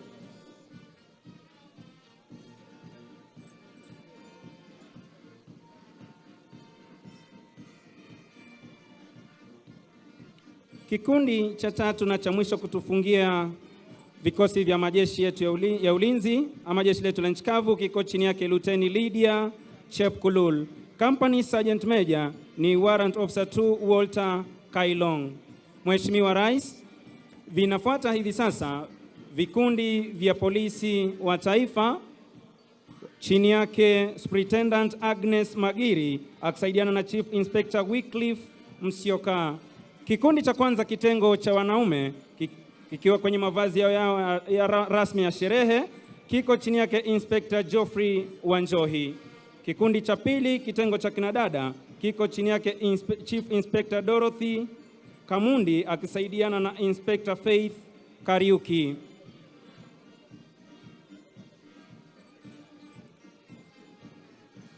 Vinafuata hivi sasa vikundi vya GSU chini yake Chief Inspector Flavian Nzili akisaidiana na Inspector Prosper Meliari. Kikundi cha kwanza wakiwa kwenye mavazi yao rasmi ya sherehe. Kikundi cha pili cha GSU kinafahamika kama Reke Combat wakiwa kwenye mavazi yao rasmi ya kikazi chini yake Inspector Isaac CTNA.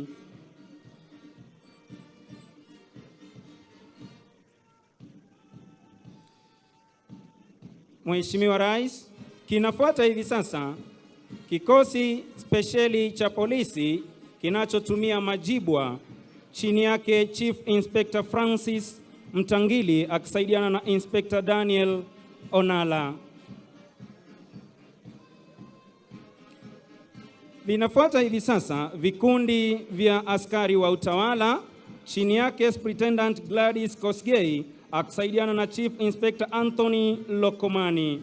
Kikundi cha kwanza kitengo cha wanaume wakiwa kwenye mavazi ya rasmi ya sherehe kiko chini yake Inspector Zakari Masharia.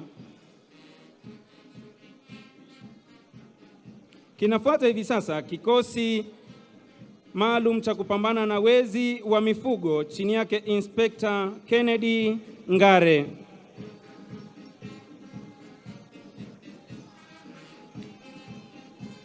Kinafuata hivi sasa kikosi cha Rapid Deployment Unit chini yake Inspector David Maina.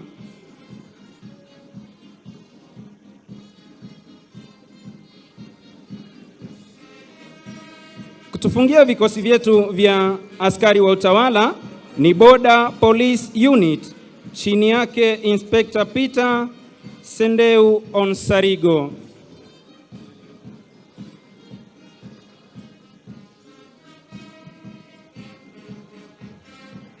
Mheshimiwa Rais, kinafuata hivi sasa kikosi cha Kenya Coast Guard chini yake Luteni Lawrence Mwenda.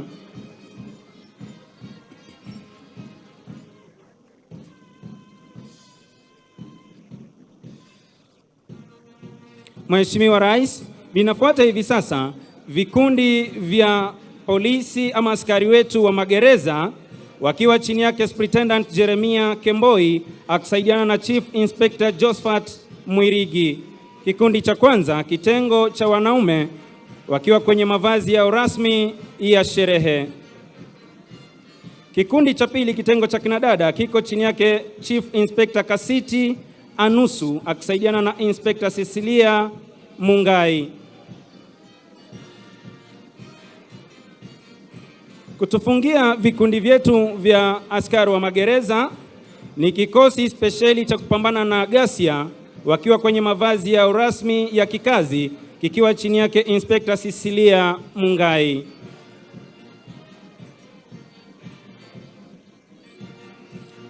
Kinafuata hivi sasa kikosi kinachochunga mbuga zetu za wanyama kikiwa chini yake Warden Officer 2 Didacus Omune akisaidiana na Assistant Warden 2 Michael Karithi.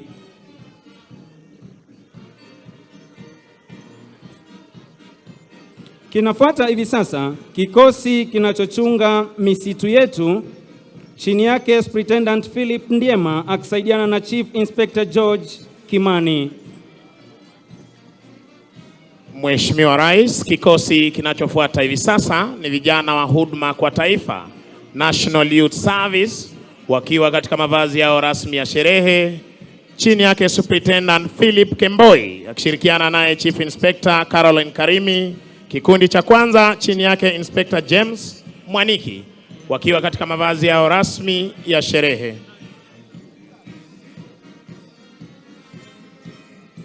Kitengo cha kinadada wakiwa katika mavazi yao rasmi ya sherehe, chini yake Chief Inspector Mary Onino. Kikosi hicho Mheshimiwa Rais wakiwa katika magwanda yao mazito ya kikazi, chini yake Inspector Paul Owino.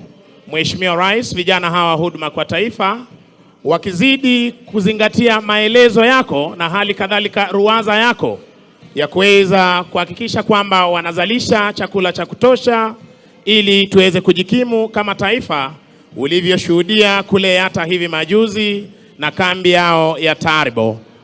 Kitengo cha kinadada chini yake Inspector Lilian Makena.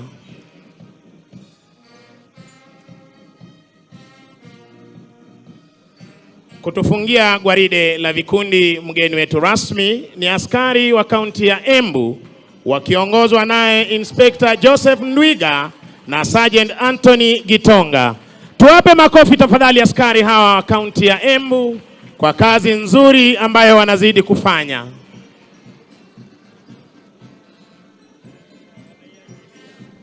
Mheshimiwa Rais, nizamu ya bendi za majeshi ya ulinzi kuweza kuondoka hivi sasa uwanjani baada ya kutekeleza wajibu wao siku hii ya leo, sherehe za 60 za Madaraka, uwanja wa Moi, gatuzi nambari 14 hapa Embu.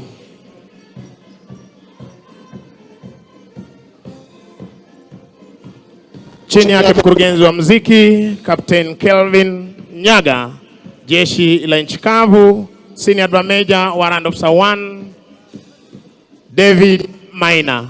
Basi Mheshimiwa Rais, tutafuata tamasha za ndege zetu za kijeshi tukiletewa na jeshi letu la wanaanga, na kwa mengi zaidi nitampisha Koplo Jabiri Banzi aweze kuendelea.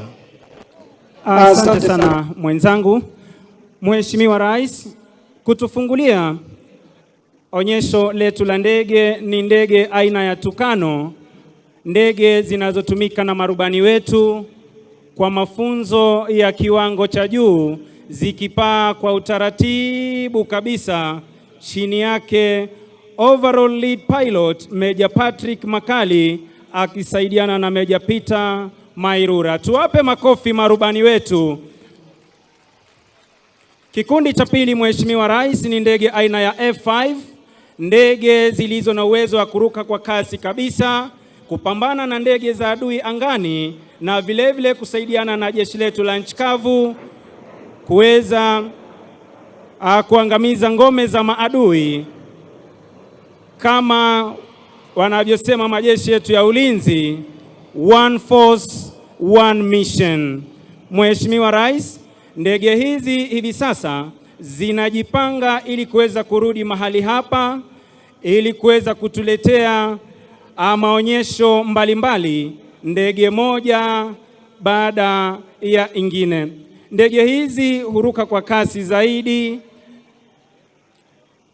na mara nyingi hutoa sauti kali ambayo hiyo ni ishara kamili ya mwendo wake na jinsi inavyorusha makombora kwenye ngome za adui wakati wa operesheni mbalimbali. Ndege ya kwanza Mheshimiwa Rais inakuja, inatuletea mizunguko ya kushoto.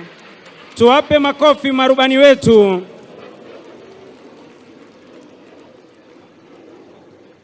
Ndege ya pili Mheshimiwa Rais aina F5 inapaa angani, inatuletea mizunguko ya kushoto. Tuwape makofi marubani wetu. Ndege ya tatu Mheshimiwa Rais inapaa juu kabisa na kutuletea mizunguko vile vile ya kushoto, ukiwa ni ujuzi wa marubani wetu wa kivita. Ndege ya nne Mheshimiwa Rais inapaa angani kabisa, vile vile inazunguka mizunguko ya kushoto kwa umaridadi kabisa. Ndege ya tano inaruka kwa kasi kabisa, kupaa angani na kuzunguka mizunguko ya kushoto. Tuwape makofi marubani wetu wanaposherehekea siku ya Madaraka hapa gatuzi la Embu. Mheshimiwa Rais, ndege hizi huweza kushambulia ngome za adui na vile kuweza kupambana na ndege za adui zikiwa angani. Zinarudi tena ndege tatu aina ya Tukano zikipaa kwa taratibu kabisa na kuachana kushoto kulia, katikati ikipanda juu kabisa kulala chali na kurudi sehemu iliyotoka. Tuwape makofi marubani wetu. Asanteni. Mheshimiwa Rais, kutufungia onyesho la ndege siku hii ya leo ni ndege aina ya Puma ambayo imelibeba bango linalosema Happy Madaraka Day. Inapaa kwa utaratibu kabisa. Jambo la kufurahisha Mheshimiwa Rais ni kwamba ndege hii iko chini yake rubani wetu mwanadada ambaye ni Major Alice Orina. Tumpe makofi. Asanteni. Nitarudisha kwa mwenzangu Sergeant Ben Misango aweze kuendelea. Asante sana Mheshimiwa Rais, na huo ndio utakuwa mwisho wa tamasha zetu za kijeshi kwa pamoja. Ningependa kuwashukuru waliofanikisha makala haya Mheshimiwa Rais, bila kuwasahau wahandisi kutoka idara ya jeshi chini yake Brigedia Mrasha pamoja na kanali walioweza kufanikisha ujenzi wa uwanja huu, na hali kadhalika niweze kushukuru flagstaff wetu Major Peter Etiang, Major Kibia Njuguna, Warrant of Star 2 Isaiah Macharia Ndiritu, Major Otongo, Major Ndei na Major Otieno, bila kuwasahau Defense Forces Sergeant Major, Warrant of Star 1 Elijah Pro Koranga, Kenya Army Sergeant Major, Warrant of Star 1 Fanuel Mahebo, Kenya Air Force Sergeant Major, Warrant of Star 1 Dennis Namunyu Oletalengo, na bila kumsahau Naval Star Major, Warrant of Star 1 Bwana Haji Omar, wote wakiwa ni OGW. Ni washukuru wenzangu Koplo Jabiri Banzi, Koplo Mdoni na Koplo Jefwa. Jina langu ni Sergeant Misango Mbae, nikiwarejesha moja kwa moja hadi kwake Bwana Mike Githone aweze kuendelea. Shukran za dhati Mheshimiwa Rais. Inafuata sasa tamasha na gwaride la maaskauti wa kike na wa kiume pamoja na St. John Ambulance. Mheshimiwa Rais, bendi yetu ya maaskauti ni kutoka shule yetu ya Wahundura Scouts Band iliyoko chini ya himaya za mwalimu mkuu Bwana Muchiri Mukunga, na nitaomba sasa Mheshimiwa Rais, kwa ruhusa yako, bendi chukua nafasi yenu.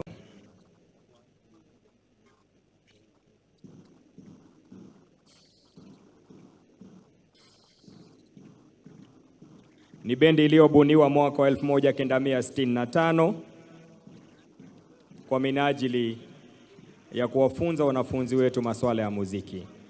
Bendi yetu kutoka shule ya Wahundura katika jimbo letu la Embu.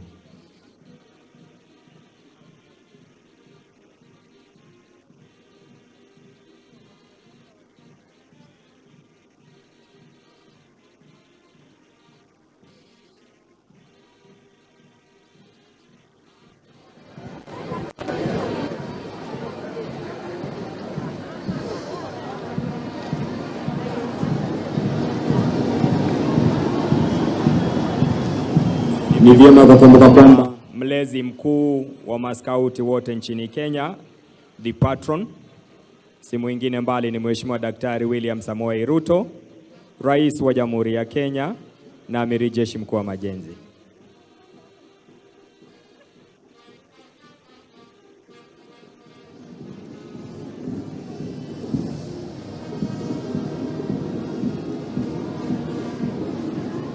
wakiongozwa na bendi yetu ya Wahundura Scouts Band chini ya Mass Master Carol Mwangi wanaingia uwanjani sasa.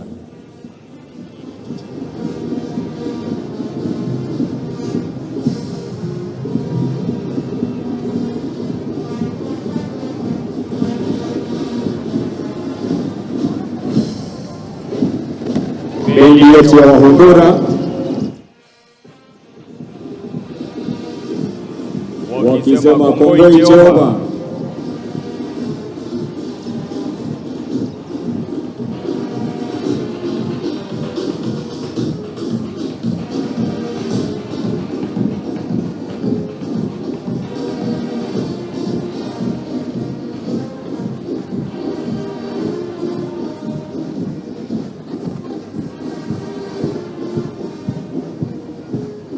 Wanachukua nafasi yao bendi yetu kutoka shule yetu ya Wahundura ili kuweza kuvipisha vikundi mbalimbali kupita mbele ya Mheshimiwa Rais.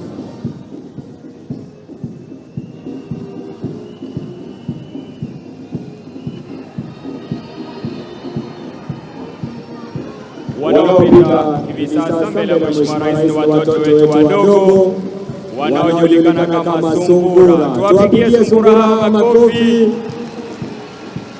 wakivalia stafu zao kitambaa cha rangi ya manjano, miaka 6 hadi 11. Moto, do your best. Wanafuata wanachipukizi wakivalia sare yao kijani kibichi, miaka 12 hadi 15. Moto, be prepared.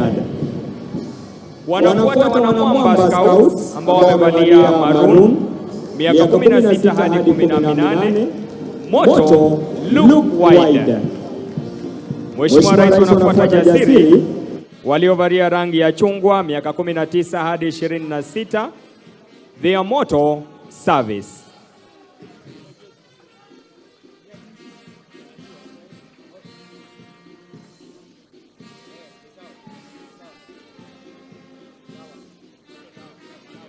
Baada ya safu ya the Kenya Scouts, watafuata ni the Kenya Girl Guides. Wanaongoza ni watoto wetu wa miaka 3 hadi 6, the preschool, ambao Mheshimiwa Rais ni Rainbow. Tuwapigie makofi wana Rainbow wetu. Kwa karibu wanafuatwa na Brownies ambao ni miaka 6 hadi 9, the lower primary Brownies.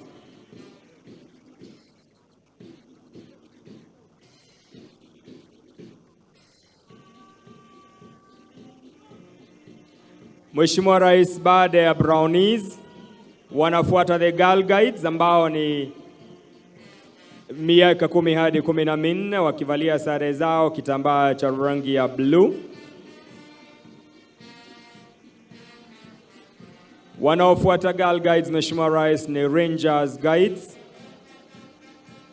kati ya miaka 14 na miaka 18, wakiwa katika shule zetu za upili, wakivalia navy blue skirts na white shirt. Mheshimiwa Rais.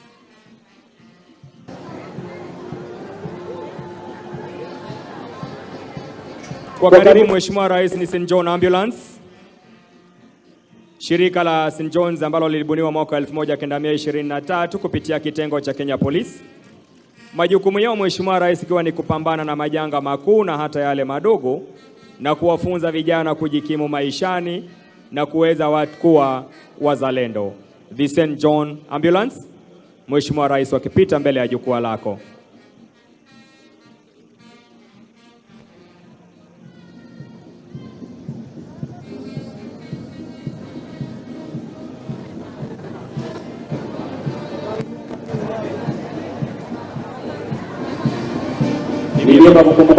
Ambulance wanawasajili walioko shuleni na hata wale wamemaliza shule. Tuwapongeze kwa makofi wanapopita mbele ya jukwaa la Mheshimiwa Rais, the St. John Ambulance, na shukrani kwa majukumu yenu.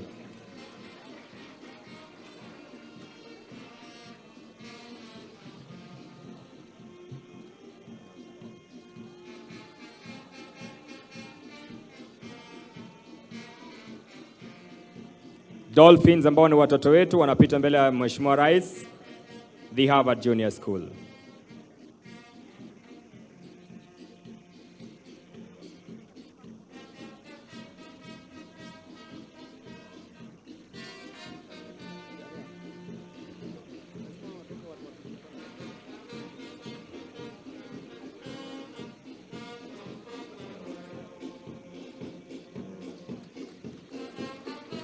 Tupongeze bendi yetu ya Wahundura Scouts Banda chini ya mkurugenzi wa muziki dada Purity Kamara, the Mass Master Carols Mwangi chini ya uongozi wa bwana Mochiri Mungunga, Board of Management mwenyekiti akiwa ni bwana Samuel Mwaniki. Hongera sana Wahundura Scouts.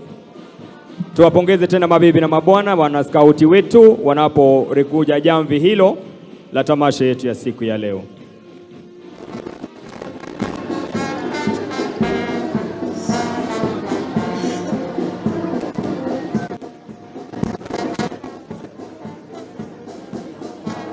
Inafuata Mheshimiwa Rais, ni gwaride speciali la mahasla wa hapa Embu, Mheshimiwa Rais, wakiongozwa na Luteni Brigadia Waziri Mheshimiwa Moses Kuria. Labda mwenzangu Sara utueleze hawa mahasla ni akina nani haswa? Ni kikundi cha vijana ambao wameweza kufuzu katika taasisi mbalimbali kama vile TVET, na ni wale ambao wameweza kupokezwa kupitia kwa wizara hiyo different attachments na internship. Mwenzangu chipukizi, lengo kuu la wizara hii ni gani na hawa mahasla wetu mwenzangu? Ni kunolewa makali yao ya zile taaluma ambazo wamepokezwa ili kufaa katika soko mbalimbali za kutafuta ajira. Wale wanatutizama nyumbani mahasla ambao pia wangependa kuingia kwenye mpango huu watafanyaje mwanangu? Watafaa kuingia katika tovuti ya wizara hiyo ya www.pip.co.ke ili kuweka taarifa zao pale, ama ukipenda CV kwa wao kudondolewa kwa urahisi na viwanda tofauti tofauti vikiwemo vya kibinafsi na hata wizara za serikali. Nimeelezwa kwamba wizara ina target kuwasajili vijana hawa 1,100 kwa kila county, na pia nimeambiwa kwamba ni maombi ya Mungu kwamba by the end of this year watakuwa wamejaribu kuwasajili vijana 1,500. Ni hayo tu kwa sasa, nimpishe bosi Mike Gitonga. Asanteni sana watangazaji wenzangu, na sasa ningeomba tutulie mahali tulipo ili tuende kwa kipindi cha maombi, na nitawaita wale ambao watatuongoza kwa maombi siku ya leo, na tutaanza na maombi ya kitamaduni kwa lugha ya Kiembu tukiongozwa na mzee Eustace Nyaga Kimani kutoka kaunti hii ya Embu, akifuatwa na Bishop Mureithi Ireri wa kanisa la ACK, na yeye pia atafuatwa na Vimal Chada wa muungano wa waumini wa dini ya Kihindi nchini, akifuatwa na Sheikh Hushim Tuwin kutoka Jumuiya Mosque kaunti la mji wa Embu, alafu tumalizie hiki kipindi na Bishop Paul Karioki Njiru wa kanisa la Katoliki. Hebu tuende kwa maombi. Muroro, muroro, muroro, Gai mwene vinya wonde, netera kuboya utwegue. Rathima thirikari yetu, muthamaki wetu William Ruto na atongoria othe aria umuvete, niguo baba magerage njirari cia muroro. Bururi wetu wa Kenya ugie irio, ugie utonga wa mithemba yothe, niguo twikarage na gikeno na thayu, ona mawira mongerereke. Muroro, muroro, muroro. Almighty and everlasting God, you rule all the nations and direct them according to your will.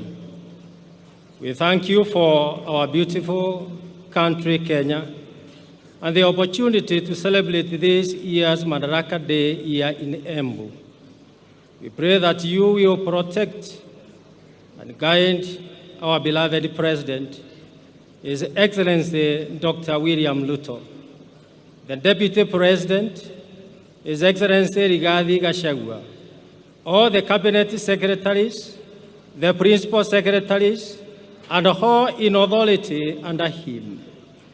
Heavenly Father, look with favor all the politicians in this country, especially those who are members of our National Assembly, Senate, and the county assemblies, so that the laws they enact will be beneficial to the people of this great nation. We pray for judiciary, which is charged with the responsibility of settling disputes in our country. Guide and bless all the judges, magistrates, and court officials to discharge their duties without fear or favor or prejudice for the good of this country. Sovereign Lord, direct and guide the operations of security agencies in our nation, Kenya, so that the people of this great nation may experience peace. We thank you for the county governments. We pray that you guide all the governors and all those who work under them for the growth of our counties. May the people of Kenya live in peace and harmony for the benefit, honor, and development of our nation.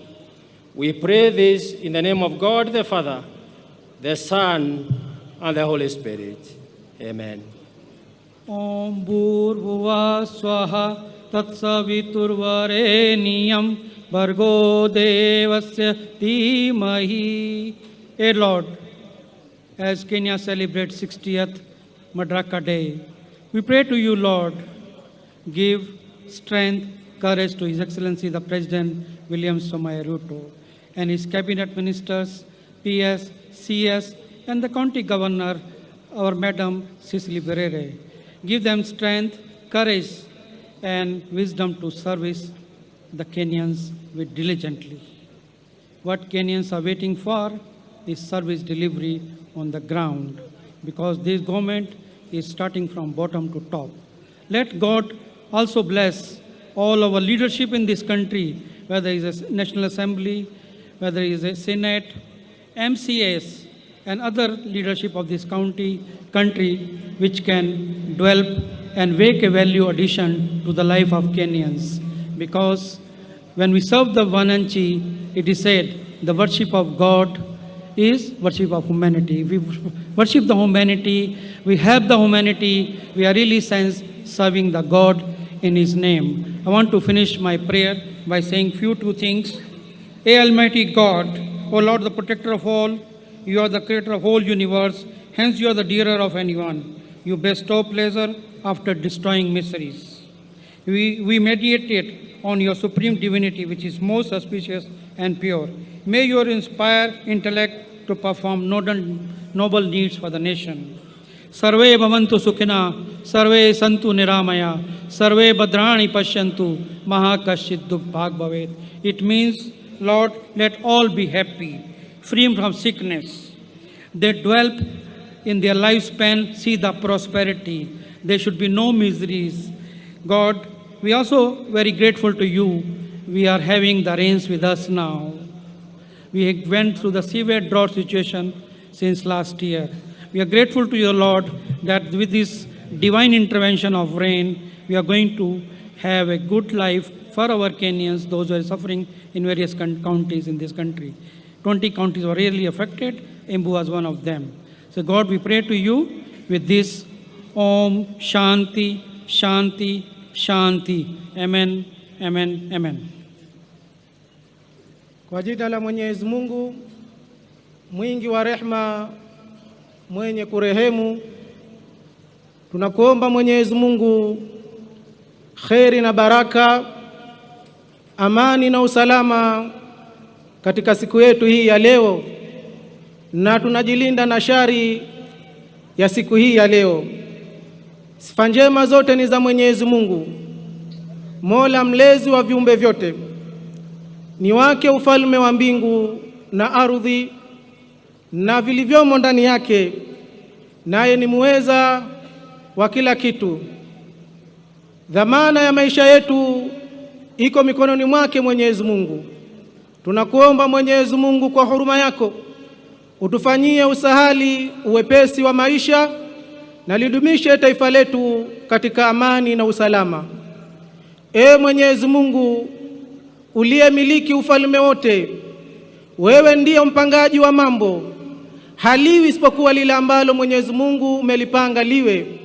Tunakuomba Mwenyezi Mungu kwa ufalme wako umzidishie kumpa hikma, busara, afya njema pamoja na ukakamavu Rais wetu wa Jamhuri ya Kenya William Ruto pamoja na naibu wake waweza kulisimamia taifa letu na kuliongoza taifa letu kwa mafanikio makubwa ya uchumi na amani na usalama.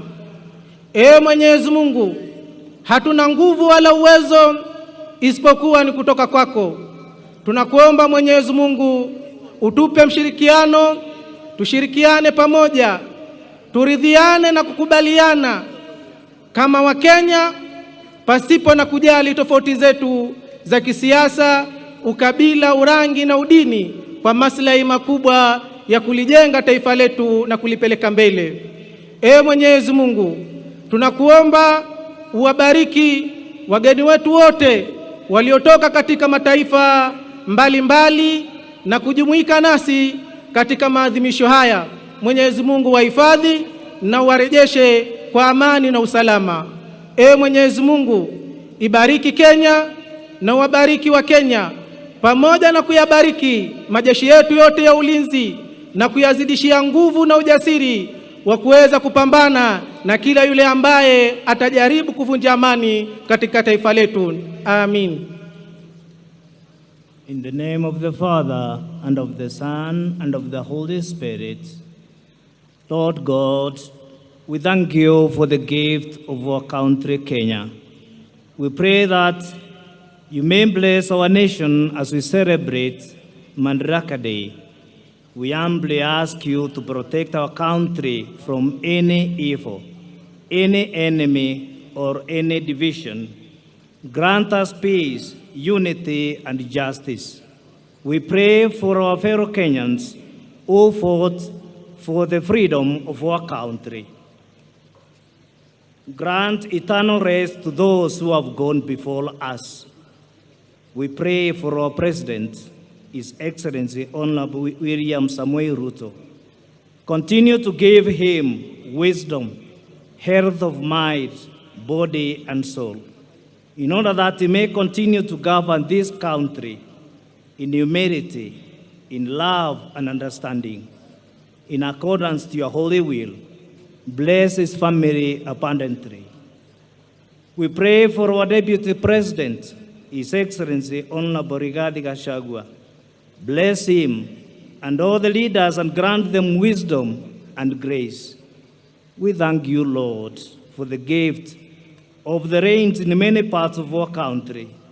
Grant us good harvest and make us generous and wise stewards of good things that you give unto us.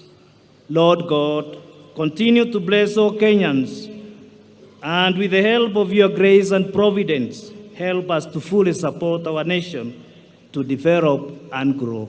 We make our prayer through Christ our Lord. Amen. Asanteni sana kwa maombi.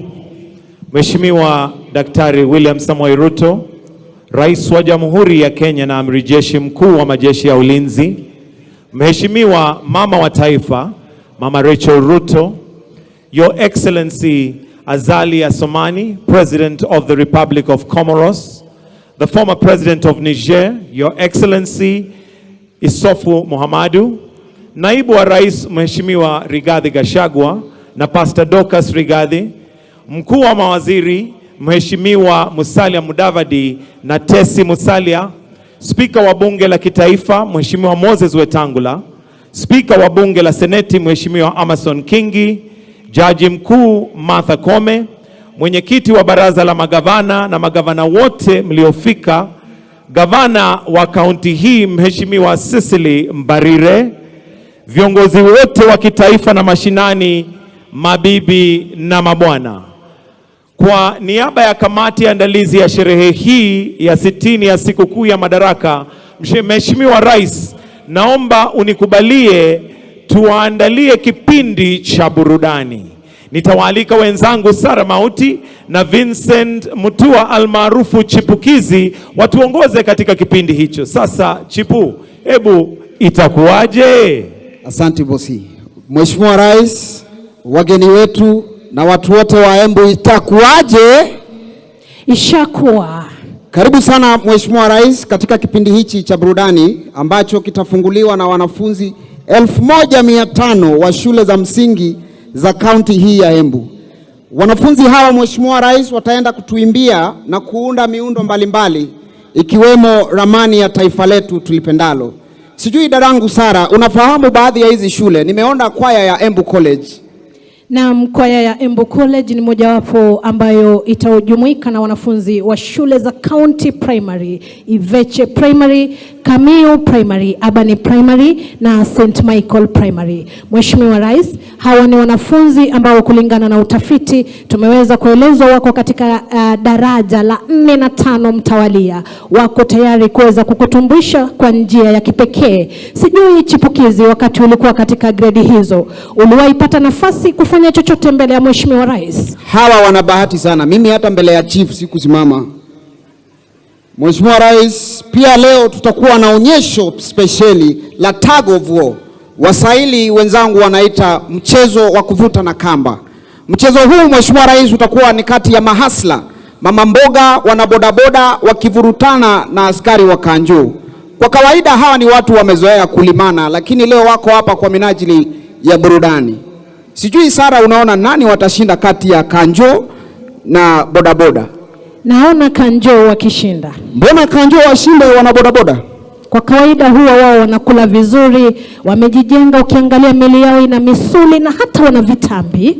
Wacha nikwambie mwanangu, hawa Kanjo wanachokiseza nacho hawakijui, kitawaramba hapa Embu mwanangu, nakwambia utaona. Na Mheshimiwa Rais, mbali na hayo tutakuwa na tumbuizo mbalimbali kama vile za nyimbo za kitamaduni, nyimbo za mtindo wa benga, nyimbo za midundo ya pop, na vile vile tutakuwa na nyimbo za injili kutoka kwa wasanii tajika na wale ambao wanachipuka, lakini wote wamekusanywa kutoka ndani ya gatuzi hili nambari 014 katika taifa letu la Kenya. Labda kwa kifupi, Chipukizi, hebu mweleze Mheshimiwa Rais ni watumbuizaji wapi wa kitamaduni wataweza kumtumbuiza? Kuna vikundi kama vile Mumbereno, Kerema, muungano wa wacheza ngoma wa kundi la Tazama na Kiadhambo. Wacha ikubambe Mheshimiwa Rais.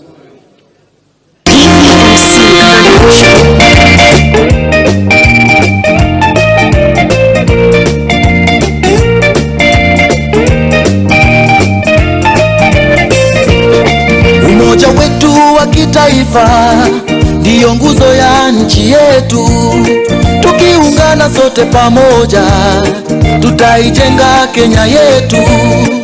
Kwa amani na upendo, tuendeleze utu wetu. Haya yote tukizingatia, baraka tele tutapokea. Vijana, wazee, kina mama, tunaweza tukiungana.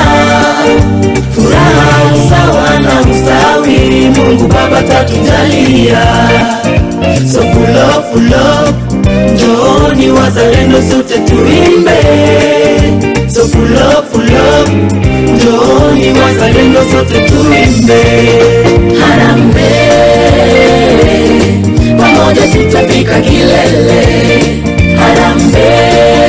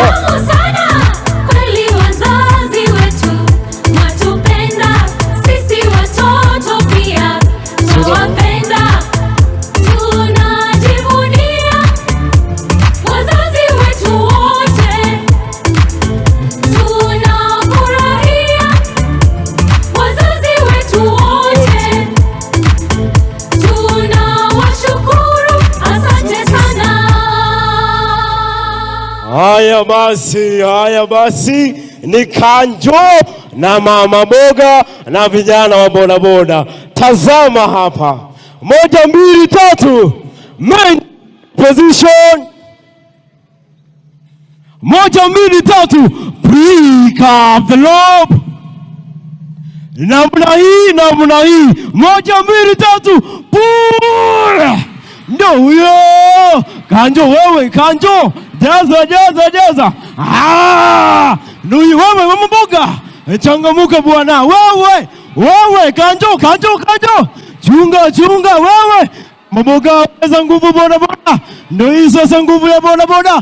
Solola hapa imeenda na mama boga. Wapi makofi ya mama boga? Asante wazazi wetu kwa malezi bora mnatupatia. Asante wazazi wetu kwa elimu bora mnatupatia. Mavazi yetu yapendeza, chakula tunapata tamu sana. Kweli wazazi wetu watupenda, sisi watoto pia twawapenda. Tunajivunia wazazi wetu wote, tunafurahia wazazi wetu wote, tunawashukuru. Asante sana.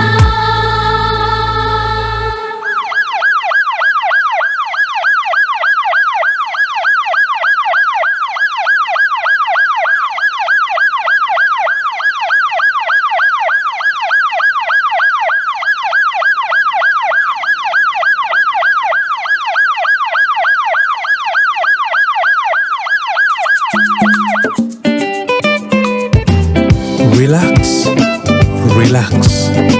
Hakuna matata.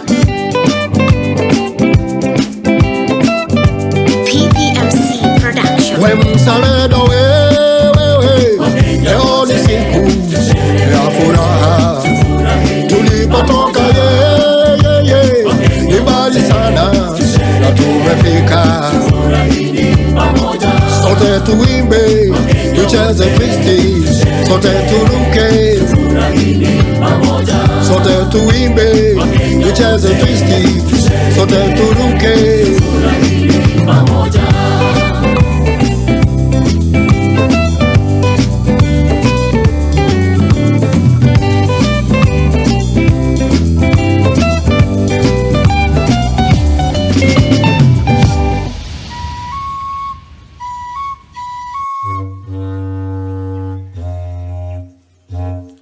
Mundu agikanyuita gwake monde.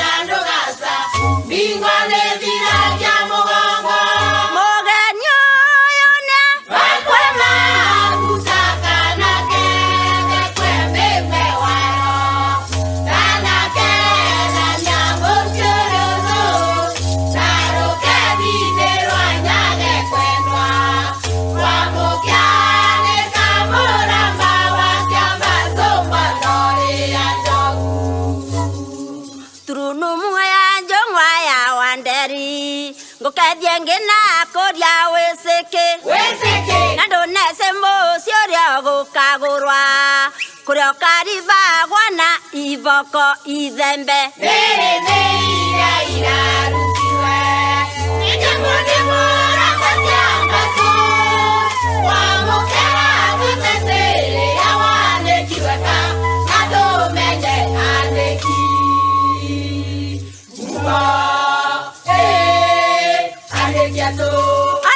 Aneketo muramba wakiambaso anegyo mana wore biyo mura wakiambaso wore manegyo obe yake munde Aneketo natwatha mbiaka biyo kere biyo seka yaitumbe Eva Itangare, Ikaria Faro Mangare, Mananega Tingare, Yarabuka,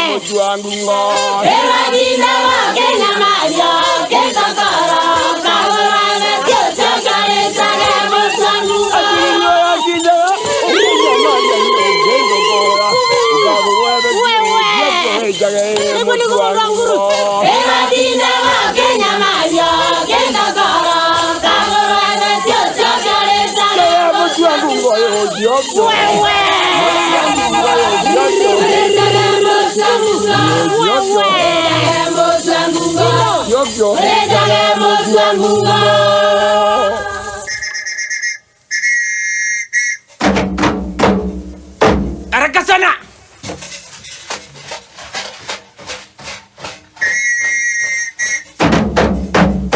Sigi, ganyo sigi, ganyo ya sako vetie, ka sigi, ganyo ya sako vetie.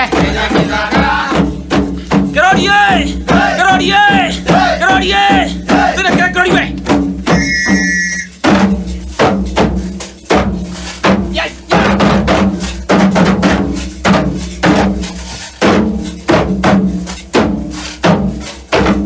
Moja.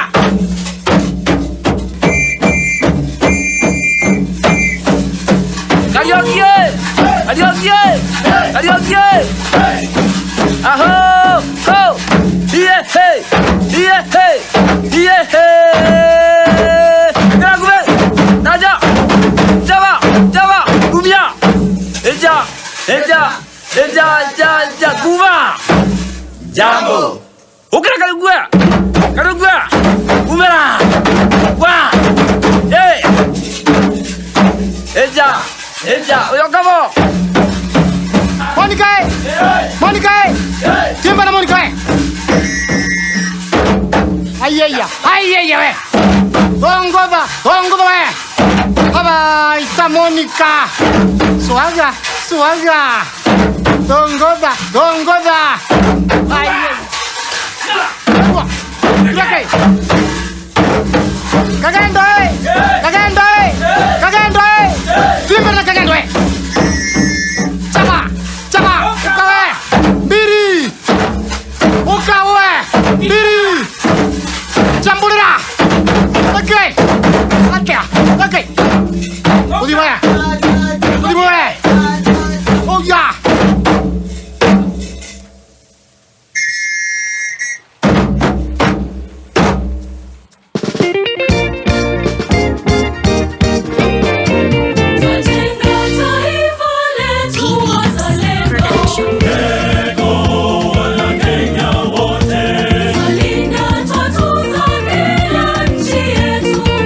Tunaendeleza sekta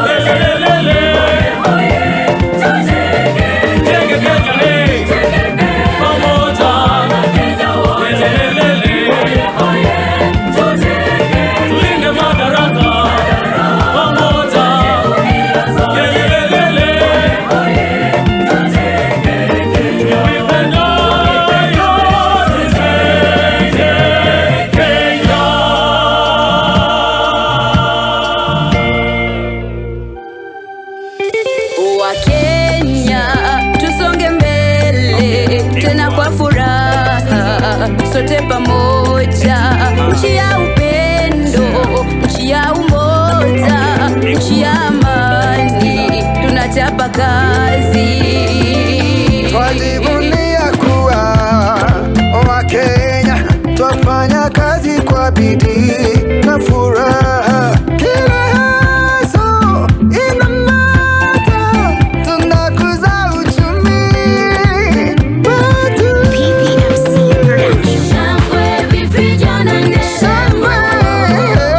Kenya ni fahari yetu. Shangwe, vifijo na nderemo. Kenya inasonga mbele. Sote wa Kenya twazidi kujenga nchi, watu wa mjengo, heko kwa kazi nzuri. Seremala, piga randa kabisa, tuimarishe uchumi kwa kuuza bidhaa za mbao.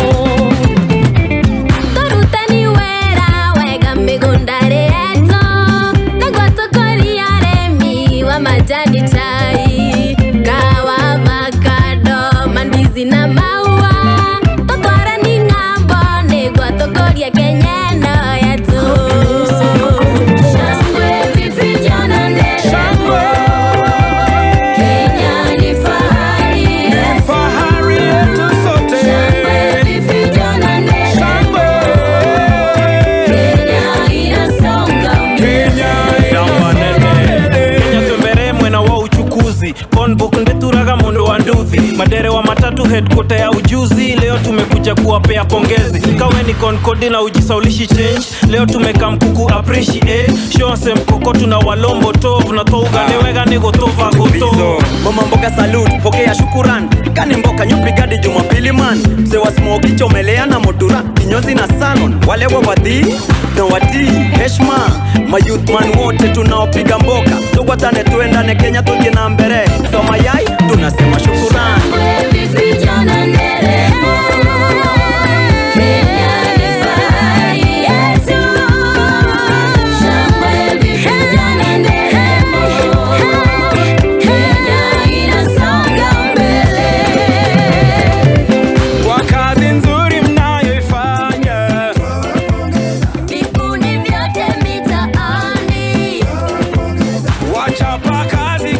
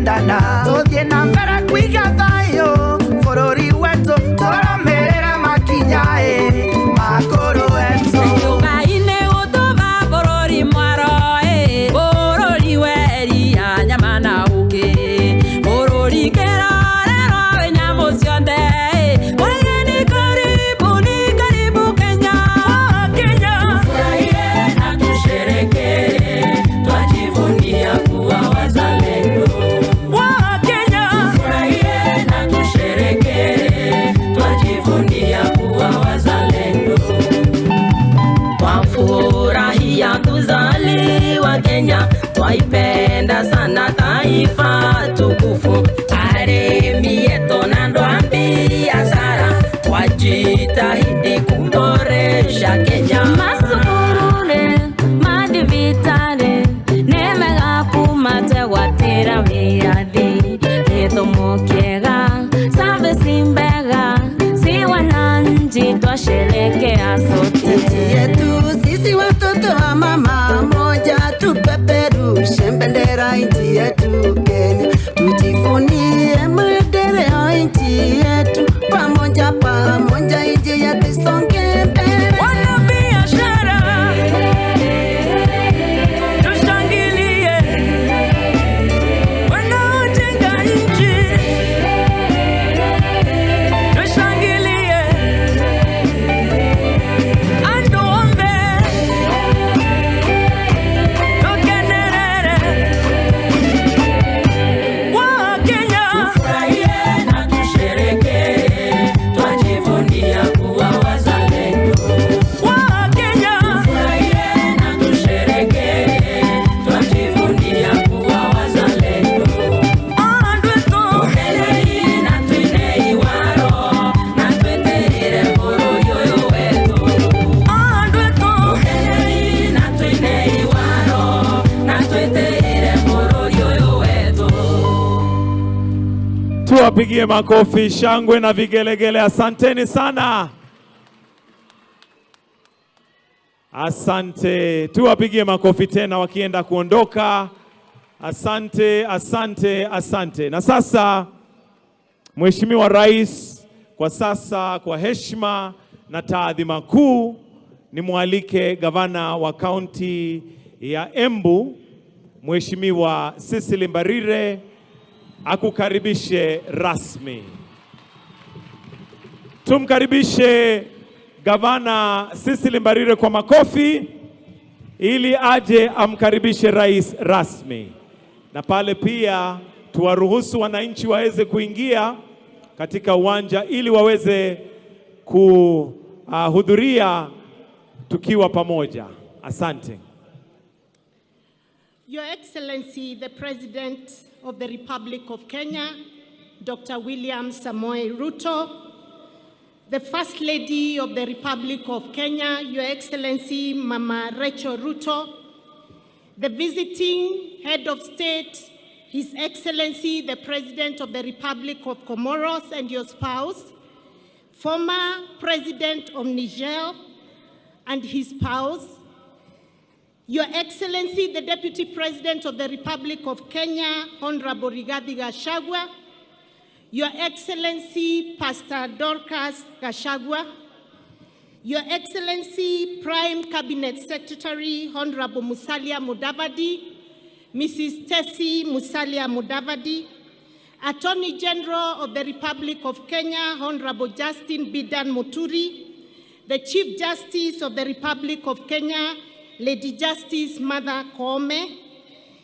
Speaker of the National Assembly, Honorable Moses Wetangula, Speaker of the Senate, Honorable Amason Kingi, Chief of Defense Forces, General Francis Ogola, Service Commander here present, the Inspector General of Police, members of the Diplomatic Corps here present, Cabinet Secretaries here present, Chair of the Council of Governors, Her Excellency Madam Anne Waigoro, colleague governors, Honorable His Excellency Muthomi Njoke and Her Excellency Kawera Mwangaza, Deputy Governor of Embu County, Honorable Kenywa Mugo, and all other Deputy Governors here present, Principal Secretaries, Honorable Members of Parliament led by the Members of Parliament from right here, Embu County, Chairmen and Chief Executive Officers of State Corporations,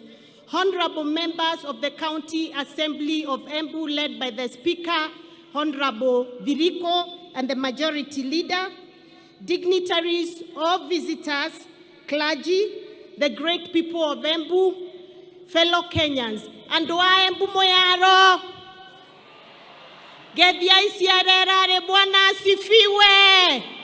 God is good And all the time, Asante Sana, Your Excellency, we are very happy as the people of Embu. In fact, to be honest with you, this is the happiest day to the people of Embu County for this great honor that we have received as the people of Embu County. Your Excellency, I'm a very, very, very happy leader today because since I was born, I have never seen such a great event happen right here in my motherland, Embu County. I'm very happy, Your Excellency, for the honor of picking Embu County to host the 2023 Madaraka Day, and we feel greatly honored. Today's national celebrations, Your Excellency, are a culmination of highly successful pre-Madaraka Expo themed cooperatives and MSMEs, trade and revenue, which you personally opened. This expo attracted over 300 exhibitors, mainly from MSMEs and the cooperative movement, and the true expression of the hustler spirit that has become the running thread for the government of Kenya Kwanza. Your Excellency, the expo was thoughtfully organized around key themes, mainly housing, ICT and revenue, devolution and agriculture, MSMEs, cooperatives and trade. I am delighted to note that you have led from the front in driving these crucial areas. By one, Your Excellency, on housing, you laid the foundation stone of the first phase of Manyata housing scheme, comprising of 100 of the planned 400 units right here in Embu County. We appreciate you, sir, for giving us that opportunity and for planning to do 5,000 houses right here in Embu County. Your Excellency, on ICT and revenue, after you led by filing your annual income tax returns, you launched the SME Tax Service Desk, and critically for Embu County, you provided free Wi-Fi at the Embu Market and our bus park. This singular service will close the market information asymmetry gap, which is exploited by brokers and cartels at the expense of the farmer. We appreciate that, sir.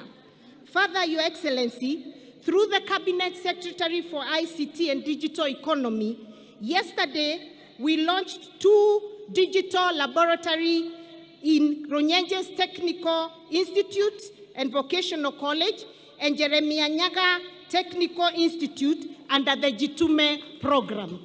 Under that program, Your Excellency, many young people from the county are going to get the exposure of online jobs that we so badly need as a county. Your Excellency, on behalf of the people of Embu, I wish to request you to consider our topmost technical institute, the Jeremiah Nyaga Technical Institute, which is one of the best technical institutes in the country, that you consider it for upgrade to a full national polytechnic. On devolution, Your Excellency, we appreciate the work that has been going on, and we are happy that we managed to get fertilizer coming.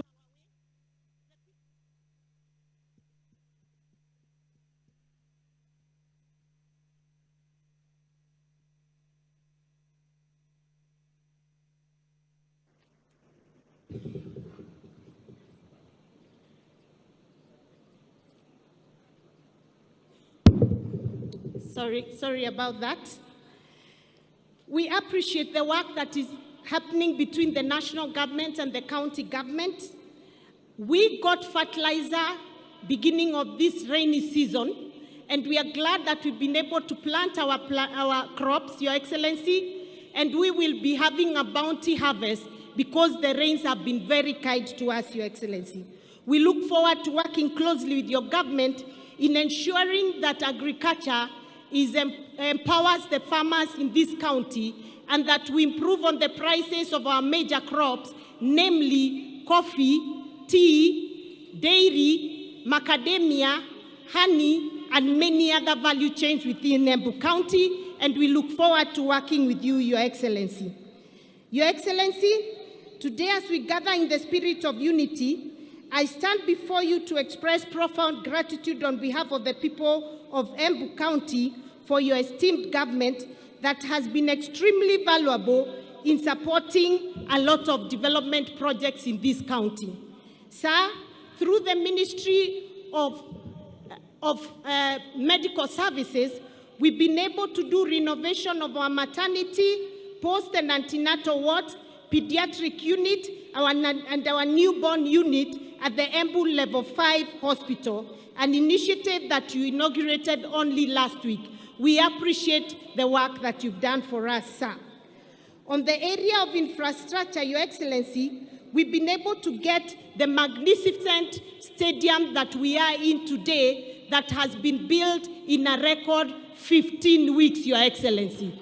We are excited and happy about this opportunity, and we look forward to the new Jokere International Stadium that I know is in the pipeline, Your Excellency. Further, Your Excellency, we are grateful for the new Embu Modern Market, which you also launched last Friday, that is scheduled to host over 3,000 stalls, cold rooms, and daycare for the mothers who have young children and need to earn a living. While appreciating this modern market, sir, whose construction has just begun, we wish to request for consideration in construction of Ishiara Market, Chicago Market, Ronyenjes Market, Makutano Market right here in Embu County. We also appreciate, Your Excellency, the remarkable upgrade of the Regional Commissioner's residence right here in Embu County that you have seen is now in very good state. And our request today, sir, is you consider elevating our Regional Commissioner's residence into a full Embu State Lodge, Your Excellency. Sir, if you agree that to this, we the people of Embu promise to take good care of you when you're here. We will give you our uji made out of sorghum and millet, mwere na mugembe, from Bere. We promise you some lovely guaches and doma from Ronyenjes and Manyata constituencies, and a full flask of Embu world-class leading tea coming from Kadangarire, Rokorire, and Mongania tea factories. And on top of that, you have the choice to take the best coffee in the world that comes right here, Embu County. At lunch, Your Excellency, we promise that you can have some lovely goat ribs coming from a Shiara market near the Attorney General's home. Once you taste those ribs, you will love to keep staying right here in Embu County. Sir, we look forward to working closely with you in ensuring that we improve on our industrialization and cottage industries. And to that end, Your Excellency, we are glad that we are now partnering with your national government in setting up the County Aggregation and Industrial Park right here in Embu County at Mashanga in Bere South. So we have the land right ready. We have 250 million as the county government, and we know your government is also bringing in another 250 million that will work towards ensuring that our value chains have an opportunity for value addition and better markets so that we can add money into the pocket of our people. Your Excellency, we are happy that we continue to work closely with you, and we are also very, very happy that your government, through the Ministry of Cooperatives and new KCC, have the plan of upgrading Ronyenje's KCC cooling plant into a fully operational producing factory for milk right from here in Embu County so that we don't have to sell our milk raw. Your Excellency, as I conclude, allow me to mention a few of the major roads that we really hope your government is going to support. And because we've started well with you, we are very sure that you'll surely give us a good opportunity for more infrastructural development. To this end, Your Excellency, we are requesting that the ring road that was meant for Embu County may be completed by ensuring that the section between Mashanga and PI is completed. We are also requesting that Kararetire, Kadagere, Kegumo, Kanyambora Road be upgraded to bitumen standard. Gekuyare, Kerie, Eshiara Road be upgraded to bitumen standard.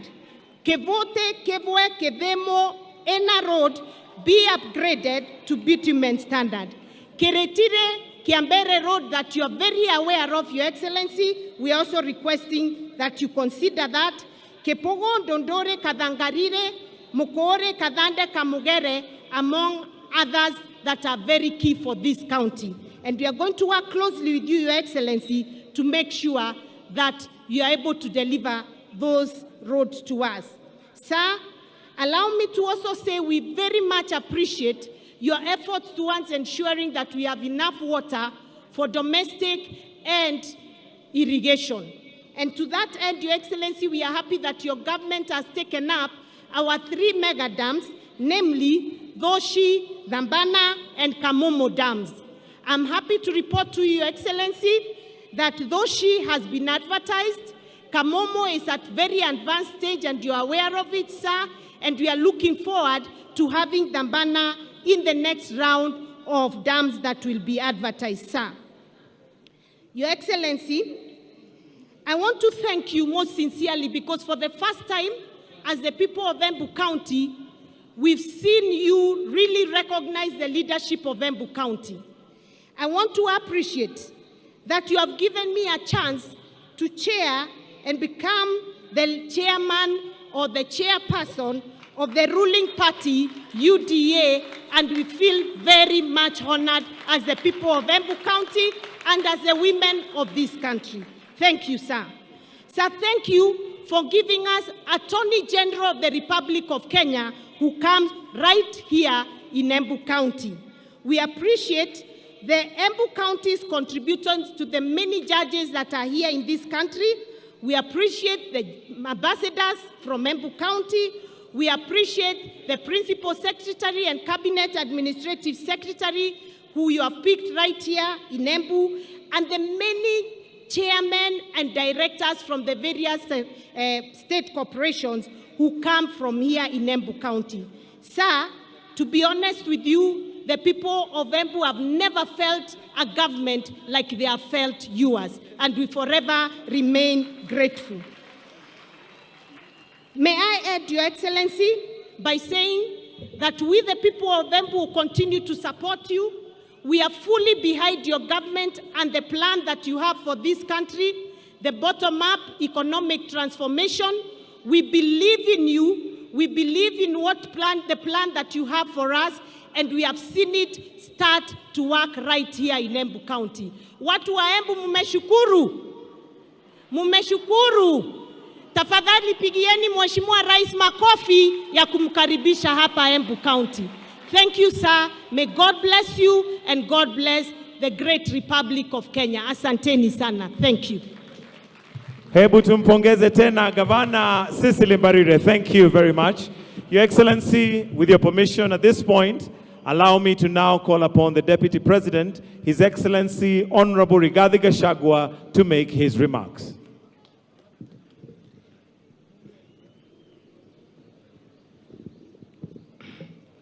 Your Excellency, the President of the Republic of Kenya and Commander-in-Chief of the Kenya Defense Forces, Dr. William Ruto, Your Excellency, the First Lady of the Republic of Kenya, Mama Rachel Ruto, Your Excellency, the President of the Republic of Comoros, Azali Azumani, Your Excellency, the former President of Niger, Yusuf Mahamadou, the Governor, our host Governor of Embu, the Honorable Ses Barire, a.k.a. Karinda, who is also the chairperson of the ruling party, the United Democratic Alliance, the Chief Justice and President of the Supreme Court, the Speakers of the National Assembly and the Senate, Cabinet Secretaries present, heads of mission, dear Kenyans.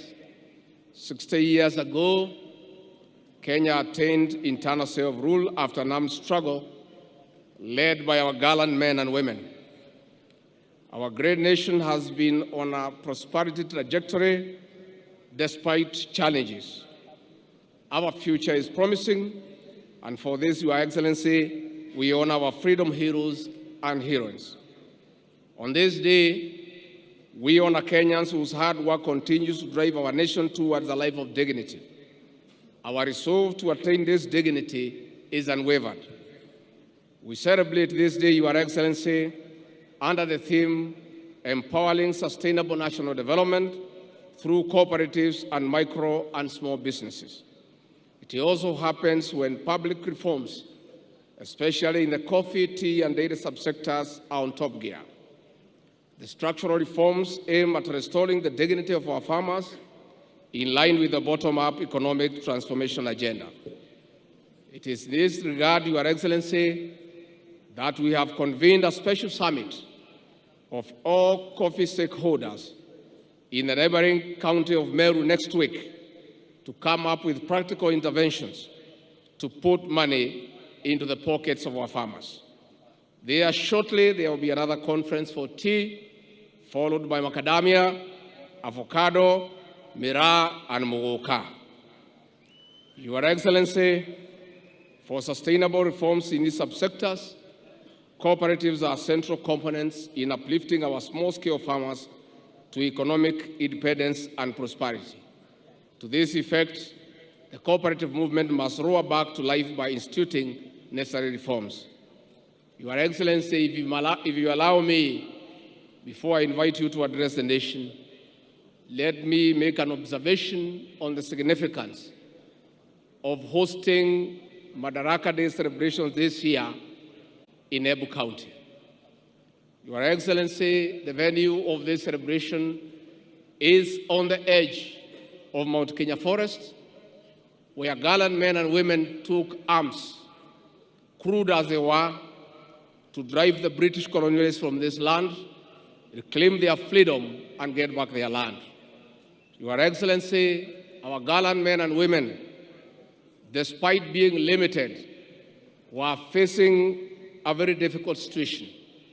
The colonialists had guns, they had planes, they had grenades, they had bombs, but the poor freedom fighters had only a panga, but a sheer and great resolve to get back their independence.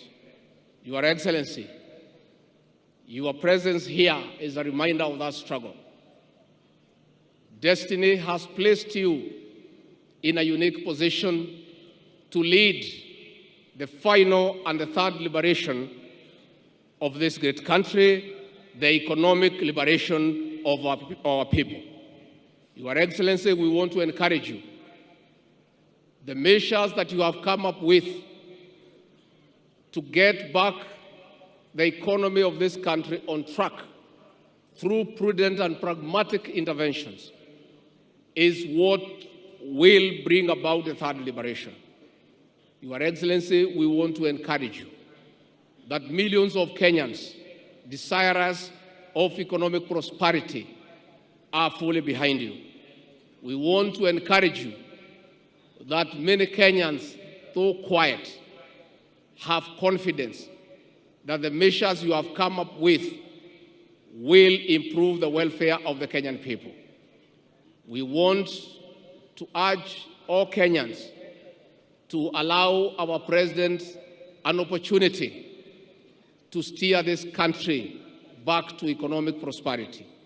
Your Excellency, we want to urge our leaders to continue being steadfast as they support all the legislative measures that your government has proposed in the National Assembly to allow this country to get away from public debt and fund our own development and recurrent expenditure. For that, Your Excellency, we want to assure you that the majority of Kenyans are behind you. Never mind our detractors. These detractors gave you no chance to succeed. As they see you making practical and pragmatic interventions, they are all over shouting and bringing a lot of propaganda which is being enabled by the press. And we don't mind because the press, as you all know, were part and parcel of the Azimio Brigade. And therefore, Your Excellency, we want to urge you to continue with the confidence that the people of Kenya will give you the necessary support. It is now my humble pleasure and duty to welcome His Excellency President William Ruto, President of Kenya and Commander-in-Chief of the Defense Forces, to address the nation. Your Excellency.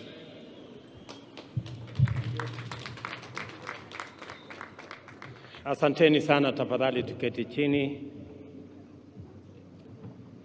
Rais wa nchi yetu jirani ya Comoros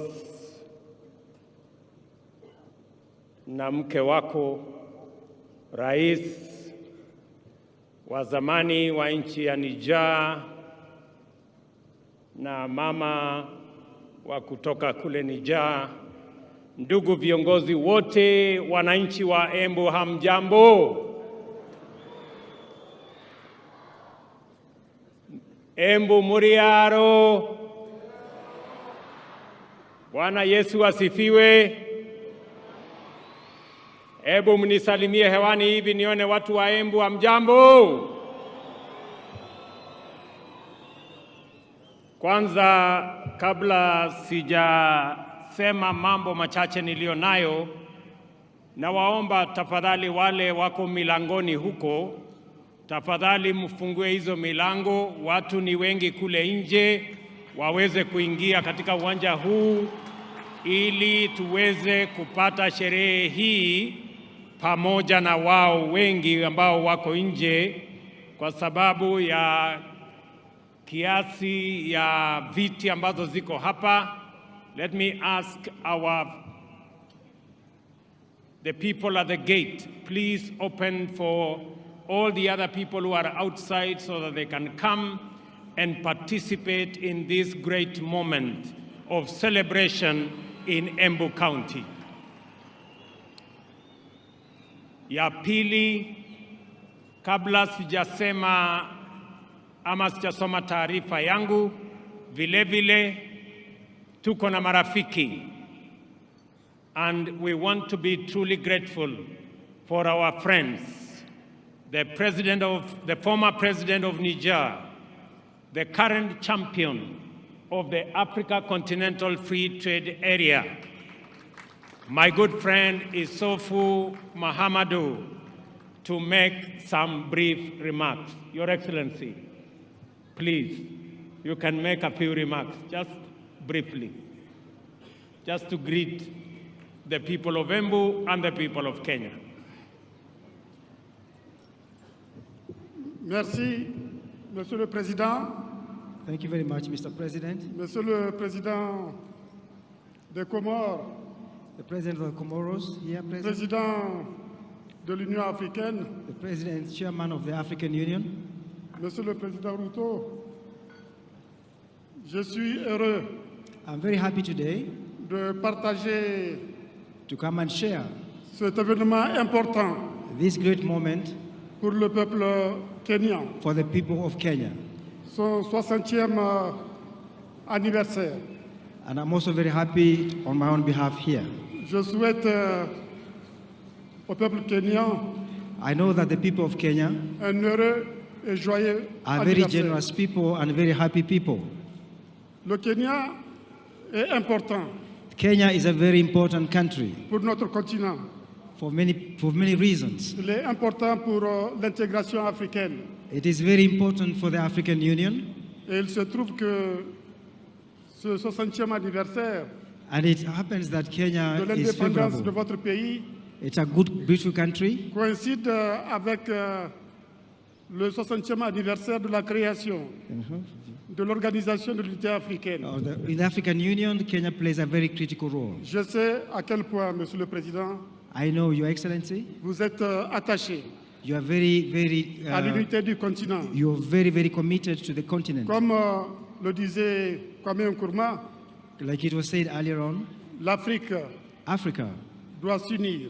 It must continue ou périr. Or end. Je sais que c'est aussi votre vision, Monsieur le I Président. know you have a vision. La preuve, c'est qu'avant-hier, I know that in your work, à l'occasion this is a great occasion for you de la retraite ministérielle to give directions to sur la your zone de ministers, libre-échange continentale africaine, and through your work in the African Union, vous avez donné you have given l'impulsion qu'il faut, the right directives les orientations qu'il faut and the right pour inspiration que les ministres always to the du ministers. commerce accélèrent les négociations And you're happy you're going to accelerate your work afin de trouver des solutions in order to find solutions for aux Africa. problèmes qui sont restés en suspens Some things are in suspense en ce qui concerne in la areas, bonne réalisation in areas of development. de la zone de libre-échange continentale africaine. We're still looking for solutions within the African L'Afrique Union. compte sur vous. Africa counts on you. L'Afrique compte sur le Kenya. Africa counts on Kenya. L'Afrique, c'est la nouvelle frontière Africa du is very développement dear. économique. We must continue our collective destiny. Monsieur le Président, Your Excellency, encore une nouvelle fois, merci. I want to thank you. Merci de votre accueil. Thank you very much for your Merci warm de votre welcome. hospitalité. Thank you for the ceremony. Je vous souhaite un heureux et joyeux I wish anniversaire you a very à enjoyable, vous et au peuple kenyan dans son ensemble. and I wish Je vous remercie, Monsieur le Président. I wish people of Kenya a lot of peace. Thank you very much. Tafadhali tumpigie makofi huyo rais wa zamani wa kule Niger, jameni. Nilimuuliza, or maybe I should, I did request the president of Comoros, my brother Azali, who is also the chair of the Africa Union, to come and be our guest of honor in this great 60th celebration of our Madaraka. And I want to tell him we are truly grateful as the people of Kenya for honoring my invitation on behalf of the people of Comoros and on behalf of the people of our continent. As the chair of the Africa Union, it is now my pleasure to request you, Mr. President, to make your statement. Tumpigie makofi jameni, rais wa Comoros.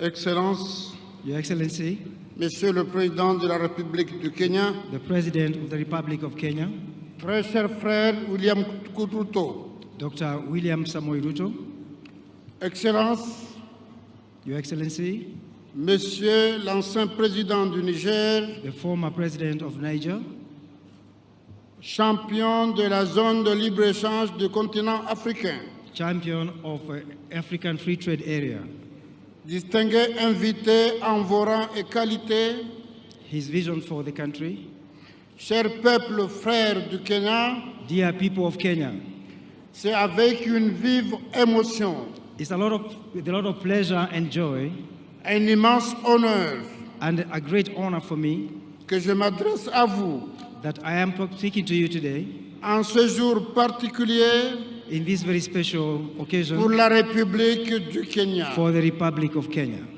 À cet égard, In this connection, je souhaite adresser mes chaleureux remerciements I want to express my gratitude à mon frère William Ruto, to my brother, Dr. William Ruto, président de la République du Kenya, the President of the Republic of Kenya, pour m'avoir fait l'honneur for having given me this pleasure de m'inviter à partager avec vous to invite me to come and share with you ce moment si important this momentous occasion que constitue la fête du Madaraka, that is actually the tip of Madaraka, le premier pas du Kenya the President of Kenya, vers son accession à l'indépendance. since Kenya got her independence. C'est avec une grande fierté, It's with a lot of pride un profond respect and great respect que je m'adresse à vous that I have this chance to speak to you. aujourd'hui au nom du peuple et du gouvernement comorien, Today I speak to you on behalf of the people of Comoros, mais aussi au nom de l'ensemble du continent, but also on my own behalf pour vous souhaiter une très belle fête de Madaraka to wish you an excellent Madaraka Day. et vous exprimer nos sincères félicitations And you can be sure pour le progrès immense for this great moment que le Kenya a accompli depuis son accession that à l'indépendance. Kenya has made tremendous steps since her independence. Je saisis cette occasion I take this opportunity pour rendre hommage à nos illustres pères de l'indépendance de l'Afrique, to pay homage to the fathers of independence of Africa, et notamment le très regretté Jomo Kenyatta, and to say at this moment qui a été un exemple de courage that this was a show of courage et de détermination, and determination une inspiration pour la liberté, in its efforts to liberate itself, le droit et la dignité, for dignity and honor, notamment en Afrique. especially for Africa. Le 1er juin 1963, This kind of action vous avez posé un premier pas vers l'indépendance is a big challenge to many people en accédant à l'autonomie. to get to self-rule. Un an et demi plus tard, And now I'm very happy.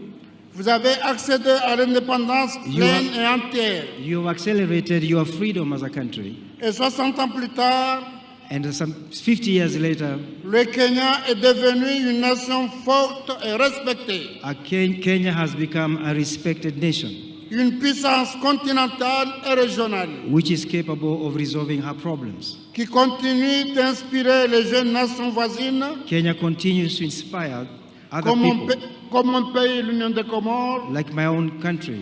Vous pouvez sincèrement en être fiers. You can count on us. Honorable assistance, Distinguished guests, les Comores et le Kenya entretiennent des liens historiques, Comoros and Kenya have very deep roots, culturels profonds qui perdurent au fil des siècles, cultural, historic, for many centuries. des liens de sang et d'histoire. From our point of view, Tout d'abord avec la ville Mombasa, we look at the port of Mombasa, qui abrite depuis plusieurs générations which for many generations une importante communauté d'origine comorienne, has had a very significant population of people from Comoros. d'un lien culturel ensuite So this is a very important country avec l'Amour, with all its dont progress. le festival islamique accueille tous les ans We have many Islamic people that we receive in our country from des Kenya, milliers de croyants comoriens and thousands of Comorians qui viennent communier avec leurs frères du Kenya. who live in harmony with the people of Kenya. Des liens diplomatiques enfin, Also in the diplomatic field, puisque depuis l'indépendance de notre pays, since independence of our countries, les Comores et le Kenya travaillent main dans la main Comoros and Kenya work hand in hand pour renforcer leur coopération bilatérale. to strengthen the bilateral collaboration.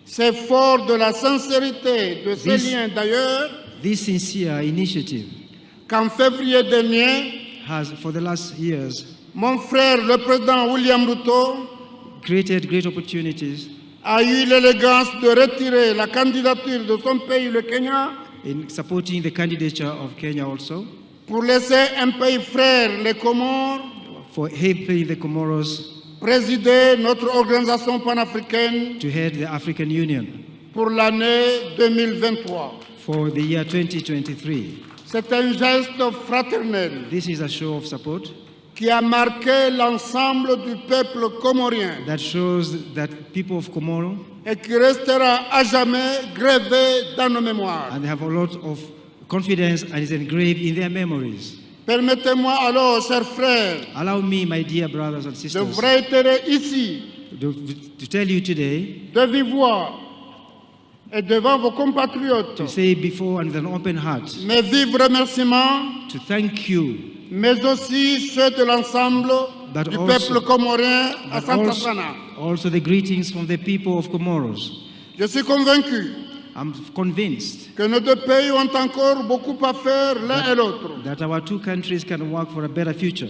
J'ai saisi d'ailleurs cette opportunité And this is a wonderful opportunity pour renouveler notre profonde gratitude au peuple, au gouvernement du Kenya, to deepen our gratitude to the President of the Republic of Kenya qui accueille tous les ans de nombreux jeunes étudiants comoriens and the country of Kenya that continues to receive thousands of Comorians pour les former aux défis, aux enjeux de l'avenir. for helping them build a better future. Asante sana. Thank you very Excellences, much. Mesdames et Messieurs, Your Excellency, ladies and gentlemen, il est essentiel que nous continuions à promouvoir les échanges The- commerciaux we have a common duty to promote our relations et les investissements entre nos deux pays and the work between our two countries. afin de stimuler nos économies respectives We need to work to improve the lives of our people, et créer de nouvelles opportunités pour nos populations, notamment notre jeunesse. and increase opportunities for our people.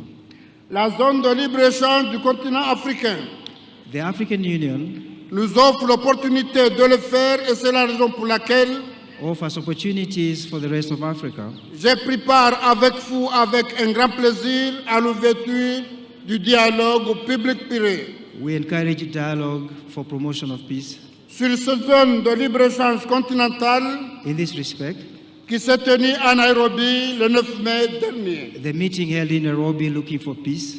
En tant que nation africaine, As an African Union, nous partageons des défis communs we think we can work together. et je suis convaincu que si nous unissons nos forces, And I'm persuaded that by working together, nous pourrons surmonter ces défis we can overcome these obstacles et ouvrir la voie à un avenir meilleur and construct a better future pour nos populations et surtout aux générations futures. for our people and for the survival of Africa. Cette journée de commémoration est aussi This also is an opportunity for us. l'occasion de réfléchir It's a gift sur notre avenir commun if you work together et sur la responsabilité qui nous incombe and if you are accountable to our people, de préserver les idéaux de nos ancêtres if we can preserve the ideals of our et de union construire une Afrique juste, inclusive et prospère. and to conclude our treaties for prosperity. Chers frères et sœurs du Kenya, My dear people of Kenya, en cette journée spéciale, in this opportunity, je souhaite réaffirmer l'engagement des Comores I would like to, on behalf of the people of Comoros, à ne ménager aucun effort they have spared no effort pour renforcer davantage nos liens d'amitié et de coopération avec le Kenya. to strengthen our relations with the people of Kenya, Que notre partenariat continue de prospérer that we shall continue to collaborate et de porter des fruits mutuellement bénéfiques and to try to create useful treaties pour nos deux pays et nos deux peuples. for our two countries and our two nations. Permettez-moi de conclure en formulant mes meilleurs vœux Allow me to conclude my remarks de bonheur et de bien-être pour vous, chers frères et sœurs kenyans, to wish you happiness et ceux de paix, de progrès, de prospérité pour votre cher pays. and to wish you prosperity and progress in this country. Puissions-nous continuer à travailler ensemble If we continue working together pour promouvoir la paix, la stabilité et le développement en Afrique. in order to promote peace for the development of our continent. Furaha siku ya Madaraka. This is a great day for Madaraka. Urafiki, ugushi, ushia na msiliano wa Kenya na Komoro. Yaishi Afrika kwa amani na mafanikio. Asante sana. Tumpigie makofi tena Mheshimiwa Rais wa Komoro jameni. Thank you very much, Mr. President, for honoring us with your presence and the statement you have made on behalf of the Africa Union and the great people of Komoro. Watu wa Embu, wacha nichukue nafasi hii kwanza kabisa kuwashukuru watu wa Embu. Nilikuja hapa na ndugu zangu wengi, tukaomba kura zenu, mukawa ni watu wangwana, mukatupatia kura zenu, mukatuongezea maombi na Mungu akatupatia ushindi. Jameni watu wa Embu, nasimama mbele yenu leo kusema asante sana. Narudia tena watu wa Embu kusema asante sana. Mimi nataka niwahakikishie ya kwamba sisi wote tuliopata nafasi ya kuchaguliwa kutoka MCAs wetu, wabunge, magavana, maseneta, Mheshimiwa Deputy President na mimi hapa, pamoja na mawaziri wetu na wale wote ambao wamepata nafasi ya uongozi katika taifa letu la Kenya, mimi nataka niwahakikishie tutashikamana, tutafanya kazi pamoja ili tutimize malengo yetu ya kubadilisha uchumi wa Kenya na kuhakikisha kwamba kila Mkenya anapata nafasi ya kujiendeleza katika taifa letu la Kenya. Na wauliza viongozi wote, sote tuliopata nafasi kutokana na kura za wananchi hawa, tushikamane, tushirikiane, tufanye kazi pamoja ili tuweze kubadilisha Embu wakati tunabadilisha Kenya. Asanteni tena watu wa Embu kwa msaada wenu, kwa kura zenu na kwa maombi yenu. I want to say thank you very much to the great people of Embu County, as I thank all Kenyans who stepped forward to vote in the last election so that we, as the people of Kenya, can maintain our democratic credentials as a nation that is democratic, as a nation that is built on the firm foundation of multi-party democracy. And now it is our opportunity, all of us as leaders in government and in the opposition, to work together towards making our nation great. On this day, 60 years ago, Kenya formally gained its right of internal government. Madaraka, the mandate of majority African self-determination, was a major step forward. The emergence of this nation as a republic later that year. That first Madaraka Day then was the golden dawn of our country's sovereignty, freedom from colonial oppression, autonomy from racist repression, and liberty from foreign suppression.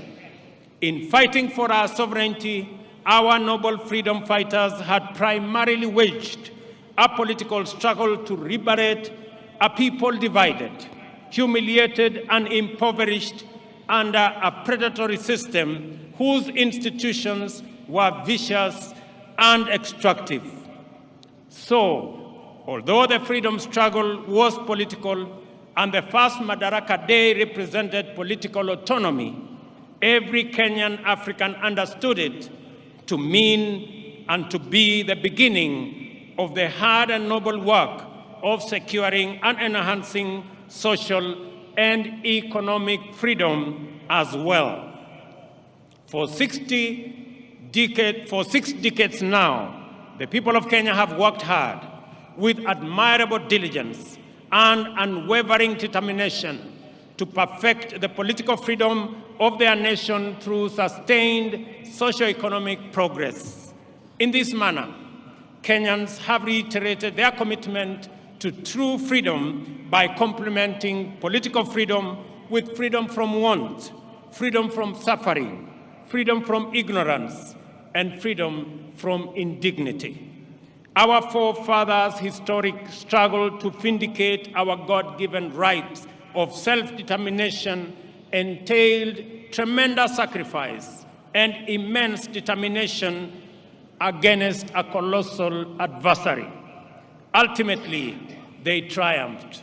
Similarly, our war against underdevelopment, poverty, unemployment, indignity, and vulnerability has been daunting. Yet, we have made steady progress year after year over 6 years of freedom.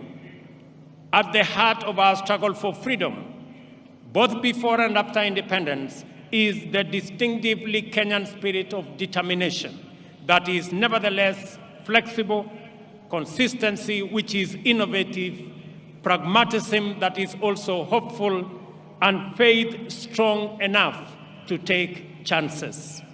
The sacrifices required were inspired by a spirit that is truly unique, which transcends ordinary decision-making. We recognize that spirit even now. It lives in the heart of every Kenyan who wakes up early to give their best, try their luck, knock on doors, and chase their dreams. We see it every day when we see traders, artisans, farmers, and other workers braving the scorching sun and enduring cold rain in pursuit of livelihood.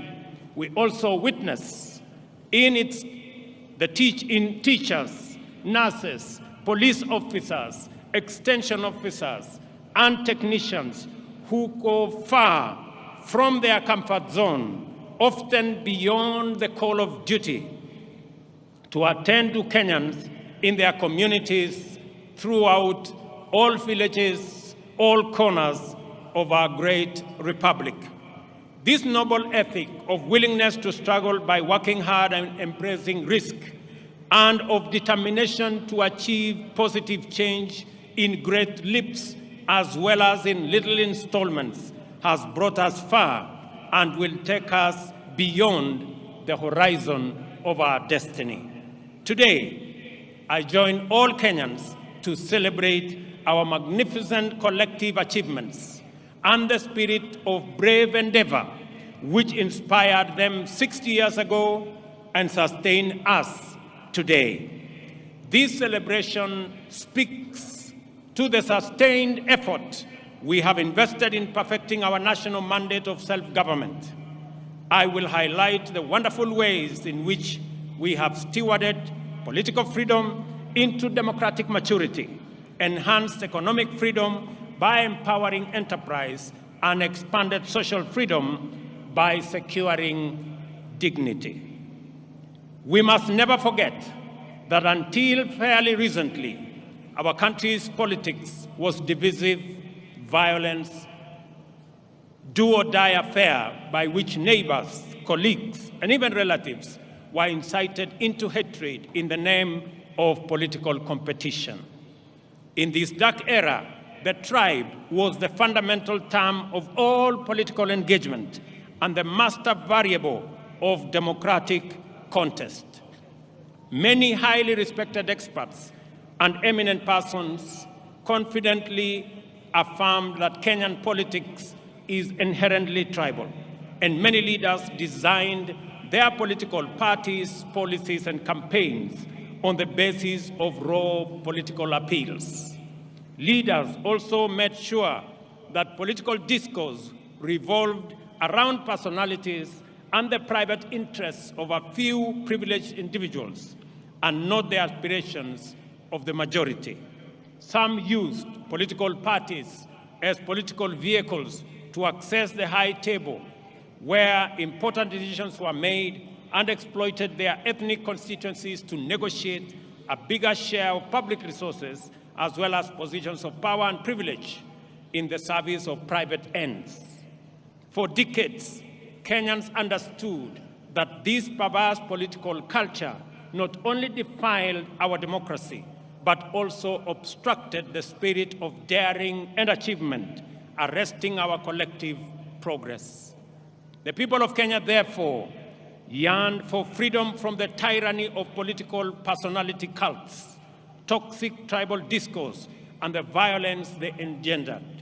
They desired a more unifying, cosmopolitan framework of engagement which promoted the expression of their shared aspirations, encouraged inclusive negotiations, and a collective means of pursuing them.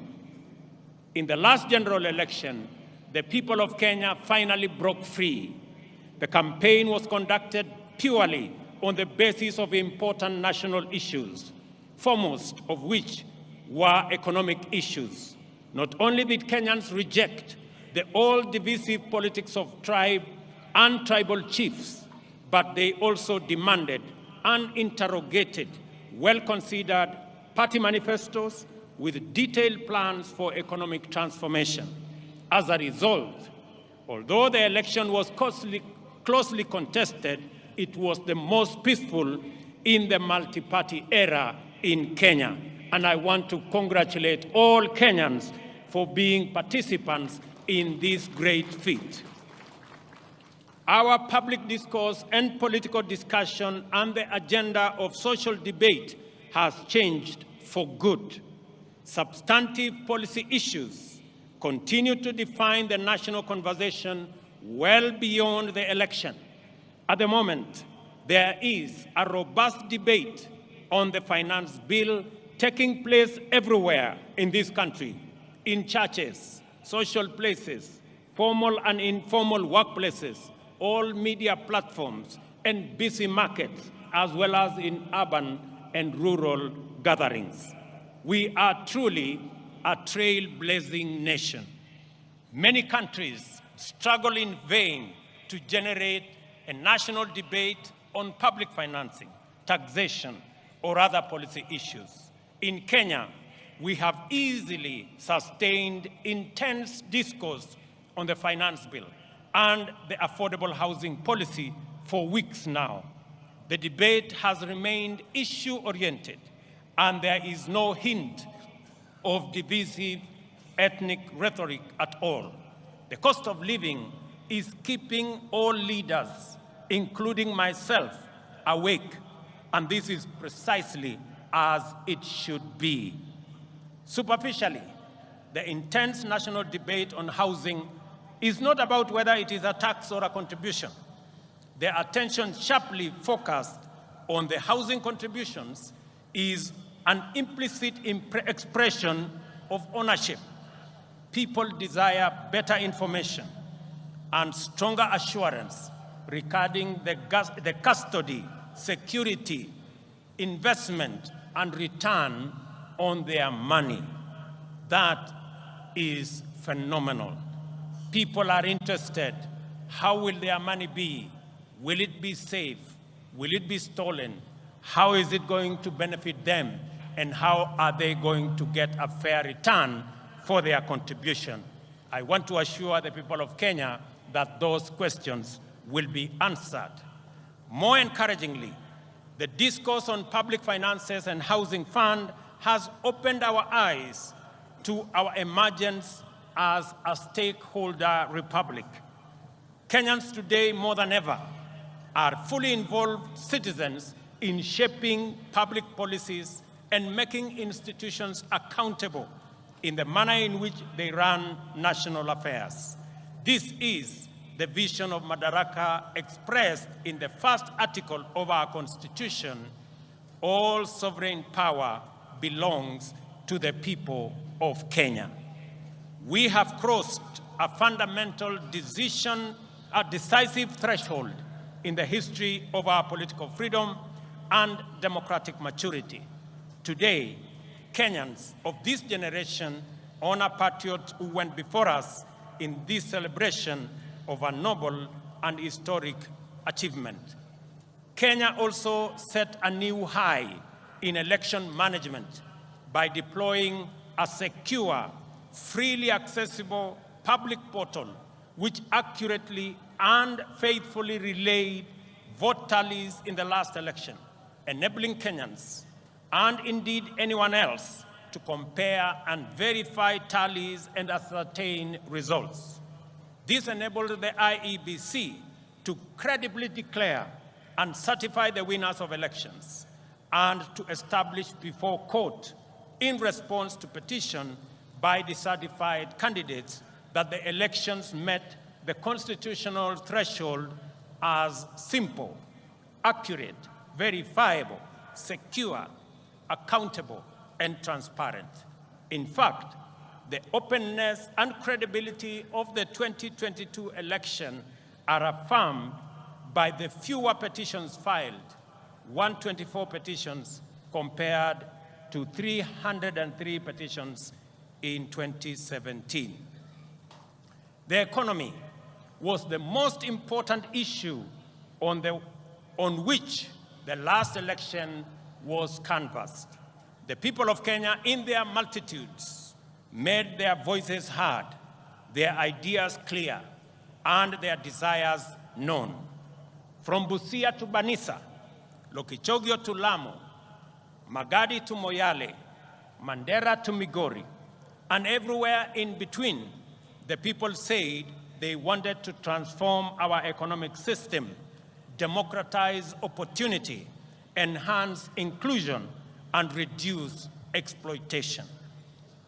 Instead of the traditional campaigning of confrontation, incitement, and division, the last campaign became a sustained national debate on the most pertinent economic issues: the millions of our unemployed youth, access to affordable credit, inclusive financing, promoting the robust expression of the legendary Kenyan hustling spirit through MSMEs, and the facilitation of individual enterprise by enhancing market power through collective interventions like the Chama and SACCO. This is how Kenyan entrepreneurs desired to secure access to credit, do savings, access the market, social security, and health insurance. By paying attention to their aspirations, we established that Kenyan entrepreneurs desire to pursue success through enterprise, which makes positive measures to ensure that no one is left behind or no one is exploited. It is an enterprise culture which encourages the pursuit of individual aspirations through collective systems, which empower every person to succeed within the context of a thriving community. In the course of consultations with Kenyans at the grassroots throughout the country, we identified a number of barriers to effective realization of their economic well-being. The first was the bureaucracy in regulation and compliance, including tax administration. Second, the extreme informality of most enterprises, which effectively relegated them to the margins of empowerment, facilitation, or even recognition as lawful undertakings. Third was the misconception around expanding the national tax base. Is it about people paying more or more people paying? The answer lies in empowering more Kenyans to enter the taxable income category through intentional effort to create millions of new jobs and millions of new taxpayers in due course. Fourth, a huge number of Kenyans, about 10 million, had either been blacklisted by the credit reference bureaus, of an inability to pay loans, advanced by financial technology platforms, or were struggling to pay. Other lenders required hefty securities and valuable assets as collateral, yet these struggling entrepreneurs required financing to acquire such assets. It was clear, therefore, that the prevailing financing and credit facilities were not supportive to the profitable existence of micro, small, and medium enterprises. Self-employment accounts for 51% of all jobs in our economy. 83% or 15.3 million jobs are in the informal sector, and only 3.6 million jobs are in the formal sector, representing a paltry 17%. Considering this employment landscape, it was imperative that we attend to the interests of these undeserved and underserved majority of workers urgently, resolutely, and effectively. This engagement with business community inspired the creation of the Financial Inclusion Fund, or the Hustler Fund, to eliminate the financial cost, delay, and bureaucracy entailed in complying. The facility employs the latest fintech powered by Kenyan telecommunications corporations. The Hustler Fund also re-engineered the idea of collateral by deploying the borrower's credit score as effective security. Without a doubt, the Hustler Fund has been more than transformational. In fact, it is revolutionary. On its way to becoming effectively the biggest financial institution by the number of borrowers and active loans, the Hustler Fund also turned around the country's fintech, transforming it from a predatory ecosystem to a more responsive one. As a result, Kenya's digital economy has received a tremendous shot in arm, as demonstrated by reports that Safaricom alone has enrolled at least 2 million new subscribers into their financial ecosystem, courtesy of the Hustler Fund. Today, as we celebrate progress in achieving economic freedom, we also celebrate our digital economy. Powered by our famous fintech community, Kenya's legendary spirit of enterprise has entered the digital space. Kenyans responded to this promise of economic freedom in unequivocal terms. The total number of digital transactions now at the Hustler Fund stands at 42.5 million, through which 20.2 million Kenyans have accessed nearly Kenya shillings 30 billion and repaid close to 20 billion, with 7 million Kenyans being constant and repeat customers. Not a single shilling has been stolen through corruption, and borrowers do not need to know anyone, bribe any official, or go through any complex bureaucratic procedures to access the Hustler Fund.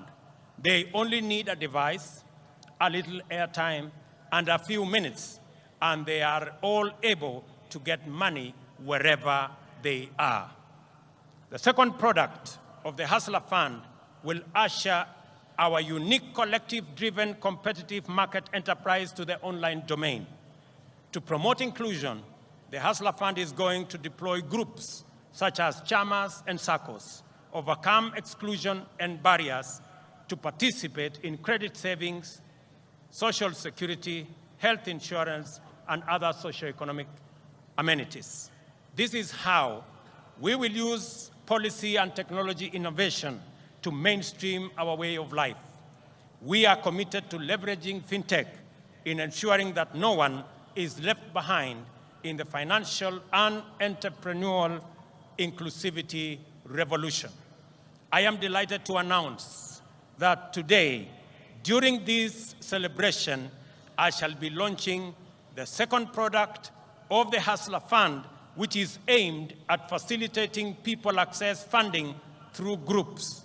I am sure that this will be very good news to my good friend Shiko in Ruaraka Market, who, like many informal business entrepreneurs, were ready for this innovation even before we launched the first Hustler Fund product. I am glad that this launch of the group loan product is taking place against the backdrop of the phenomenal success of the Hustler Fund personal loan product. I expect that this product will encounter even greater appetite from the market. As I have already mentioned, your credit score will determine the amount you can access and the amount you will continue to receive. Thus, we have equalized the formal and informal systems, enabling both to enhance their complementary contribution to jobs and wealth creation from an equal footing. As we celebrate this increase in our economic freedom, today we also celebrate the democratization of the Kenyan economy. This is why more Kenyans are taking part in the robust conversation about our economy.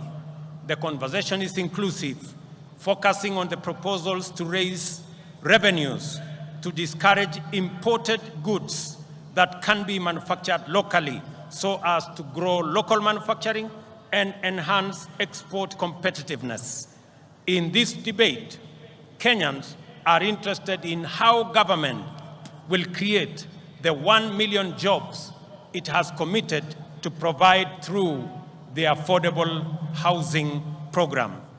I know many people have questions about how and why are we having a conversation about housing in the Republic of Kenya. And progressively we are answering the how, we are answering the why, and we will answer every other question.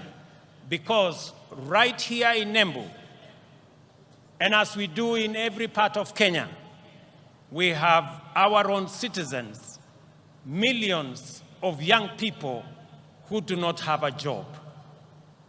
We have 5 million Kenyans across Kenya, young people out of school, out of college, out of universities who do not have a job.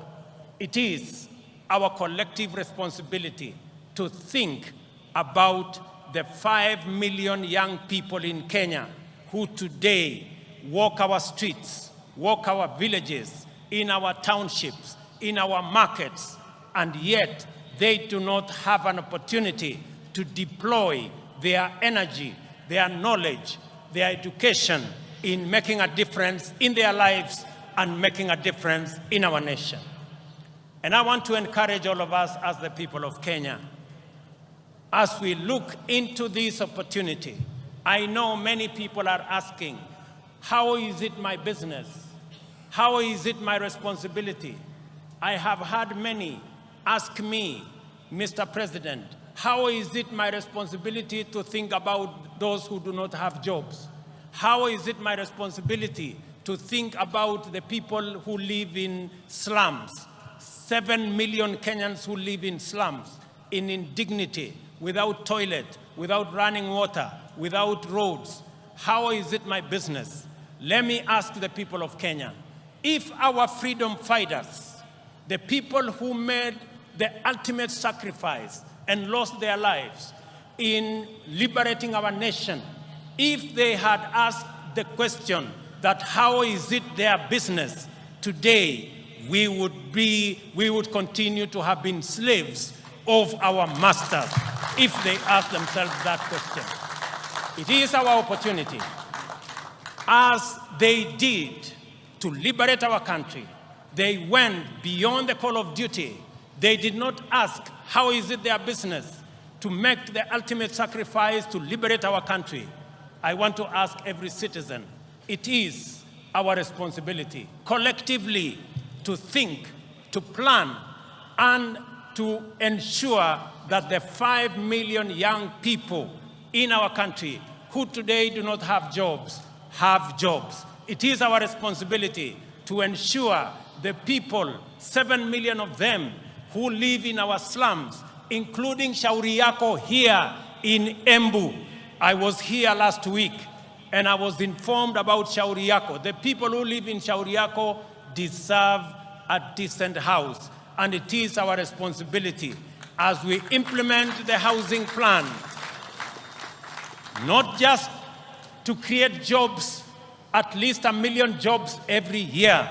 It is also our responsibility to grow our manufacturing, because housing will make sure that our entire manufacturing value chain, from the cement in our factories, to the steel in our factories, to the doors and windows and hinges in our Juakali sector and our construction products industry, to the sand harvesters, to all the people who will be working in our construction sites, to the accountants and engineers and all the architects and all the technicians and the electricians, to every sector, the millions of young people that will be employed in this sector, is sacrifice enough for us who are employed to make that contribution to the Hustler Fund, to the Housing Fund, so that we can bring around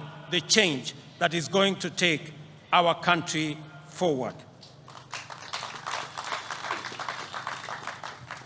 Our vision for affordable housing program is premised, firstly, on the objective of creating 1 million direct and indirect employment opportunities throughout every value chain in the housing development ecosystem.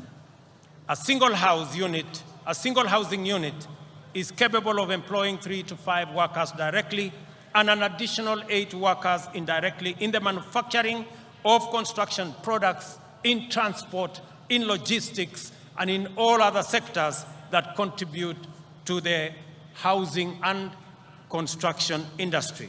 Secondly, the objective of affordable housing is to increase the number of homeowners and to transition more Kenyans from rent-paying in informal settlements, in slums, and we have 1,411 slums in Kenya. We should transition those people, my countrymen and women, into homeowners. They should live in dignity like the rest of us because we owe them a duty of citizenship and a duty of comradeship as we live in one country. I want to ask every parent, I want to ask every Kenyan that rather than ask, how is it your business? We must know that it is our business because the 5 million young people are our children. They are our citizens. They pay taxes. And when we transition them into jobs, we are building a bigger pool of taxpayers. The conversation we have today in Kenya is different. I did promise the country 3 years ago that we are going to change the conversation. That the conversation is not going to be anymore about leaders. It is going to be about citizens.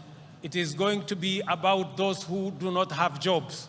It is going to be about our manufacturing. It is going to be about the millions who live in informal settlements. It is going to be about the people. I told the country that we are going to change the conversation. It is not going to be about changing the constitution and creating positions for leaders. It is going to be about changing the economy and creating opportunities for millions of young people, including the many who are today in our streets and villages, the millions of young people who are looking up to us to provide them with opportunities to work. It's going to be about the ordinary people who work in the manufacturing sector, the people who also wants to contribute, to be taxpayers, but because they have no jobs, they cannot pay tax. I promise the country that it is not going to be about sharing power. It is going to be not about sharing power by the elite and by leaders. It is going to be about empowerment of every citizen, empowering our farmers to produce more so that we can get ourselves into food security, empowering our young people with jobs so that they too can contribute meaningfully to our economy and meaningfully to our taxpayers. It calls for us the empowerment of every citizen and every business person so that we can contribute to the economy of our country. I want to promise you, ladies and gentlemen, that that effort is on course, and together we are going to move in that direction. To enhance our national productivity, we are prioritizing the consolidation, processing, and value addition of our agricultural products. You just heard my dear sister, Governor of Embu, say, right here in Mashanga, we are going to build an aggregation and industrial park so that the people of Embu, and as we do it in Embu, we are doing it in every county in the Republic of Kenya. Last week, we advertised the first 14 agricultural aggregation and industrial park that will be built in every county so that we can consolidate our agricultural produce. We can provide for value addition, we can provide for agro-processing, we can enhance our manufacturing, create jobs, create value, and enhance the earnings of every farmer as we get rid of brokers, as we get rid of cartels, and ensure that we protect the hard-earned and the sweat of farmers in the Republic of Kenya. Additionally, the government of Kenya will step up the establishment of 5 additional export processing zones in the coming year in Sagana, in Thika, in Joro, in Eldoret, and in Busia to complement the one in Athi River, the one in Dongokundu, and the one in Naivasha, because we believe that additional processing capacity, focusing on our exports that have come down in the last 10 years from 28% of our GDP to just around 10% of our GDP, that we need new impetus, we need new thinking, we need new infrastructure to be able to drive our exports.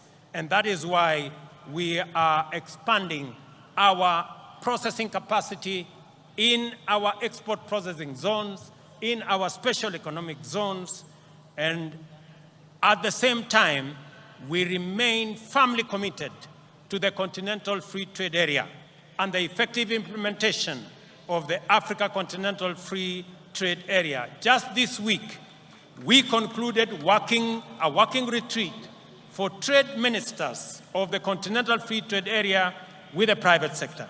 I am glad to welcome to this gathering the delegation that has been holding Africa private sector discussions in Nairobi, led by my brother, the President of Comoros, His Excellency Azali Assoumani, and one of the most foremost champions of the Africa Continental Free Trade Area.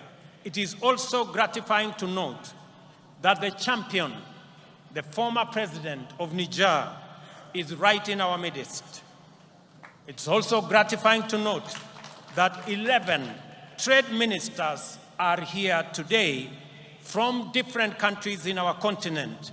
I wish to recognize the following delegations led by the ACFTA Secretariat. Delegation from Comoro, are they here? Wasimame? The delegation from Comoro, thank you very much. The delegation from Niger, thank you very much. Delegation from Central African Republic, the delegation from Chad, thank you very much, they are there. The delegation from Namibia, the delegation from Djibouti, the delegation from Cote d'Ivoire, the delegation from Nigeria, the delegation from Botswana, the delegation from Ghana, and the delegation from Burkina Faso. A significant portion of household budgets, as we all know, goes to food, a major component of the cost of living. Understandably, there has been animated engagement on this subject. After a prolonged drought, which pushed the entire Horn of Africa region to the brink of famine, widespread shortages of staple foods have driven food prices beyond the ability of many households to afford them. Enhancing food production is an intervention with multiple fundamental implications. It promotes access to affordable and adequate food and nutrition for the majority. It also increases food supply, lowers prices, and thus reduces the cost of living. Moreover, subsidizing food production increases jobs and productivity in the country's biggest employer, the agricultural sector. In keeping with our commitment in this critical sector, we have registered 5 million farmers nationwide. These farmers immediately became eligible to receive subsidized fertilizer, and those who stepped forward received their full fertilizer requirement, unlike in past seasons when the allocations were rationed. As a result of these measures, Kenyan farmers have been able to plant an extra 200,000 acres this year, by using an additional 2 million kilos of seed beyond what was planted last year. As international petroleum prices continue to rise beyond reach, the cost of fuel locally rises steeply. Transport, as a component of household budget, is affecting the cost of living. We have to liberate Kenyans from the reliance on transport that depends on petroleum. For this reason, we are rolling out an electric vehicle public transport system which will bring down the cost of transport significantly.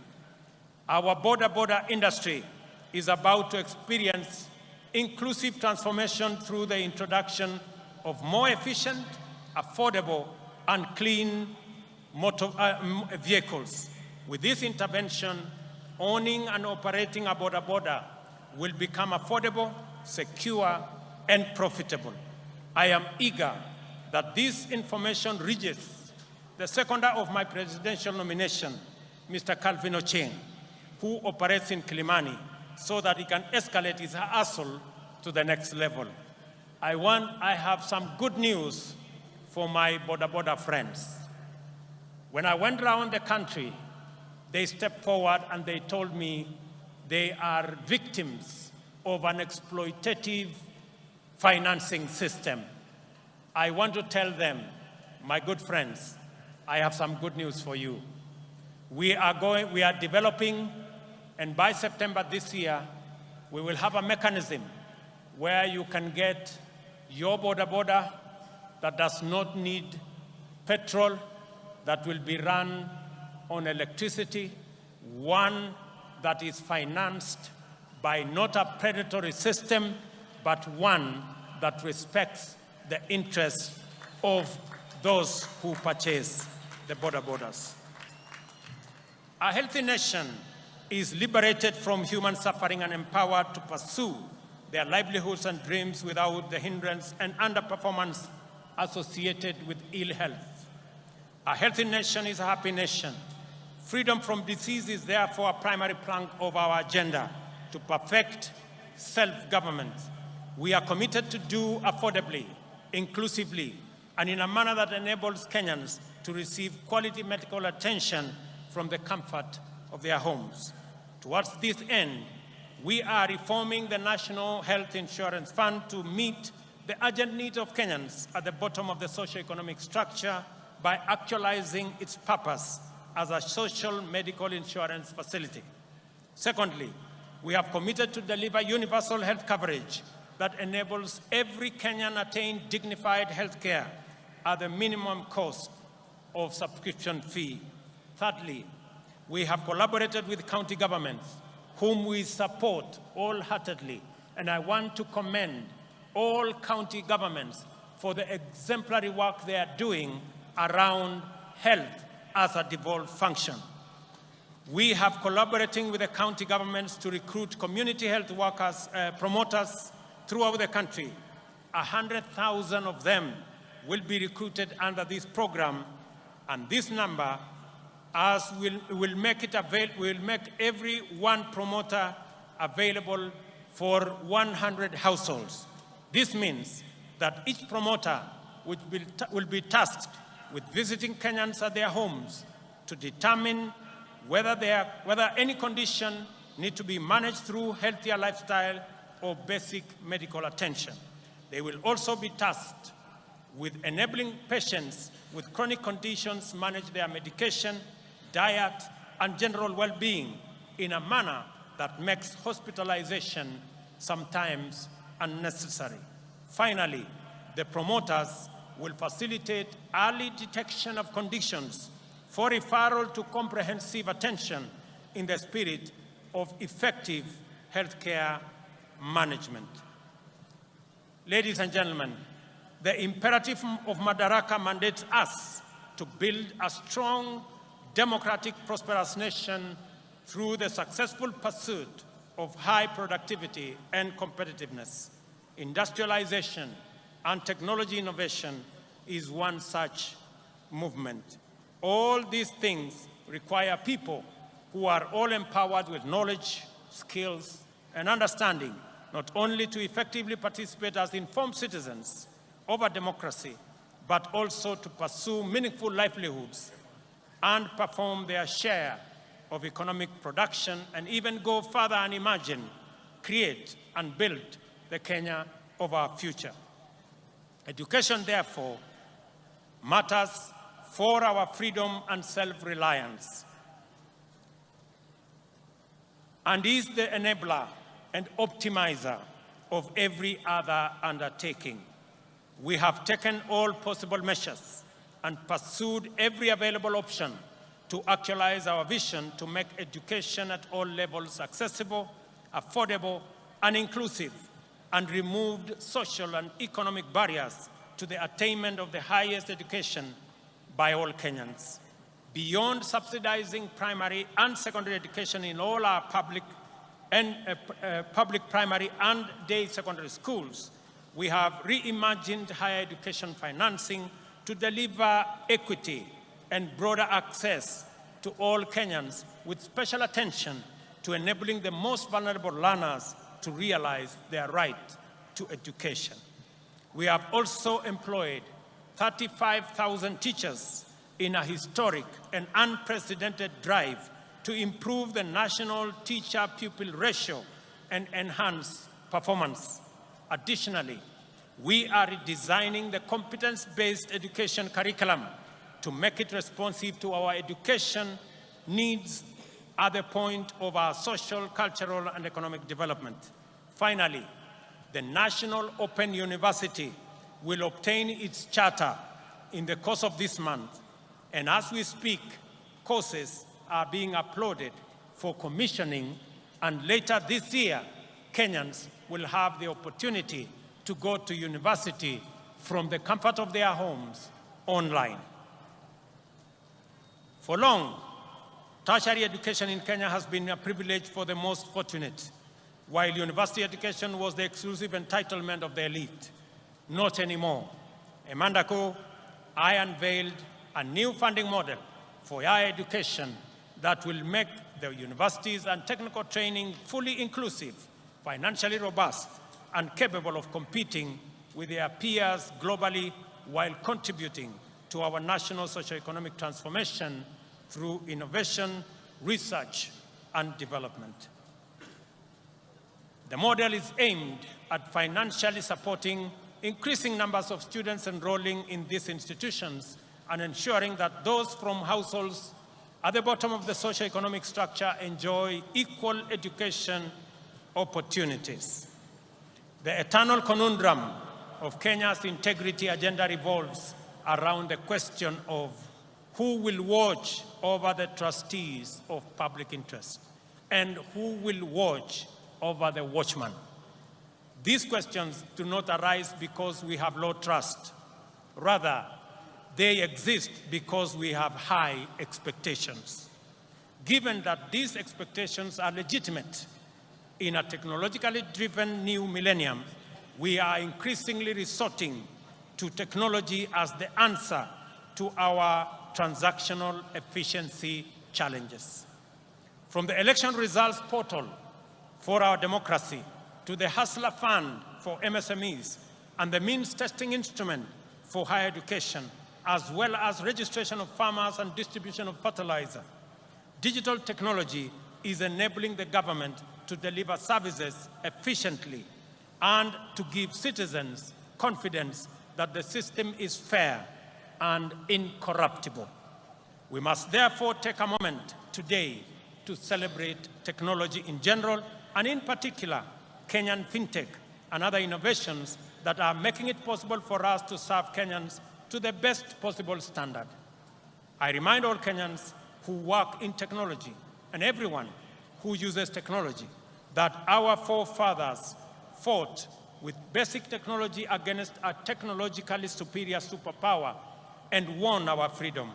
We have a duty to deploy the best innovations and technologies to make Kenya efficient, competitive, and prosperous. I am persuaded that technology holds the key to improving efficiency, enabling inclusion, promoting transparency and integrity, deepening trust, and strengthening public confidence in government service provision. This is the reason why we are digitizing government information and taking public services online.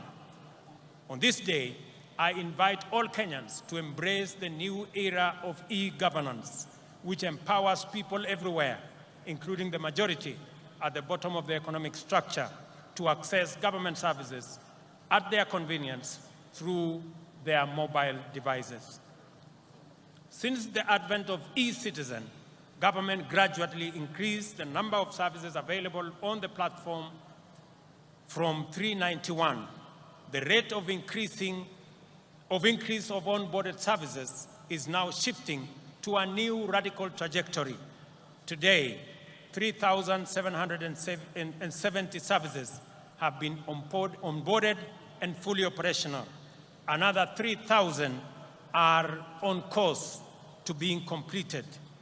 We expect 5,000 services to be online by the end of this month. Our ambition is to offer every government service on e-citizen platform by the end of this year. Finally, as we contemplate all the achievements we are celebrating today, let us reflect on the noble motivations and visions which inspired our heroic freedom fighters to make such immense sacrifices for the sake of freedom, not just for themselves, but also for the rest of their people who were not willing or able to join the struggle. Why did these heroes embrace such profound risk and danger in pursuit of a benefit that everyone else would enjoy? The answer must not only define our attitudes to public service, but it must also shape our understanding of the reasons and values that underlie collective undertakings and social policies. For our freedom fighters, a country in which anyone was unfree and oppressed was not worth living in. We have a duty to translate these truths into our political, social, and economic affairs. Our collectivist spirit that anchors competitive individual enterprise encapsulates this magnificent ethos. We owe each other certain duties as members of a community that we call a nation. Whenever we can do anything to make another person's life better, at no or little cost to ourselves, we have a solemn obligation to proceed and do it. There is a fundamental level at which we are morally obligated to think about our duties to the unemployed youth, vulnerable communities struggling in slums, and other people at risk of exclusion.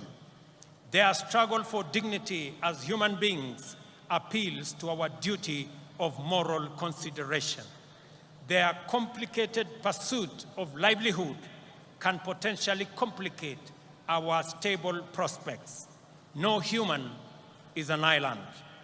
In community lies power, and to unlock that power, we must attend to our values and perform our obligations. That is why freedom fighters consider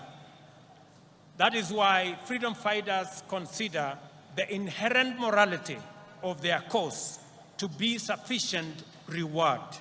For example, those of us who are earning Kenya shillings 200,000 monthly will pay only 2,500 to build a fund that will help create millions of jobs for millions of our young people and bring a meal on the tables of many hustlers. This is a worthwhile contribution to make for the greater good of our nation, as indeed the freedom fighters who came before us did. As we continue to make progress in our pursuit of the transformation of our economy from the bottom going up, we must remain vigilant that no one is left behind and no resources are lost to waste and corruption. Public servants must ensure that public resources must be utilized solely and exclusively for purposes that serve the interests of all our people. I have made a personal commitment to use all instruments and authority at my disposal to curb waste and eliminate theft. I will not permit greed, lawlessness, or impunity. Ladies and gentlemen, it is our collective duty, sisi wote kama Wakenya. Mimi nimekuja hapa Embu katika sherehe hii ya muhimu ya Madaraka ili tukubaliane kama wananchi vile wale waliotutangulia bila ya kujali watapata nini walipigania uhuru wetu, damu yao ikamwagika, wengine wakauawa, lakini hawakurudi nyuma, kwa sababu kama wangerudi nyuma leo tungekuwa watumwa wa wale walikuwa wametutawala. Na ndio tunajiuliza kama taifa, kama Wakenya, it is the moment for us to ask, what can I do for my nation? Not, what can my nation do for me? Both questions must be answered in the affirmative. Sote kama wananchi wa taifa la Kenya tumesema ya kwamba jambo la muhimu ambalo lilikuwa katika uchaguzi uliopita ilikuwa ni maneno ya uchumi wa taifa letu la Kenya. Ilikuwa ni maneno ya wananchi mamilioni vijana wetu ambao hawana ajira. Ilikuwa ni kati ya wale watu wengi hawana uwezo ya kupata mkopo kwa sababu hawana title deed, hawana logbook. Leo ni jukumu letu kuhakikisha hata na wao wako na uwezo, wako na njia ya kupata mkopo wajiendeleze maisha yao. Leo katika Embu hapa, wale walio katika vyama, wale walio katika sako, leo tunaanzisha Hustler Fund Stage 2 ambayo itatoa pesa kati ya shilingi 20,000 na shilingi 1,000,000 kwa vikundi ambazo zitajisajili ili tuweze kufikisha mambo ya kupata mkopo kwa wananchi wengi. Vile vile katika mpango wetu wa ujenzi wa manyumba, nilikuwa hapa Embu wiki iliyopita, tumeanzisha ujenzi awamu ya kwanza, nyumba 100 kati 400 ambazo ni awamu ya kwanza. Nimesema nitarudi hapa Embu kama vile nitaenda sehemu zote za taifa letu la Kenya ili tuweze kujenga nyumba 200,000 kila mwaka katika taifa letu la Kenya. Hizo nyumba 200,000 zitatupatia ajira ya vijana 1,000,000, zitatuwezesha kampuni zetu za simiti, kampuni zetu za chuma, wale wanaotengeneza viti, wale wanaotengeneza milango, wale wanaotengeneza madirisha, wale mafundi, technicians, masons, carpenters, electricians, engineers, architects, quantity surveyors, wale wanaofanya kazi katika transport sector, madereva wetu, makanga wetu, wote watajumuika na tutakuwa na nafasi ya kupanga na kutengeneza ajira katika taifa letu la Kenya.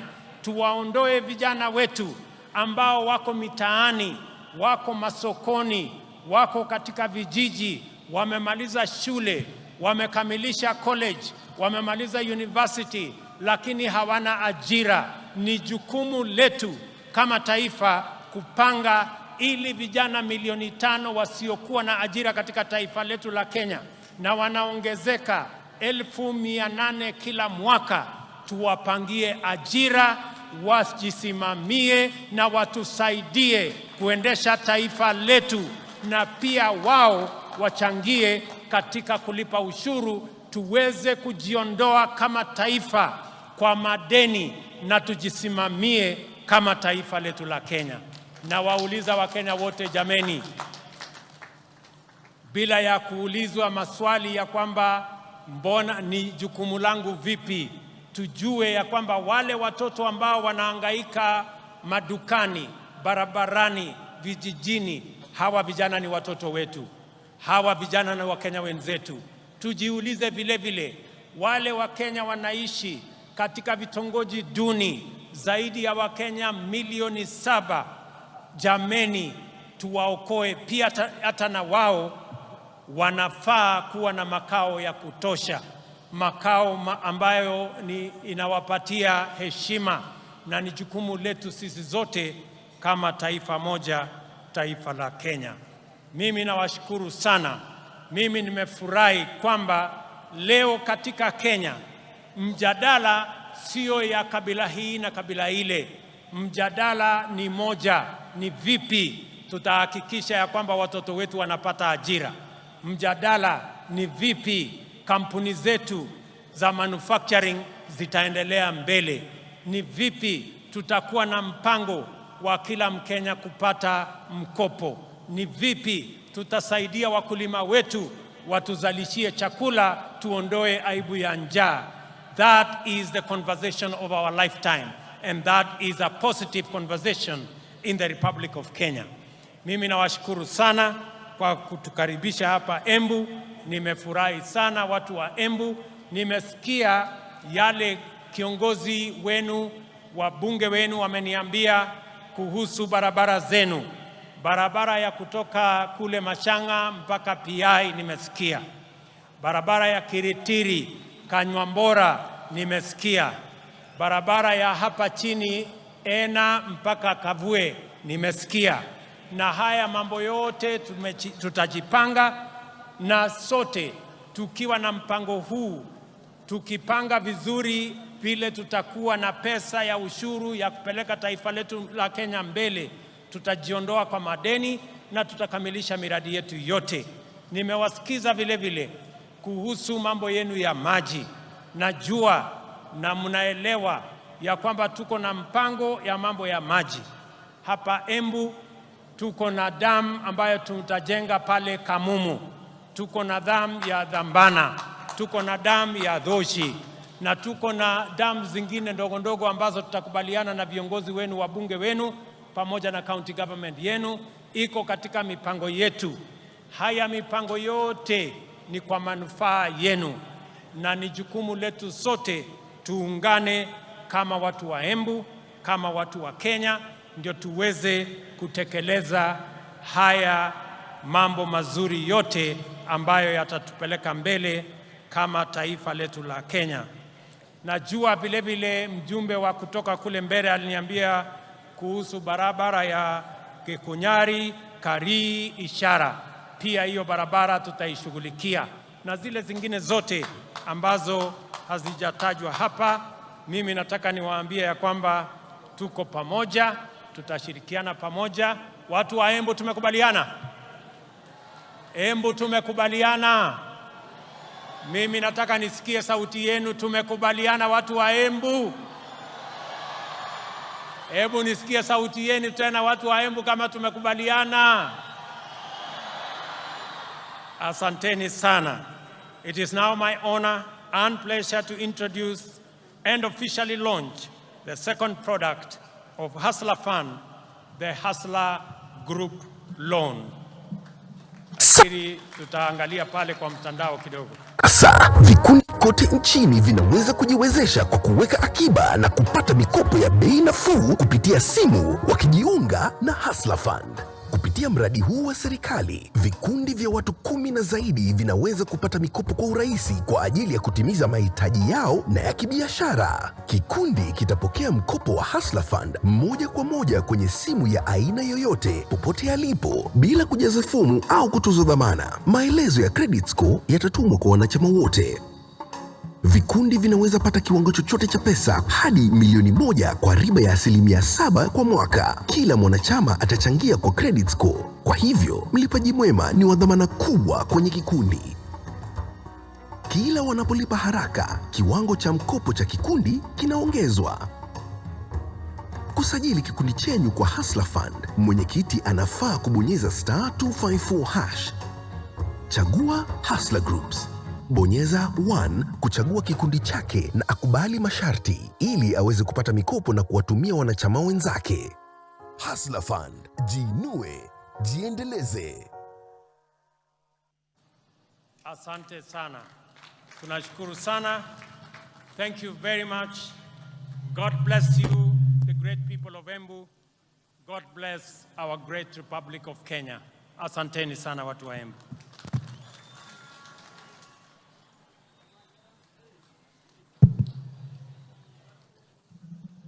Basi nitaomba tutulie kwa heshima. Naomba sote tutulie tafadhali kabla ya wimbo wa taifa. Niweze kuwajuza kwamba atakapokuwa anaondoka Mheshimiwa Rais baada ya wimbo wa taifa, nitaweza kumleta mwenzangu Mike Gitonga aweze kutupa itifaki ya kuondoka mahali hapa. Waheshimiwa wabunge na hali kadhalika principal secretaries, tafadhali we have a pooled transport. Msiweze kuleta magari yenu hapa. Basi niombe kwa heshima sote tuweze kusimama kwa wimbo wa taifa.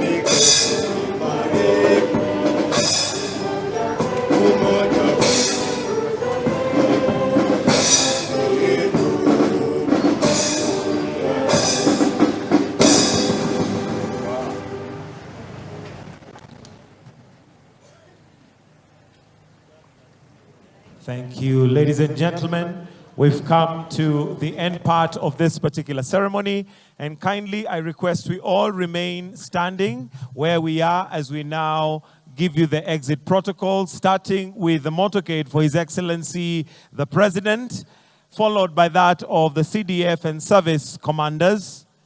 It will closely be followed by the motorcade of His Excellency the President of Comoros, followed by the former President of Niger, then the Deputy President. So kindly, I request that we all remain in our positions as we allow His Excellency the President. There we have it, the 60th Madaraka Day celebrations coming to you from Embu County, the Moi Stadium here, and the President has addressed several issues. It was a lengthy speech, and he spoke on the launch of the group loan Hustler Fund products, let me call it that, for chamas, for SACCOs, and he talked about the minimum borrowing amount would be 20,000, so you can borrow between 20,000 and $1 million, up to $1 million Kenya shillings. He also spoke about financing for electric boda bodas to be available later this year. He's used a number of terms that piqued my interest, Nikwambua, including stakeholder, right? An attempt, in my view, to sanitize the term, as well as transactional efficiency challenges, to talk about the corruption that is often witnessed in public institutions. He spoke more directly on the subject, but what stuck out for you? Yes, so Olive, it has been an eventful day, of course, with the President heading this occasion today. Many leaders, including the Comoros President, who are available today, who have attended this event here in Kenya. Na bila shaka wananchi wengi ambao wamejitokeza kwa siku ya leo kuhudhuria hafla hii ambayo ni hafla ya maana sana, ikiwa ni miaka 60 ya uhuru. Mengi yameweza kujitokeza Kutoka kwa hotuba yake gavana wa kaunti hii Bi Cecily Mbarire, tukaingia kwake naibu rais ambaye ni Rigathi Gachagua. Bila shaka kazungumza na kusema kwamba ni wakati wa kusonga mbele kutoka kwenye uchaguzi mkuu wa mwaka 2022. Bila shaka mambo yake bila shaka ikiwa kidogo akosi cheche za hapa na pale, kutupa maneno hapa na pale, lakini naye Rais William Ruto akaingia na akazungumzia mambo mengi tu, na sasa swala ambalo amelisisitizia ni kuhusiana na mpango wa nyumba, the housing fund, ambayo ameweza kuligusia kwa kina zaidi na kusema kwamba ni muhimu kwamba kila mtu awe na nyumba kama ule mwingine, na kuchukua mfano wake binafsi kwamba Mkenya ni sharti basi aweze kuwa na makazi ya manyumba kama wengine wa Kenya walivyo. Na hivyo basi inaendelea kutilia mkazo swala lile ambalo amekuwa akilizungumzia, swala la nyumba ambazo anasema ni nyumba za bei nafuu, na hivyo basi inakuwa ni swala ambalo bila shaka inaonekana kwamba halitatoka kwenye vinywa vya viongozi hivi karibuni, manake inaendelea kuzungumziwa. Olive, I'm not sure my interpretation of the Deputy President's remarks this is the same as yours, because I heard him say, tell the President not to pay heed to his detractors, and he also took aim at the media again and said that they were never in their corner to begin with. Na Olive, wajua kwamba ni matamshi ambayo anatumia rais kusema kwamba wasikusumbue ama wasikutishe wale, na ni njia moja ya kuzungumza kuhusiana na upande wa upinzani. Hapa bila shaka hajawataja moja kwa moja, lakini bila shaka ndio ambao wanawazungumzia, na kama ilivyotaja ni kwamba ni matamshi yake naibu rais na mazoea kama wengi walivyomzoea kwamba lazima anamtetea rais katika mambo mengi, na katika mambo mengi ambayo pengine rais hawezi kujitokeza kuyazungumzia, naibu rais Rigathi Gachagua atajitokeza na kuyazungumza. All right, but you're right, he did spend a good amount of time on the affordable housing, pushing the narrative that if the freedom fighters had said it was every man for himself, then we would not be celebrating Madaraka Day here today. So in the same way, he says, you know, if Kenyans say it's every man for himself where the affordable housing proposal is concerned, then we will not be looking out for our brother. So he gave us a couple of statistics. I imagine we'll be fact-checking these a little later, but he did say that 7 million Kenyans live in slums, 1,411 slums in Kenya. And he kept asking, or rather responding to those in his view who are asking the question, how is it our business? So he spent a very good amount of time on that, as well as the African agenda, as Nick Wambua mentioned. We had in the country head of state, Comoros. We were wondering at the flag a little earlier, did we not? And the former head of state, Niger. And the former head of state, Niger, actively involved in the African Continental Free Trade Agreement, and the Comoros head of state speaking on the African Union and its chairmanship. And also, so President William Ruto has been pursuing the African agenda of late, the Pan-African agenda, I should say, speaking about getting a seat at the table, not only at the UN Security Council, but also where global financing is concerned. Both the UN Secretary General, when he was in the country, as well as the IMF chief, when she sat down with Julian Zamboko just a couple of weeks ago, did speak about that inequality on the global stage. Yeah, sure. You know, Olive, I think the president, as some people are trying to say, is trying to follow the footsteps of his predecessor, that is former President Uhuru Kenyatta, by inviting several African leaders, such as the ones that we've seen today, I think around one or two, one a former president and one a serving president. And I think from the discussions and from the happenings, what we can see is the president is trying to draw a niche in the African continent by going by his sentiments that he spoke in South Africa a few weeks ago. Kwa hivyo inaonyesha kwamba Rais William Ruto bila shaka anajaribu kujiweka mahali fulani katika siasa za Afrika kwa mazungumzo yake kule Afrika Kusini, na kupitia kwa haya mazungumzo ambayo anayafanya na mialiko ambayo anafanya kwa viongozi wa bara Afrika katika hafla kama hizi. Manake ni baadhi ya hafla ambazo zinasaidia sana kuvuta ama kuleta ule mvuto katika uongozi wa kiongozi fulani na kupata uungwaji mkono kutoka kwa viongozi fulani kutoka barani. Na hivyo basi hii inamaanisha kwamba Rais William Ruto huenda pengine anaelekea njia ile kujitafutia umaarufu, kujitafutia uungwaji mkono, kujitafutia zile siasa kuzivutia karibu sana siasa za Afrika, na hivyo basi ndo baadhi ya mambo ambayo tunaona kwa yeye kualika baadhi ya viongozi katika hafla kama hizi. Si hafla ya kwanza, si hafla ya mwisho. Tutaona akiendelea kufanya hivi katika siku hata za usoni. Kuna kwamba viongozi mbalimbali kutoka bara Afrika wanahudhuria hafla mbalimbali hapa nchini Kenya. All right, and he did speak a lot about uplifting the hustler in his speech, because as I mentioned earlier, aside from affordable housing, which he said would create about 1 million jobs a year, he did talk about the border financing so that they're not taken advantage of by predatory lenders. And interesting to note away from that, he asked that the stadium be opened up to those who were locked out on account of the sitting capacity. And the sitting capacity, we had been told, would be 10,000. He asked that it be opened up. We had some people come in and situate themselves in the center of the field. But also, that's enough from us, I think, for the moment. Let's get a sense of what Kenyans thought of that speech, as lengthy as it was. And we have Margaret Kimathi again. Ameketi chini na wananchi. Margaret Kimathi, labda watuambie walionaje, ama wameisikiaje, ama wamepokeaje. I think that's the word, wamepokeaje. Wamepokeaje ujumbe wa rais. Currently have the CSS, vehicles leaving, cabinet secretaries.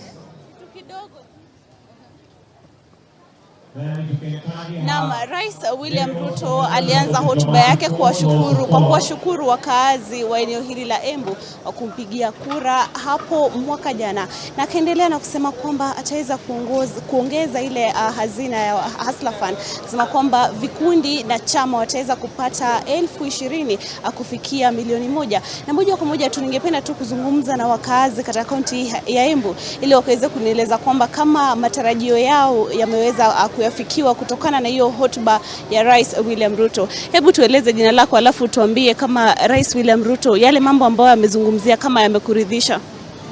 Kwa majina yangu naitwa Rachel Karimi, na nimefurahia sana kwanza kwa sababu rais hajawahi kuja kwa hii sehemu yetu tena, na vyenye amekuja leo tumefurahia, vyenye amesema hata ataongezea mambo ya Hustler Fund ikuja mpaka 20,000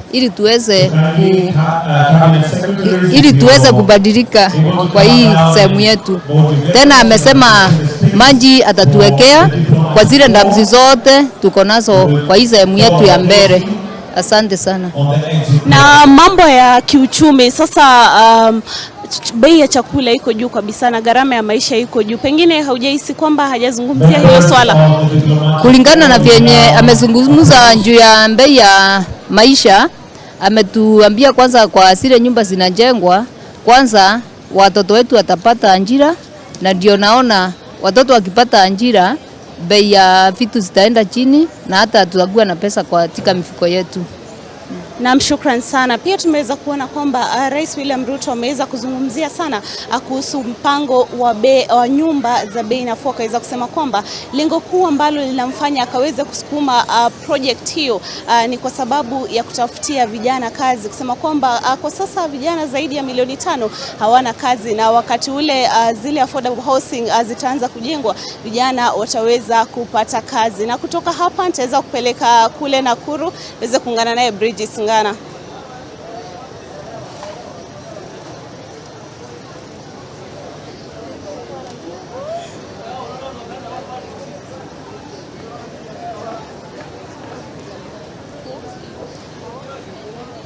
Oh, you told me, Bridget.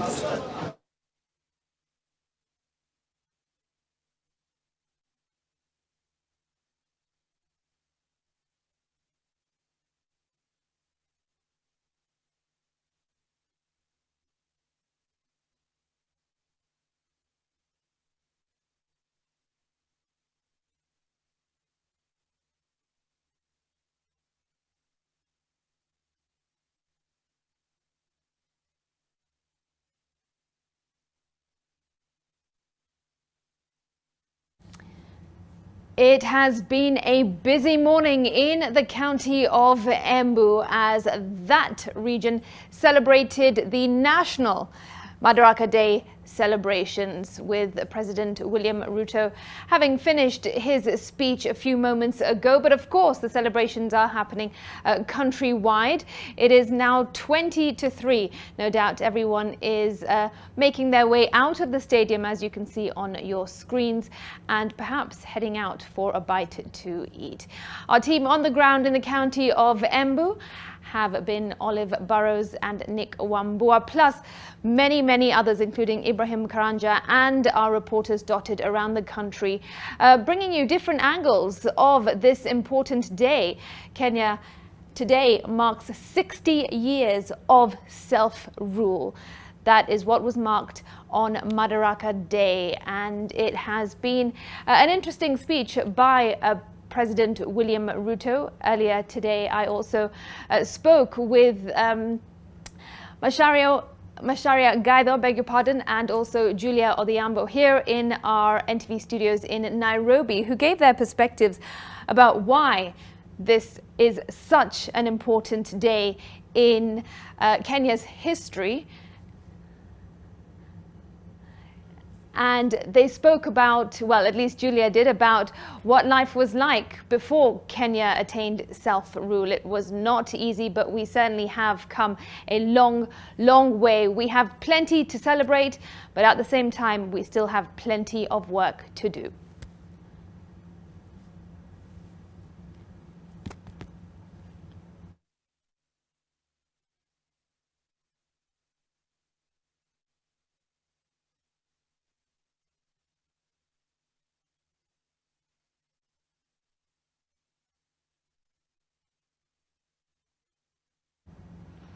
And that work that needs to be done must be done collectively by a united Kenya. You have been watching our live coverage of the Madaraka Day celebrations on this first day of June. Happy new month. I'm Smriti Vidyarthi, coming to you from the Nation Centre. From everybody involved in this production, we wish you a great afternoon. Enjoy the rest of your viewing. Bye-bye.